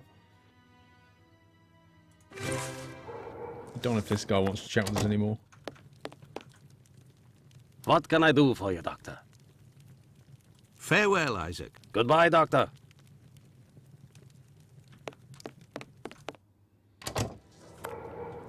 We've tried talking to random urchins, it never really gets us anywhere.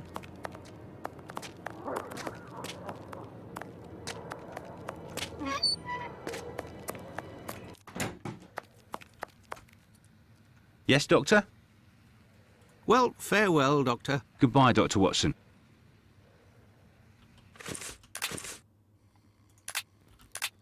No items available.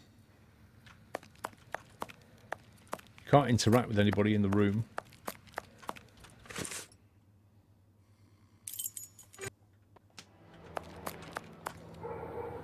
Anything else, Doctor? Very well. Goodbye for now, Finley. Goodbye, Doctor. I wish you didn't have that whole goodbye sequence thing. It's really annoying. Wow. That's not bad reflection, actually.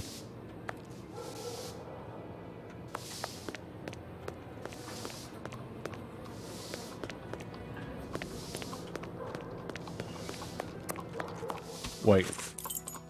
The jail? Why the jail? Well, we didn't try it. We can try it. I would have thought this guy would have said something, though.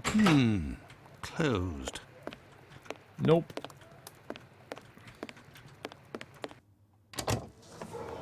No, we gave the pill to the clinic guy, and he told us what it was.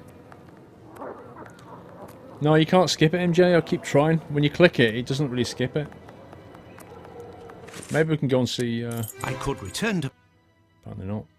What about... I have no reason to go. Nope. So whatever it is we need to do it here.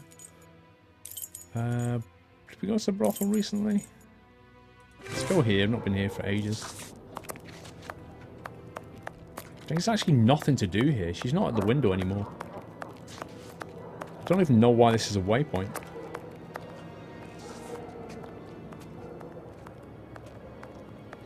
Look in the bin in the police station, since that's with the torn up statements. Try.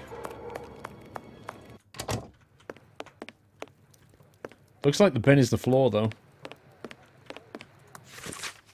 A gunpoint from the White Plume Mountain Inn. Benjamin the Scholar Faggett. It's like a baguette. Houndsditch falsifying bank records using the false bank records misappropriated the funds to the detriment of the Royal Bank of Scotland, London, 8 years, Dartmoor. Jacob Levy, Aldgate. Theft of a weight of meat from his employer. Ron Obvious. What kind of a name is that?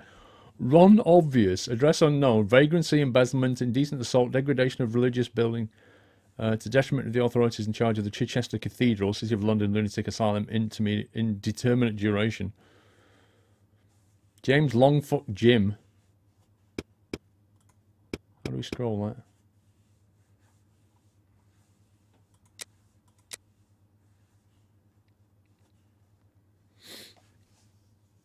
It doesn't really tell us anything, does it?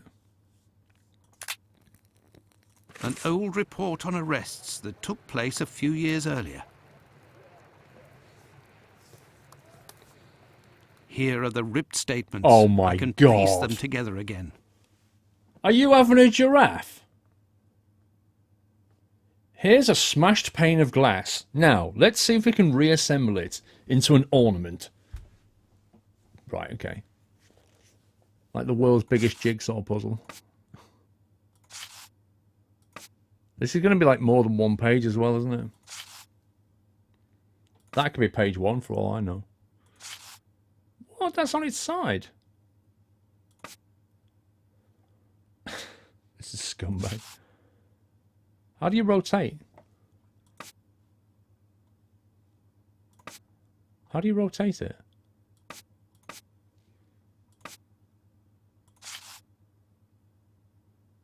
Oh, is it? Wait, what? It's on its side. Why am I doing this sideways? How scumbag is this game? That's not on its side, though. What the heck? How do you rotate pieces?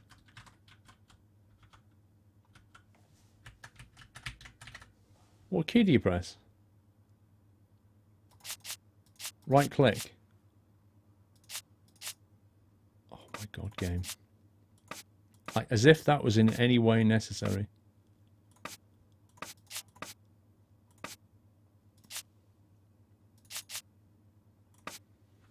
Yeah, it's not enough to have a lot of torn fragments. We have to make you rotate them as well.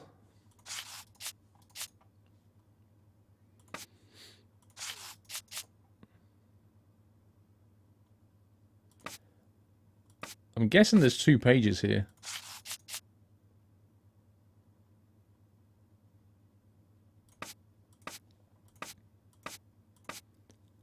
Wait, if we take the view that there's like a page there and a page there, it's going to be something like that. Although, I don't know which one it is yet. This could be down there, it could be down there, who knows. It could be like that. That probably needs rotating like this, I'd guess.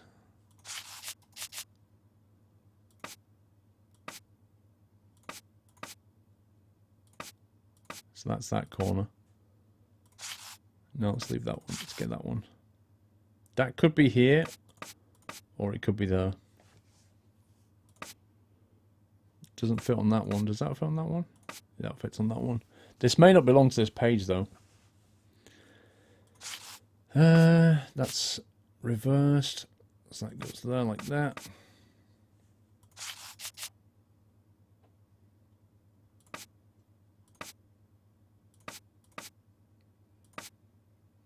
That doesn't fit in very well, but it's clearly correct.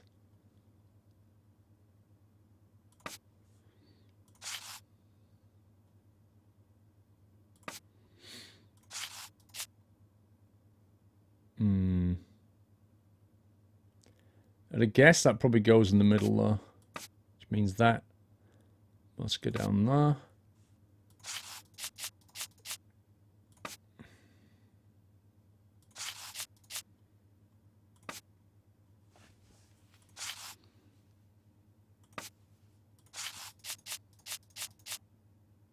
Nope. The middle bits are going to be the hardest bits.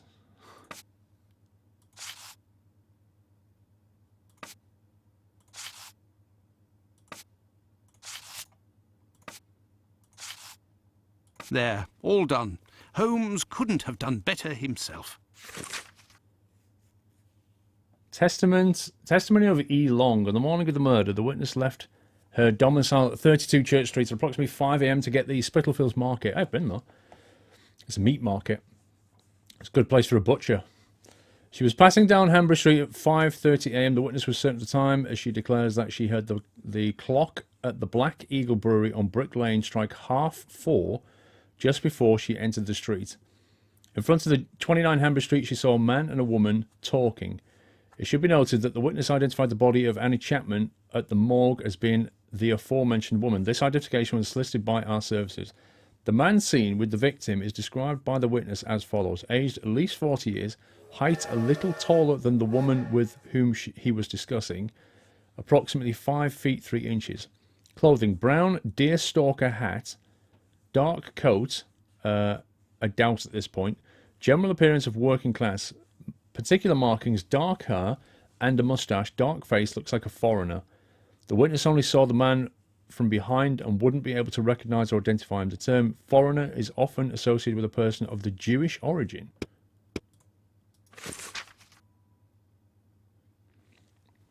Fringe Stalin, good evening, Squirrel. Just thought I'd leave you a little donation before heading off for the night. Good luck finding that killer. Maybe you can get a TV show called Murder Squirrel Wrote if you do it. Thank you, Fringe. Have a good evening, sir. See you later. Testimony of A. Kadosh. The witness resides at 27 Hanbury Street, the building adjoining number 29 of the same street, and the two respective backyards are separated by a wooden fence, tall and thin. On the morning of the murder, the witness got up at 5:15 a.m., went into the yard where the latrine was. It was then 5:20 a.m. On going back into the house, the witness heard voices from behind the fence coming from number 29. The only word that he understood was no. He went into the building again, but returned to the yard approximately 4 minutes later, whereupon he heard a noise, as if something fell against the fence. He then departed for work. When he passed in front of the Spitalfields Church, it was approximately 5:32 a.m. Well, it would seem that I have all the information I need for my investigation. Anyway, this fellow Bluto at the Wasp's Nest is rather shady and doesn't look like he'll want to cooperate. I'd be better off returning to Baker Street. Holmes will certainly know what to do. And besides, I am worn out. Lightweight. Let's go back to Baker Street. Home, sweet home. There we are, Holmes. I've told you in great detail everything that happened last night. Excellent work, Watson. We shall now be prepared to answer a few questions about the horrible murder in Hanbury Street. Do you think we are now in a position to find out the identity of the murderer of these two women? No, I don't think so. It's outside of our scope and not our responsibility. As much as you've done for Leather Apron and the affair with the pills, our mission is to help the police by ensuring that they don't get caught up following false leads and to point them in the right direction. Let us start from what we know with some certitude. As you have just said, it is almost certain that the same person killed the Bucks Row and Hanbury Street victims. The reason to assume as much are numerous, and I shan't elaborate here. What do these two victims have in common? They didn't have anything in common. They knew people in common. They had the same profession.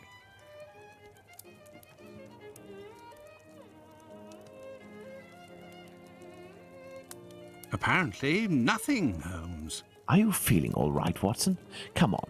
Are you quite sure these two women had nothing in common? Well, it's the same profession, yeah, obviously. It's true these two women were in the same profession, but... Indeed, Watson. These two women were both prostitutes. That is of vital importance, Watson. My memory from your examination of the scene is rather hazy. Didn't you say something about the killer's frame of mind? I was talking about the victim's possessions that were placed on the ground and the rings missing from Annie Chapman's fingers. This killer is a cunning predator, comes from a rather humble background and shows steely self-control in carrying out the murders. Something is puzzling me, Holmes. Richardson's testimony contradicts the time of death given by Dr. Phillips, which also matches my own, 4:30 a.m. And yes, we shall confirm that, Watson, and attempt to determine the precise time of death. In order to do that, we will need to place everyone involved on a timeline. Only after that will we be able to place the knife symbolizing Oh man, our I hate killer. these timelines. Let's look at our timeline, Watson. Oh my god. Right, I need a very quick bio break, guys. I've drunk too much. I should be back in a minute, and then we'll do the timeline.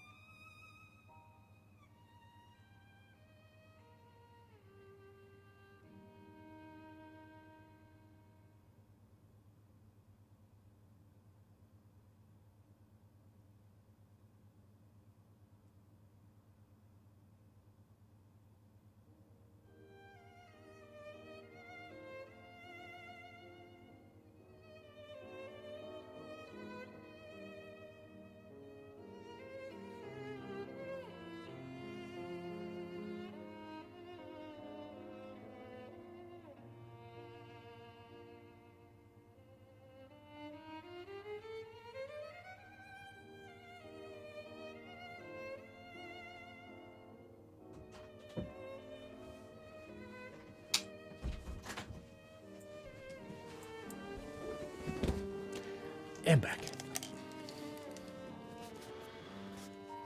Joe, you're so talented.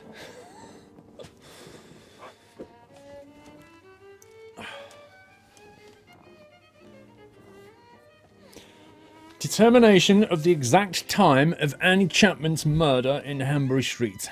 Okay. What have we got? Estimates of the time of death according to Dr. Watson and Phillips, 4:30 a.m. Okay, what the heck? What do we do?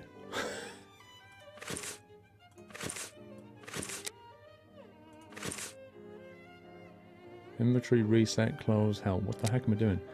Select from the inventory the dialogue and the 2 documents which will permit you to determine the time of Annie Chapman's death in Hanbury Street.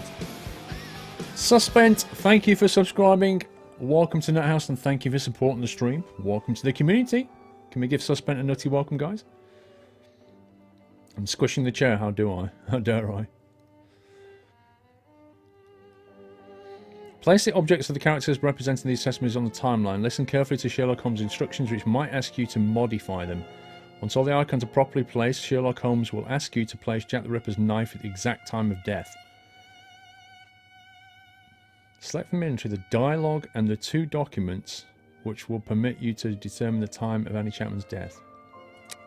The dialogue and the 2 documents. Oh my god.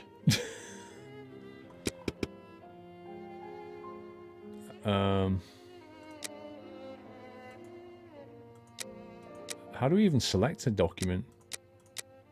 Oh, use this document as proof. Okay.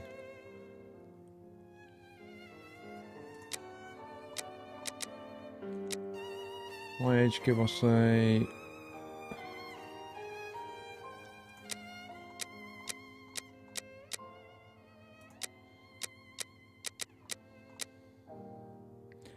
Something is puzzling me. This is Watson and Holmes, so you can't really submit your own evidence, can you?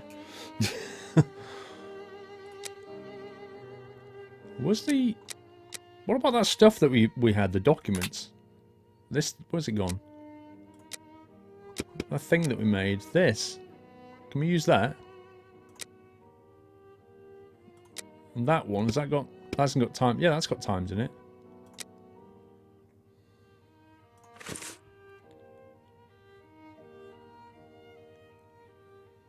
Okay, so now we've got this. So we need to find... Is that the inventory of the dialogue of 2 documents which you permit you to determine the time, place, and death?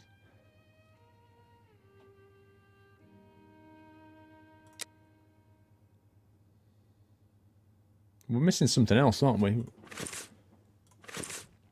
We have to get some more stuff.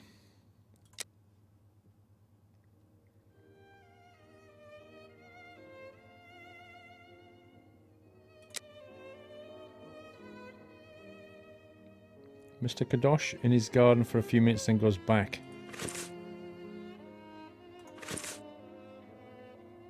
Our next witness is Albert Kadosh. Our next witness is Albert Kadosh. Okay, so we got that. So I get it now. Let's place this symbol that represents Kadosh on the timeline. So basically we need 2 more things. We've got all of these things. We need 2 more. What do you guys think?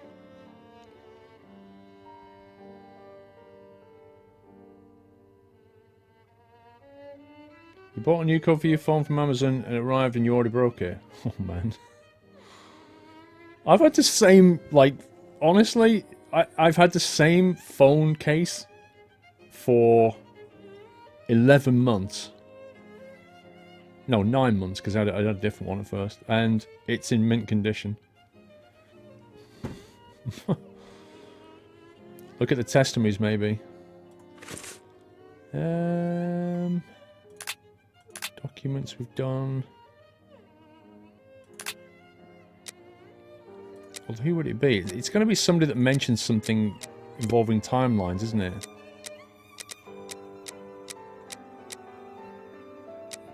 Like, that's the ultimate thing. You need something that says, oh, I was here at this point, and I saw this, that, and the other. And then it goes into a timeline. If it doesn't mention a time, it's just not really useful.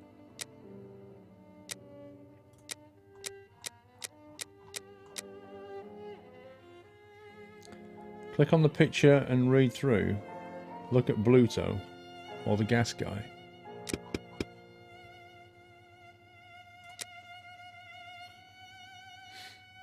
Bluto, I don't think Bluto says anything, does he?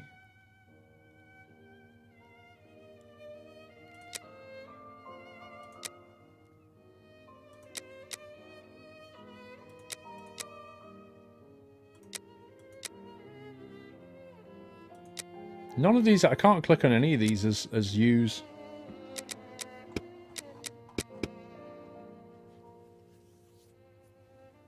You need to put back your old colour back, it lasts forever. What?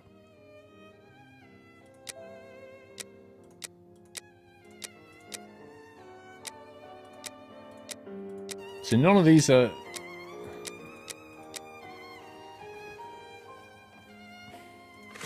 This is bizarre. Select from the inventory the dialogue and the 2 documents. The dialogue and the 2 documents. Well, I've already punched in a couple of documents. Can I Delhound?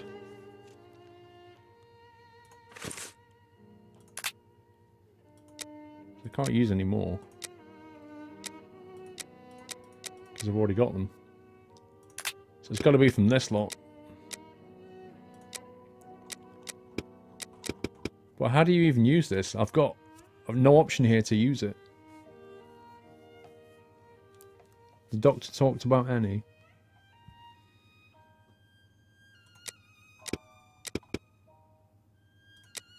Well, there's the doctor. But how do you, like, if you want to use the doctor, how do you pick him?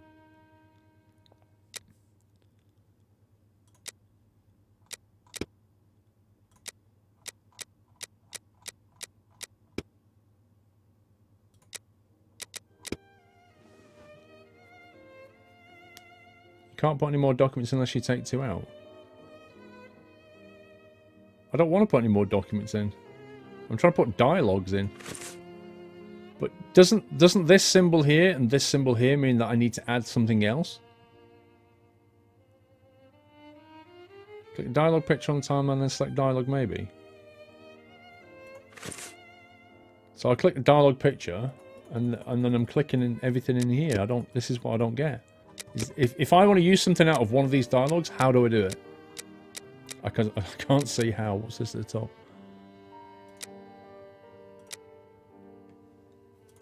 Wait, they're my documents.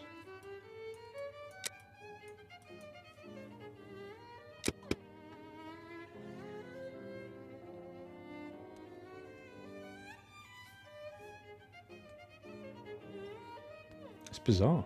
It's absolutely bizarre. Right, what does he say? The morning of the murder, the witness got up at 5:15 AM and went into the yard. I hate these timelines so much. Let's place this symbol that represents Kadosh on the timeline. 5:15, there you go. It was then 5:20.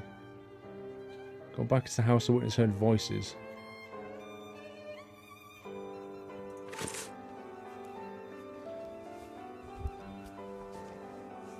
Mr. Kadosh hears a fall against his garden fence. Hang on. Mr. Kadosh is in his garden for a few minutes, then goes back in. He hears voices. When did he hear the voices? I'm going back in. It was then 5:20. I'm going back in, right? So he should be on 5:20 like that. Albert Kadosh goes down into his garden at approximately 5:20, and on re-entering his home, hears voices in number 29's garden. That's correct. Mr. Kadosh hears a fall against the garden fence a few minutes after going back up.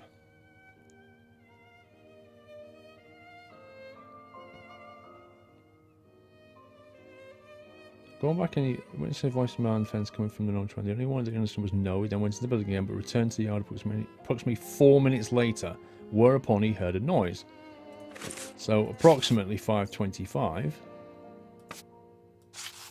Kadosh goes back down into his garden approximately 4 minutes after having left it, and hears the sound of an impact against the wooden fence.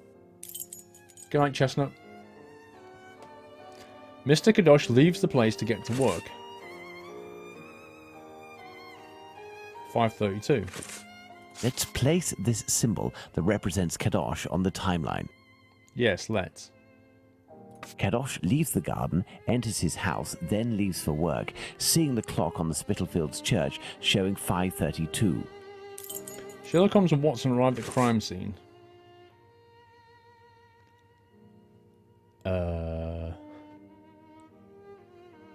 What time did we arrive at the crime scene?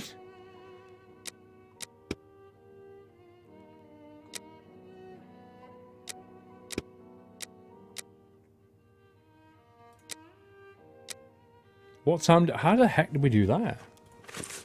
Sherlock Holmes and Watson arrive at the crime scene.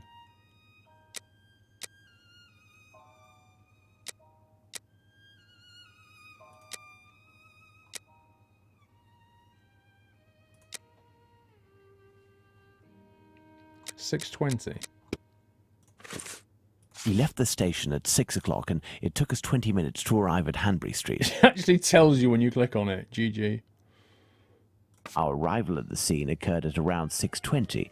Given the distance separating the two locations, we can deduce that the corpse wasn't discovered after 6 o'clock, and therefore that the murder must have been committed before. True. Estimate the time of death according to Miss... Let's put the time of death as assessed by Dr. Phillips on the timeline. Estimate of time of death according to Dr. Watson and Phillips is 4:30 AM. The assessment of the time of the murder given by Dr. Phillips and yourself, Watson, 4:30 AM.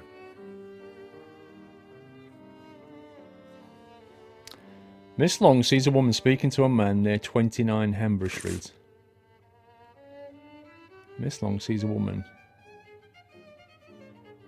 5:30.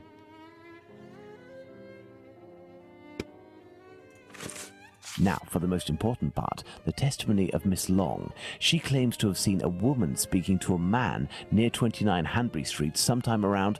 What time, Watson? Let us assume, therefore, that Miss Long's testimony is, as is most certainly the case, true. She places her meeting with the victim at around 5:30, claiming to have heard a clock chime on the half hour at the moment when she enters the street. So now we're just missing two things, aren't we?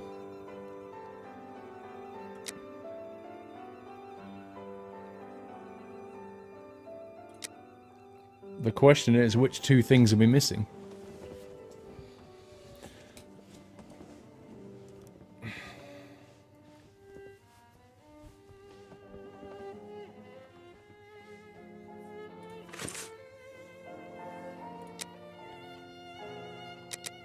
Who in here has given us a bit of dialogue that would help pinpoint something? Or could it be an item? It's not an item. Can't be an item.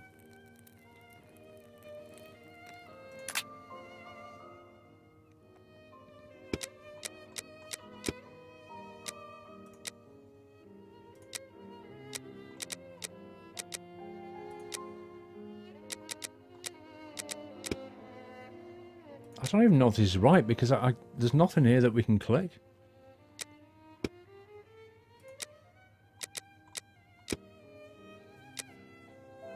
Find Squibby. Good luck with that. Now there's something, obviously it's something that we've got right now that we can bring in, but how and which one? Is it in the notes?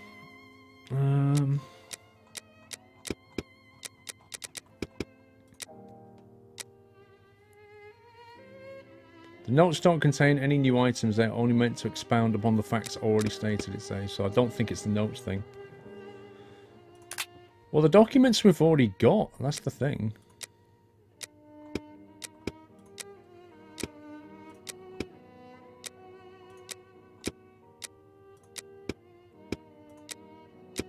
There's nothing to do with times in any of these, and I can't click on use anyway, so... It clearly isn't these. These we're already using.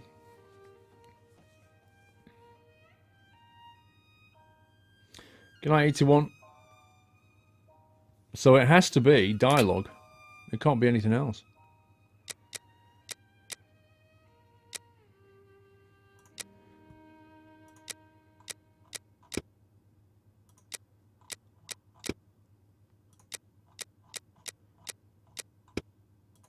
How do we pick it? Oh, wait, what? Oh, right click takes me back.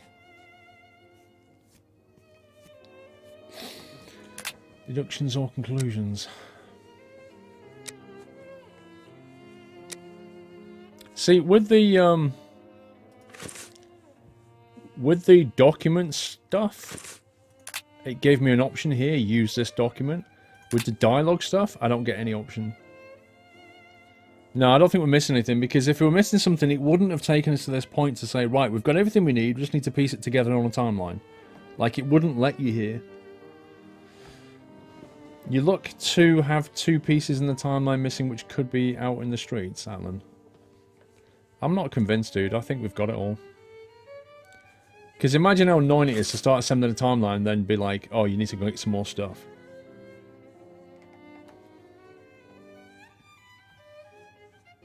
What about the dialogue between Watson and the young witness in the police station? Which was he? Police station, was that him?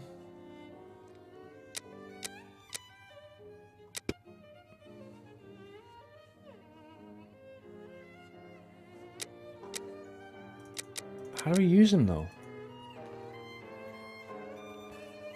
Select long and then Kadosh.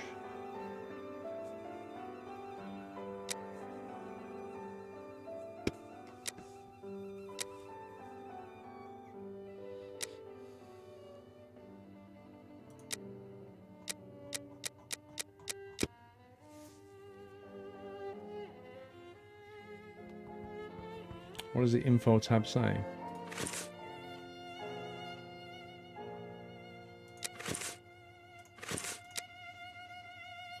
Select from the inventory the dialogue and the 2 documents. Now, I've picked 2 documents. I haven't picked any dialogue. That's the point. The clue's there. I haven't picked any dialogue yet. Which permit you to determine the time of any chaplain's death. Then place the objects or the characters representing these testimonies on the timeline.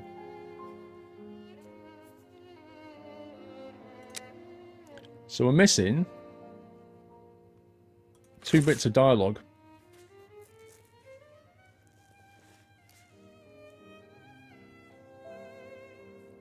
Must be the testimonies. But where are they? This is just all dialogue. Which one's a testimony?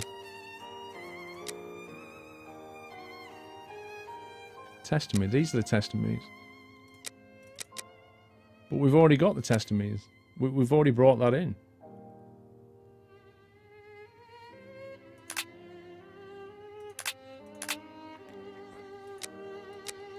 The testimonies are the documents. Hang on. The dialogue and the 2 documents. So this is so bizarre. I've already got the testimony. Do I have to bring in another document?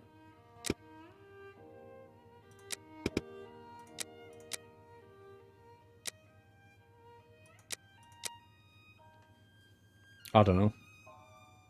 Does it make any difference if you click the picture of the characters?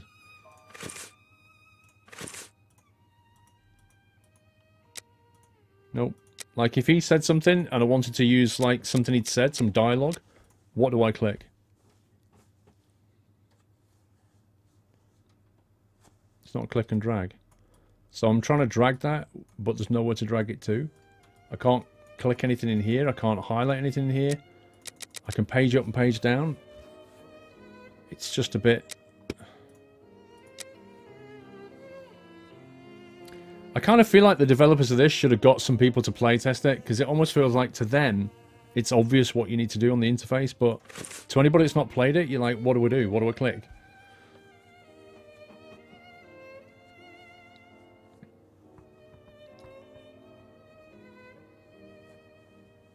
So yeah, I don't know. Honestly don't know what to do here. I can't do conclusions, deductions, I have no items, the notes are not relevant. The map's out of it, there's only documents and dialogues, it tells me to bring in documents and dialogues, I've brought in the documents, there's only 2. And that's these testimonies, I think. There's a whole bunch of documents, but none of them I can actually use.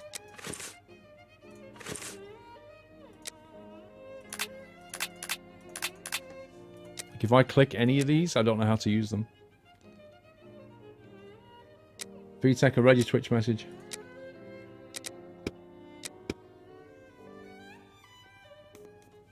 Don't know. This is so frustrating.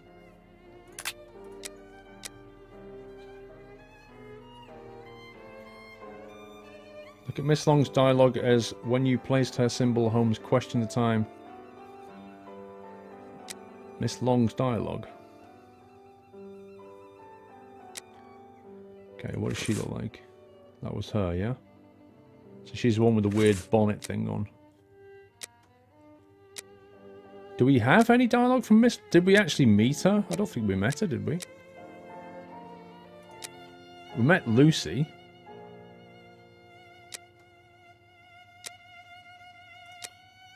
We met... Madame Bella. But she didn't see anything anyway. The woman with the black footprints we met in the brothel. The cobbler. Most of the dialogue is actually, like, away from the murder scene. You can't use it as evidence.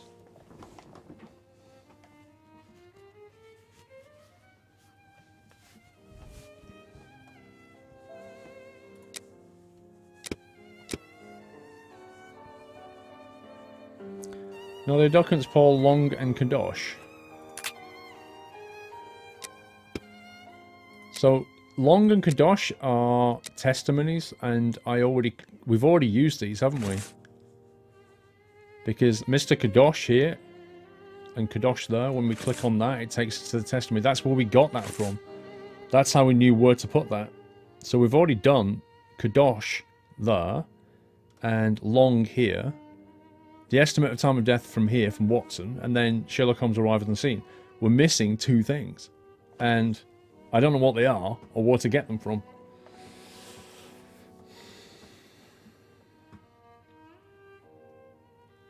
Is there any timing in the gas incident? That would have been talking at the guy at the boarding house, wouldn't it? Finley. A light and a gas smell. So that's the gas incident, isn't it? But he just kind of describes a character, like, away from the murder scene. If you have the wrong 2 documents, if you put the correct documents in, fill in the slots. There was one dialogue called Richmond's testimony and something like that from the police station.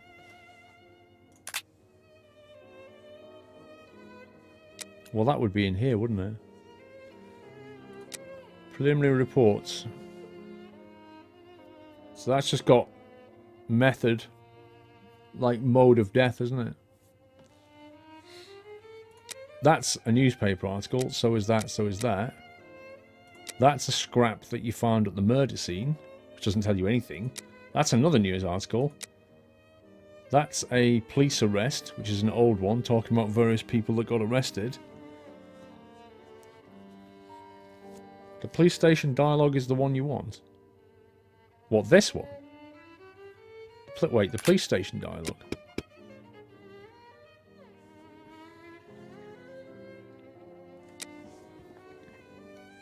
Where's the police station? There we go. This one.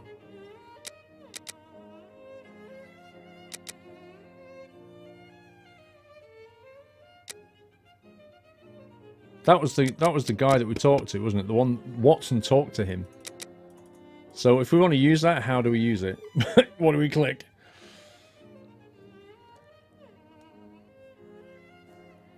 Indeed, at least the music's nice. I don't know. I just... This is weird. This is so weird.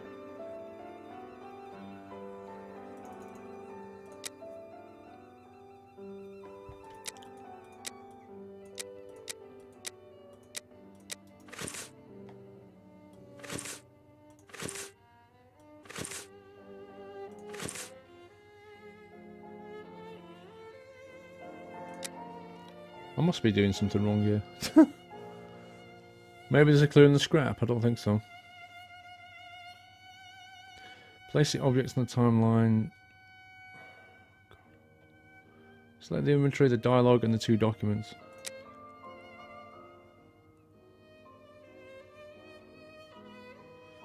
The inventory, the dialogue, and the 2 documents. Did it just say?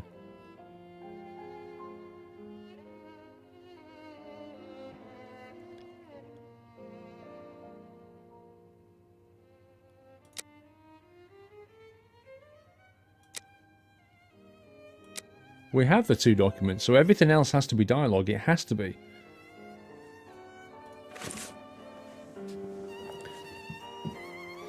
See the scrapbook. We can't select any more documents. We're limited now. You mean that? There's nothing I can click on that either.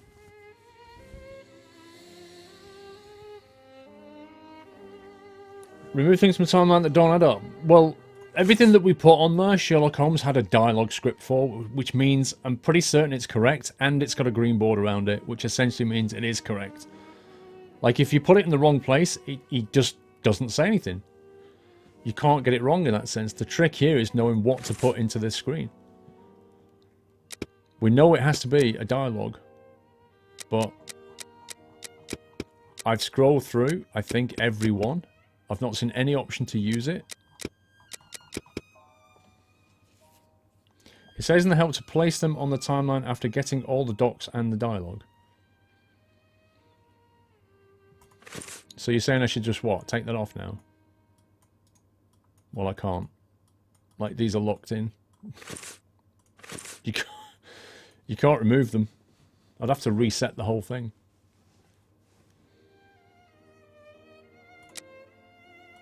And even reset doesn't work because this game's GG.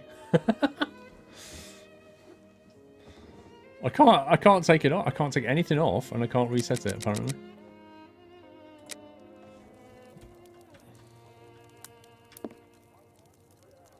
There is nothing more to do here. Nothing more to do here.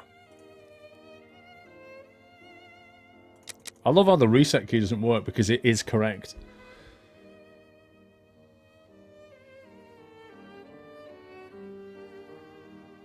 Yep, can't reset it, so who knows. Very confusing. Very confusing, very annoying to get to this point, and I can't actually assemble the stupid timeline. Click the timeline where the murder took place.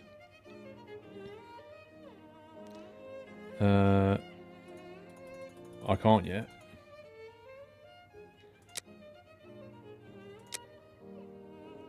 Because of... I think we can't do it because these things are missing. I think you need more dialogue from the gut in the pub. He's a suspect.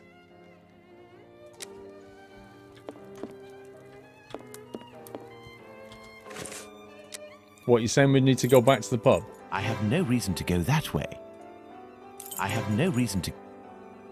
I have...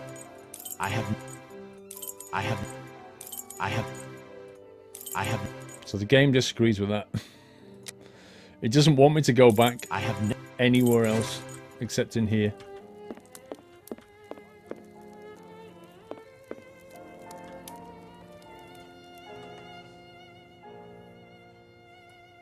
I can't physically move any of these things around.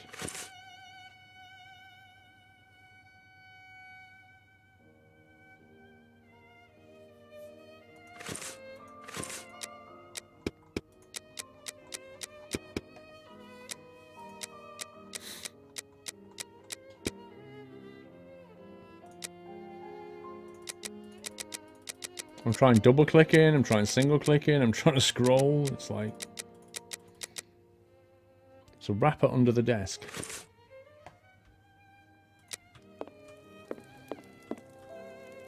Can't click on it. It's not relevant. No, I can't move people in timeline. Look, I can't... I'm left clicking on that. I'm trying to drag it. I'm trying to click on it. I'm doing the same thing for anything here. Won't move. Open up help so you can read it again. There you go. There's a magnifier on the board to the left. Yeah, that was the old puzzle thing that we solved already. You say it calls for a reset, Robaz, but look, when I click reset down here, it doesn't reset. Good night, Panzerhit.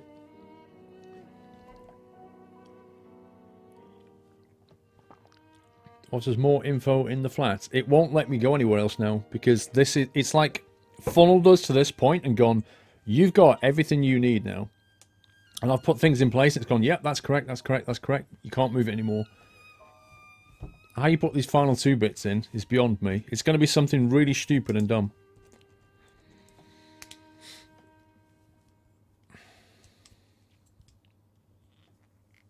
It looks buggy. I'm sure people have finished this. Just watch through on YouTube, Cricketer. And what am I doing wrong here? Tell me what I need to click. You can remove documents from timeline if you click into the other screen. There are 3 little boxes in the upper left corner. So what did that just do?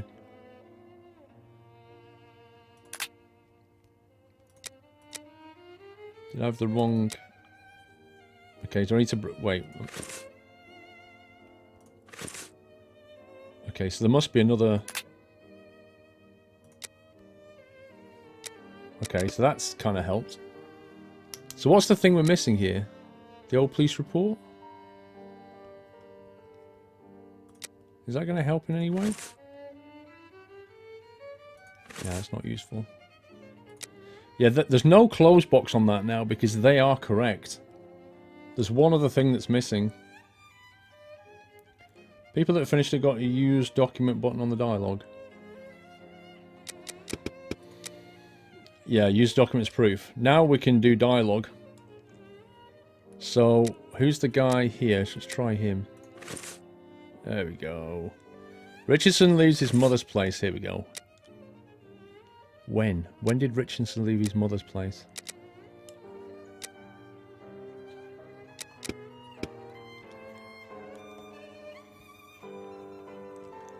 It's my old mum who lives at the house where the body was found at the back. She has an old shop at the bottom. Stairs are broken into because it's a real zoo. Right in the morning it happened. I heard that way to see if my old mum has finally had the place broken into.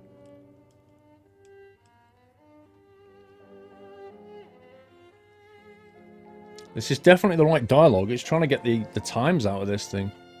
Hang on, let me just... Now, let's put the Richardsons' arrival and departure times on the timeline. How?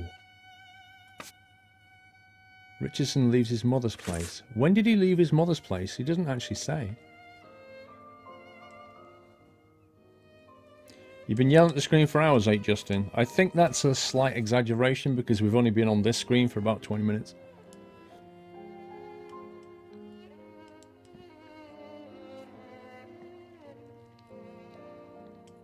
What does it say 4:45 in here?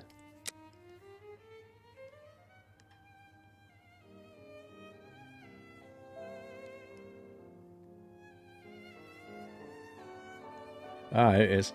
It was 4:45 when I got there. That I'll swear on my dear old mum's life. I had to look around to see if there was something in the paper.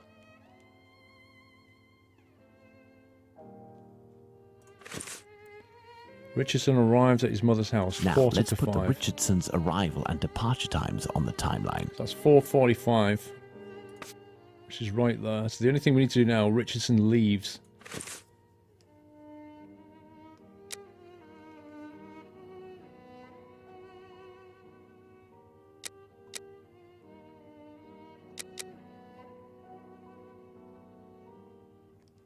Five minutes after getting to number 29, I had to clip off.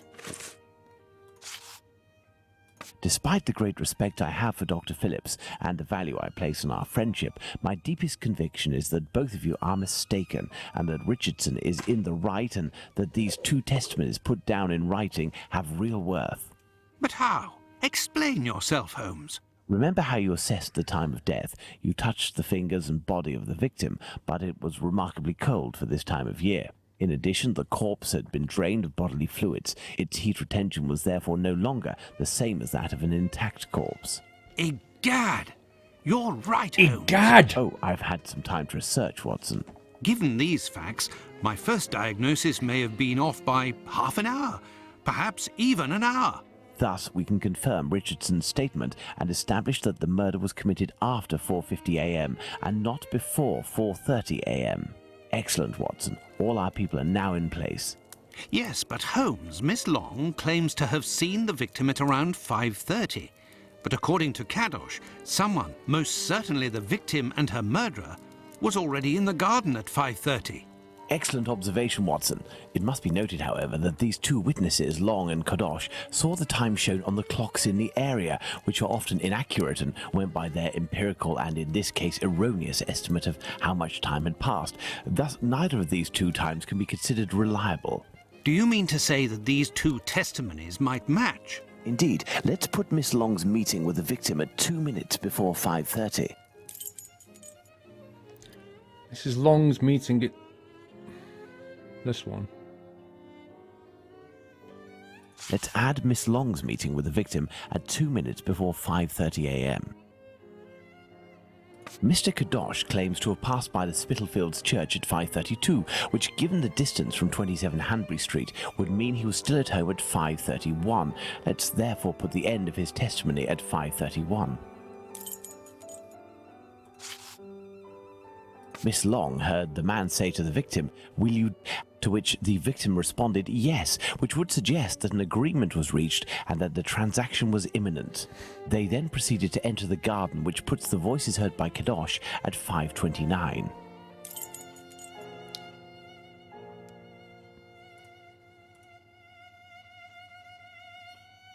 Hang on, voices heard by Kadosh.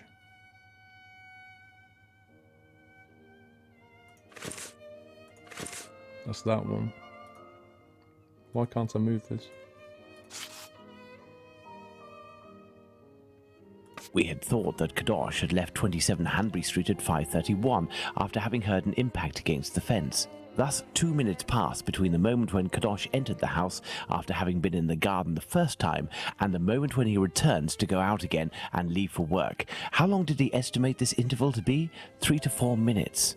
In light of all this, Watson, we can finally establish the time of Chapman's murder. Now, place the knife at the exact time.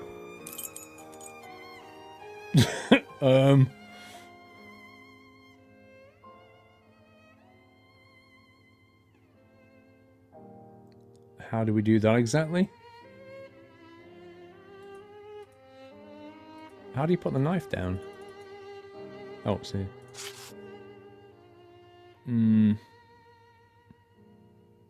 Now then, taking into account that the local clock isn't exact and that a young man was off by a minute or two in his estimations of his comings and goings, we can confirm Miss Long's testimony and place the time of the crime at approximately 5:30. But in that case, Holmes, the man that Miss Long saw is none other than... That's right, Watson. It was the Whitechapel killer. To think that Miss Long and Kadosh were only a few feet away from him. Indeed, Watson. Had Miss Long passed just a little closer to the victim and her assassin, or had the young Kadosh popped his head over the fence out of curiosity, the killer would most certainly already be behind bars. That's some stroke of luck he had there. I couldn't agree more, Watson. But his luck didn't end there, given the mutilations inflicted upon this poor woman. What must be considered above all is the killer's obvious wish to remove one and only one specific organ. His surgery pinpointed the exact spot, avoiding superfluous incisions. This suggests the man possesses at least a minimal anatomical knowledge. Are you suggesting a doctor or a butcher? Perhaps, but the possibilities are still too broad to conclude with any certainty. Now for the motive. Despite my almost complete lack of practical experience on the subject, I have a rather precise idea of the usefulness of a uterus and a vagina. Nonetheless, once they are separated from their usual envelope, I am more circumspect as to the uses one can make of them. What do you think, Watson?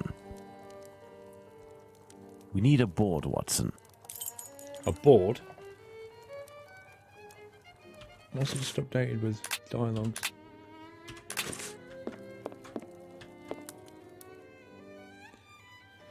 What could have been the possible motive for the crime? Specimen to the sole purpose of study.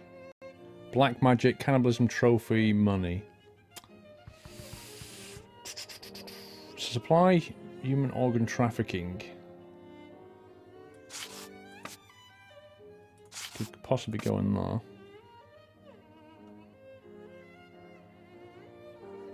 Doesn't he normally say something when you put it in the right place? Dementia can push men to commit incredibly vile acts. Holmes, what if it was cannibalism? Even if the idea is unbearable, we can't ignore it as a possibility. The butler did it. No indication would suggest any type of ritual.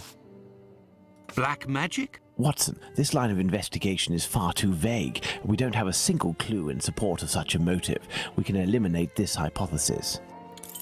In the medical university environment, students easily have access to a number of specimens. Perhaps it was intended as a study specimen. I have little faith in that theory. Hardly anything was taken from the Bucks Row victim. That's true. For this motive, it would have been easy to quickly remove something from the Bucks Row's victim, Polly Nichols. A desire for some sort of morbid trophy. I'd be inclined to dismiss this motive. If this were the case, why would nothing have been removed from the Bucks Row victim? Money, quite simply. Even if this motive seems incongruous, we're in no position to deny or affirm it until we know whether a market for human organs exists.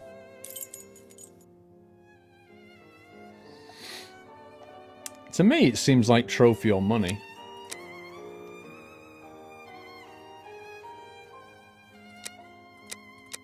How many do you have to put on? What could have been the possible motives for the crime? Trophy.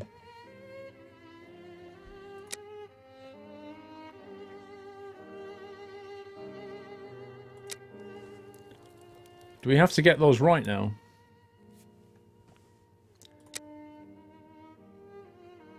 He does seem to steal things like he needs the money. That's the thing. Like, the rings he took were quite cheap, though.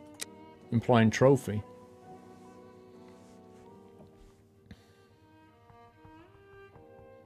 I don't think it's cannibalistic. I doubt it's black magic.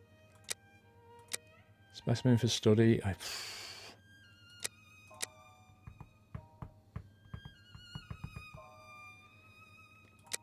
Thing is, I'm clicking these things and it's not actually accepting it, so I don't know. Last time we did this, when we got the correct choice of things, it kind of went, didn't it? But it's not doing it now. You think it's money? It's not going green though, is it?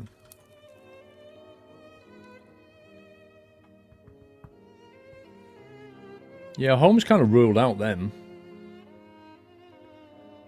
Those two seem to be right to me. What are we doing, Holmes? We need a board, Watson.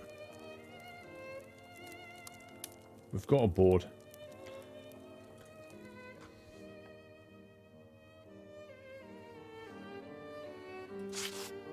Holmes, what if it was cannibalism? Even if the idea is unbearable, we can't ignore it as a possibility.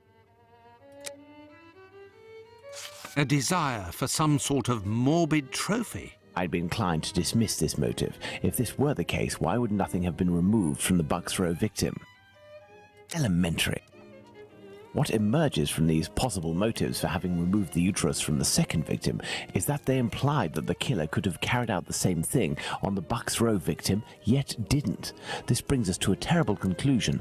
Our killer has evolved in the space of only a few days, and if that's the case, had he already struck before the first murder to which we attribute him? And if the killer strikes again, what atrocity awaits his next victim?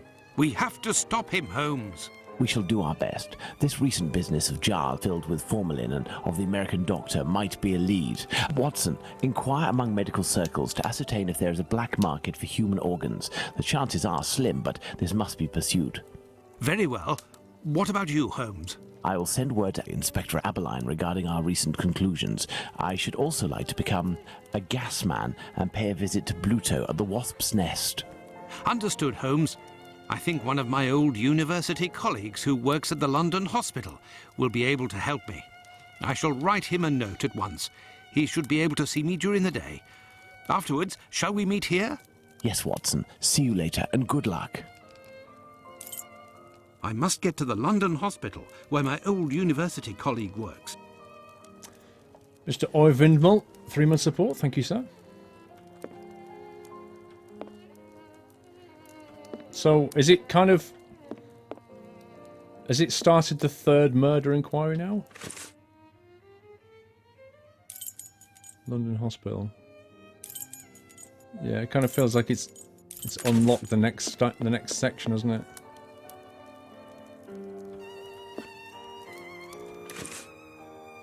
See you later, Dave. To the London hospital. Quick. My colleague agreed to meet me here in one of the London hospital rooms reserved for students.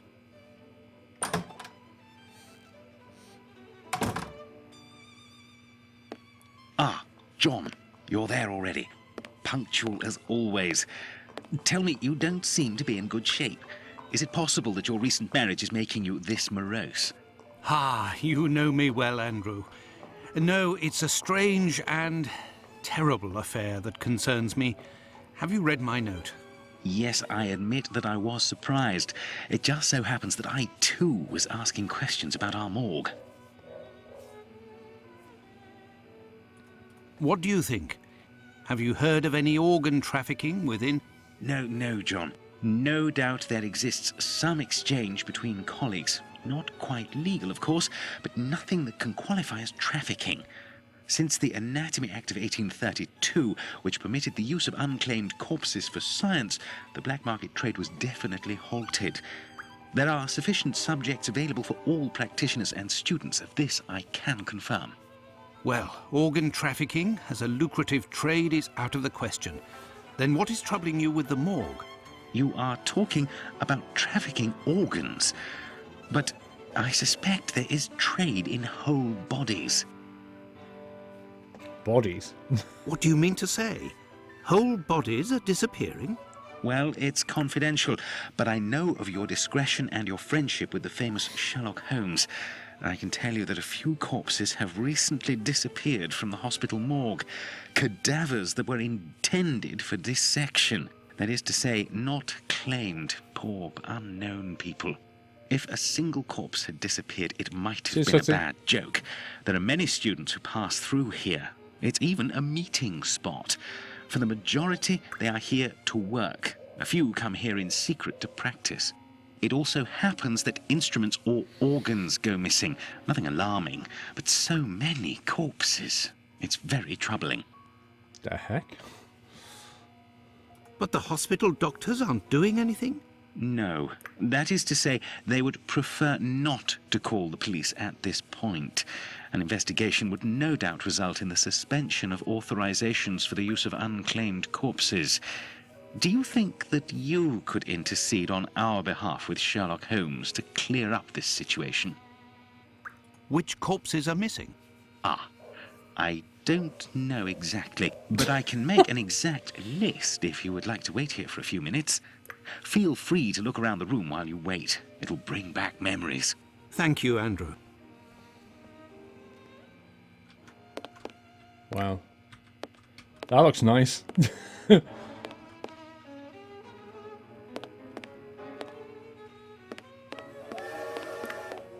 It's here that students come to carry out their experiments. Anonymous. Hello, darling. Thank you, Anonymous. This surgical instrument resembles a screwdriver. How amusing. It might come in handy. I will return it later. Just nicking stuff. What the heck? It's here that students come to carry out their experiments. This rag is full of grease. It certainly wasn't used for a dissection. Was someone doing some mechanical work here? That's pretty weird. These wheeled trolleys are very handy for laying out surgical instruments. This wheel won't roll despite all of the added grease. Curious, as Holmes would say. That is curious. The last lesson must have been about the human heart. And for a class of beginners, I expect, as this diagram is rather rudimentary. I don't get why the music's still playing. I can understand it when we're back in Sherlock's house, but why is it playing in here? Oh my god, look at that. Are you kidding me? Oof. It's here that students come to carry out their experiments.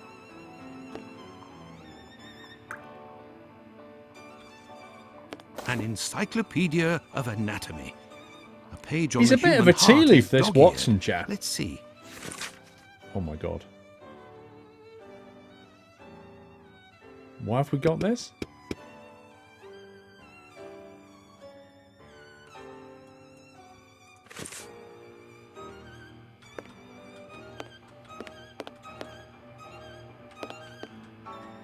Have you found anything in the room?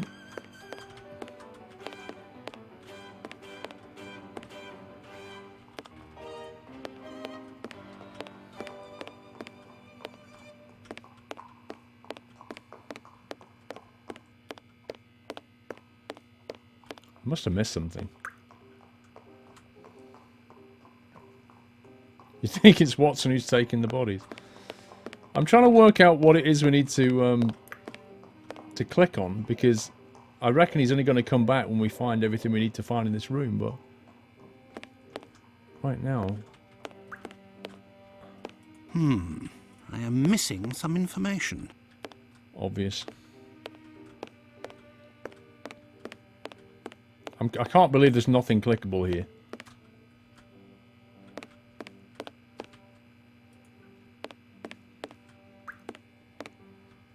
What am I missing?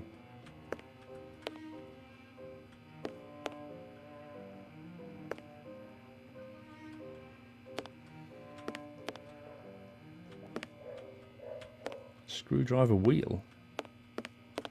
Hey? I've got everything off that desk, everything off that desk. The last lesson must have been The last lesson must have been about the human heart. And for a class of beginners...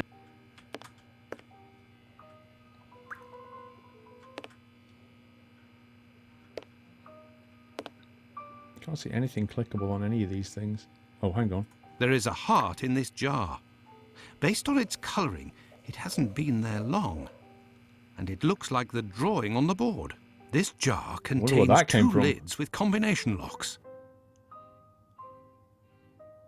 What's a combination lock on a jar inside a biology lab room? What?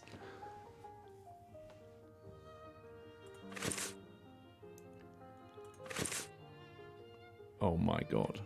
What do you have to do? It keeps taking me to this. I am missing some information. I am missing some information. I am missing some information.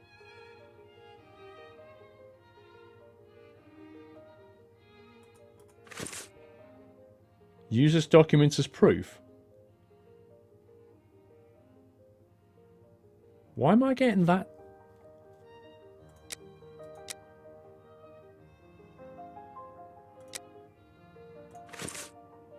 Oh wow, she's in that... Right, so I need something else.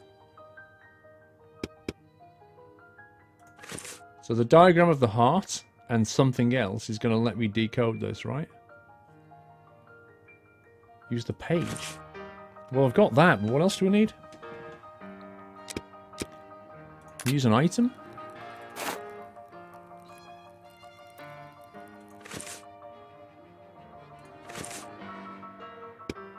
Testimony? I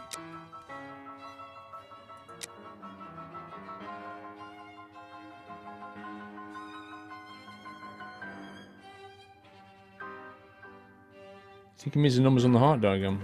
Well, yeah. So we've got the heart diagram, but what could the other document be that we need to use to decode this? It's got Roman numerals on it, which implies... I mean, that's Latin. They're Roman numerals, but what is it that's linking it together?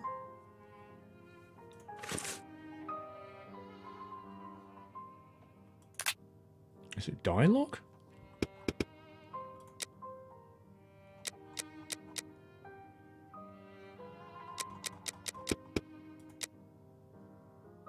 Is this something he said? Nope.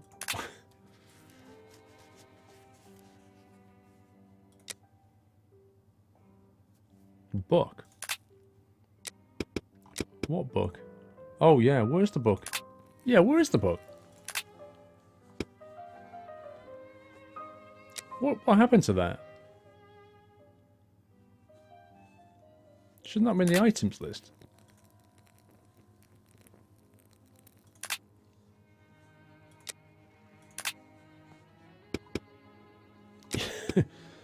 The star. This is in time order, which means the book should be here. The book is the heart page. Oh, right. You don't have the other document yet. Dang it.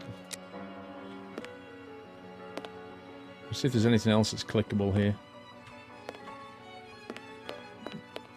Are we missing some other book then?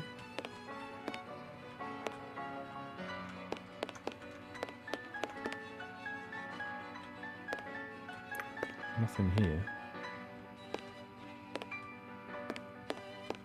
What could it be?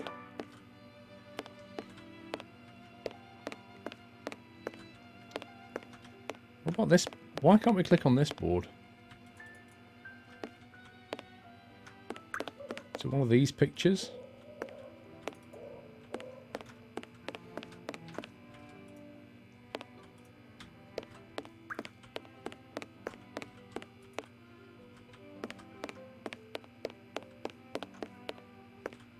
It's not the picture. Inside the desks. Let's have a look. Well, the desks are all numbered as well, but I don't know if that's going to be relevant. Nope. Use a screwdriver on the trolley. Okay, hang on. Let's try that. Hang on, what screwdriver? That's not a screwdriver, is it? A message. I'll be... Why the devil was it hidden here? As if... An old prescription. This game. Poor child. So young, yet terminally ill. Strange, someone scrawled something. Part of it is in Latin. These are instructions, it would seem. Amazing. There is a heart in this jar. Based on its colouring, it hasn't been there long. And it looks like the drawing on the board. This jar contains 2 lids. Yeah, shut up, Watson. Let me just click it.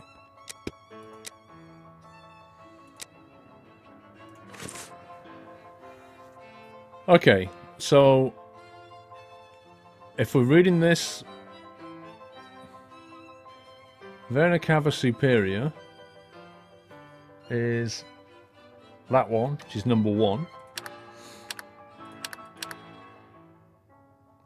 And then Valva Aorta, which is that one there, which is number 8. Look, there was a bit of paper stuck between the 2 lids. What the heck? Message from the heart, lol. 6.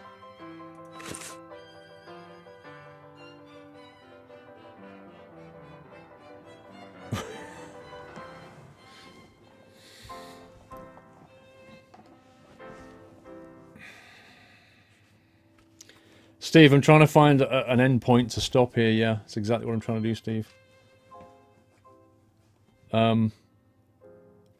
Why did it just give me the number 6? I don't quite understand that bit. And then it's reset this as well. So what do? Just do that again now? Atrium Sinistrium, which is that one there, which is... Hang on a minute. No, wait a minute. That was number 8. I had that wrong. That should have been 5. That should have been 1, then 5.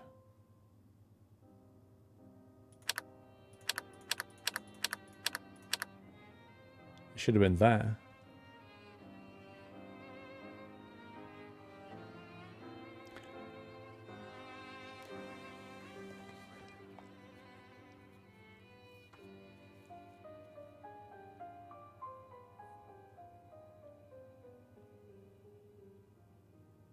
Why did it give me a 6 though? That's the bit I don't get.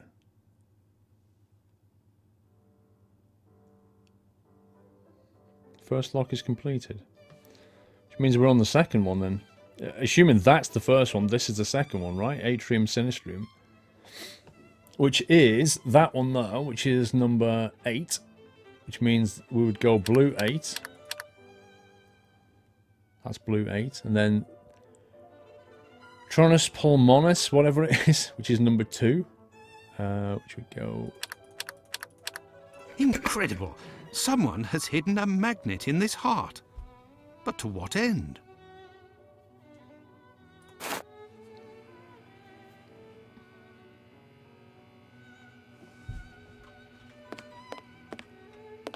Okay, that's not clickable anymore. We're just going to leave that though, because that's just not obvious at all that we've been messing about in here. I am missing some information. Really? Message from the heart says number 6. Old prescription. The magnet is in the heart. Use this board and erase it afterwards. So now we need to work out what to do with the magnet.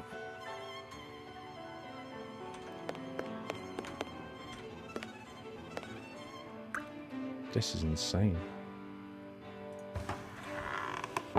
Incredible! There is a magnet with a hook behind this pane of glass. I am in need of something. What are you in need of, Holmes? I'm going to guess you might need a magnet.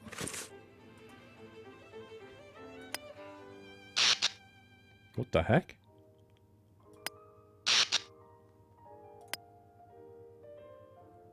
LOL? Ouch. Ouch. This is like the most... There better be something incredibly amazing. Oh god. How do we swap that? There better be something absolutely amazing in this desk, like the crown jewels or the Holy Grail or something. Because this is just... Like, who would go to these lengths? Oh god, that's so annoying.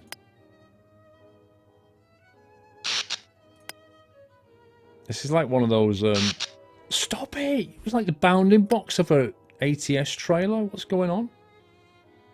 This is like... You know those things when you were a kid in the little wire? It's like that.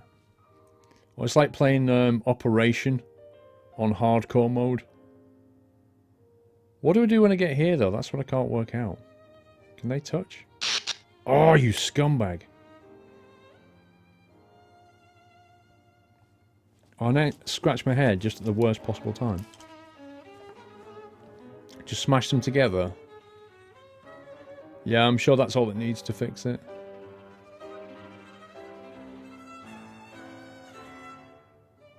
Oh my god.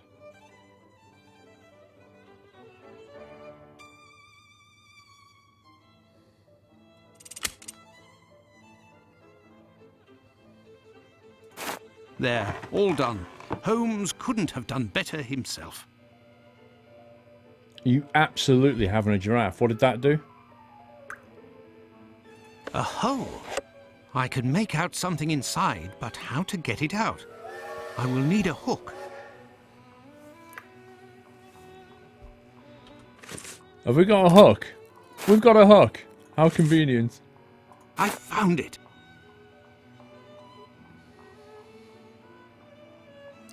What do you think is going to be on this letter, guys? I think it's going to be... I think it's going to be a YouTube URL which takes you to Rick Astley's video, Never Gonna Give You Up. I think this message is a Rickroll. Steve, Paul, from Steve. Paul, one of the best Friday nights I've had in a long time. For a single guy with no friends, this community has got me through a lot. Thanks very much, Steve. Steve, you are welcome, sir. You're most welcome. A coded message. I do believe I will need Holmes. Oh yeah, because that was easy. Here is the list, John. The missing corpses are those of a woman, 40 years old, beginning of August, another, 55 years old, 2 weeks ago, and recently, a young woman. These corpses had nothing in common except that they didn't have any apparent lesions. All of this is very troubling. Well, I think that I have all of the information possible, and I promise that I will do what I can to clear up this business. I must leave you, my friend, and... In the name of our friendship... Please, don't go so stare. To be sure. Thanks Heck? again, Andrew. What just happened to his I who accent? must thank you, John. Don't forget to keep me up to date and say hello to your charming wife for me. Count on me, Andrew. I must go to the wasp's nest to find this rogue that Watson dubbed Bluto. Thanks, Andrew. He may be able to provide information on Dr. Tumblety. This lead, although tenuous, is well worth following.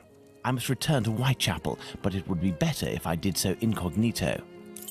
Oh, he gets to play dress up. Is this his room? Hang on, is this his room? This is Watson's room. This should do the trick. Where's the mirror? Oh, come on, game! I have to go third person just to see myself. Right, I think I'm going to stop there. That's a nice place to stop. We've just done Watson's insane puzzle of doom. And now we need to go incognito with Sherlock. How do I save this? Save. Do I want to save this game? Flippin' heck. If I hadn't saved that and it crashed or something, that was like the only save. I hadn't saved anything. There was no auto-save either by the look of it. Jeez. Can we go first person? No, I can't go third person. Yeah, I'm going to leave it there, guys. Thank you so much for joining me. I hope you enjoyed that. I enjoyed it. It was fun. It was difficult, frustrating in places, but overall it was fun. My brain is toast as well, Bird Dog. Thank you for all your help, guys. Thank you for getting me through that, because it was a bit tricky in places and I was getting stuck. Can we please give the mods some love in chat, guys? Please thank him for being here and doing a fantastic job as ever. To be honest, for 2009, the graphics on that game are not bad. Not bad at all for 2009 game. It's definitely different to Crimes and Punishments. It's definitely... you can see how when they got to Crimes and Punishments, they dropped things into the gameplay just to kind of steer you a bit more. Because some of this is non-obvious. Like, we got stuck at one point until I found a coal footprint on a carpet in all of Whitechapel. And that's just like, that's insane.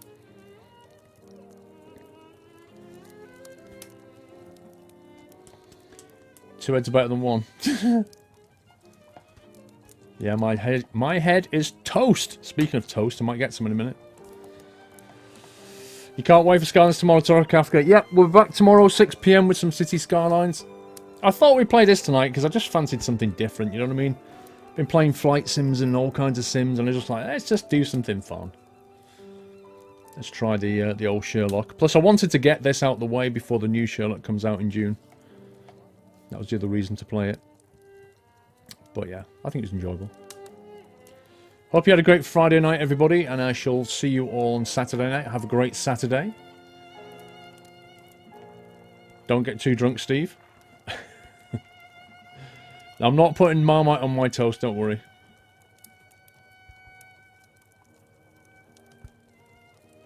Doom? Nah. Doom doesn't interest me because it looks like Unreal Tournament and Doom, the original, smashed together, and I've played all those games before. It's just more of the same bunny hopping, shooting people. I've done it. I've done it. In a previous life, I've done it. But I can't jump a truck in diaries. I'll be rendering a P3D video overnight. So I'll have a P3D video up, which reminds me I need to kick it off now. I should have a P3D video up for you guys tomorrow, which is a flight from Heathrow down to Toulouse, I think it is. No Man's Sky. I've got my eye on that, VTech. The weird thing about No Man's Sky is everybody that plays it is going to have a different experience, and that's weird.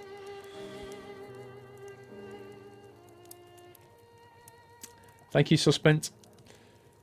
Right, I'm out of here. Have a good one. See you tomorrow. Love you all. Good night.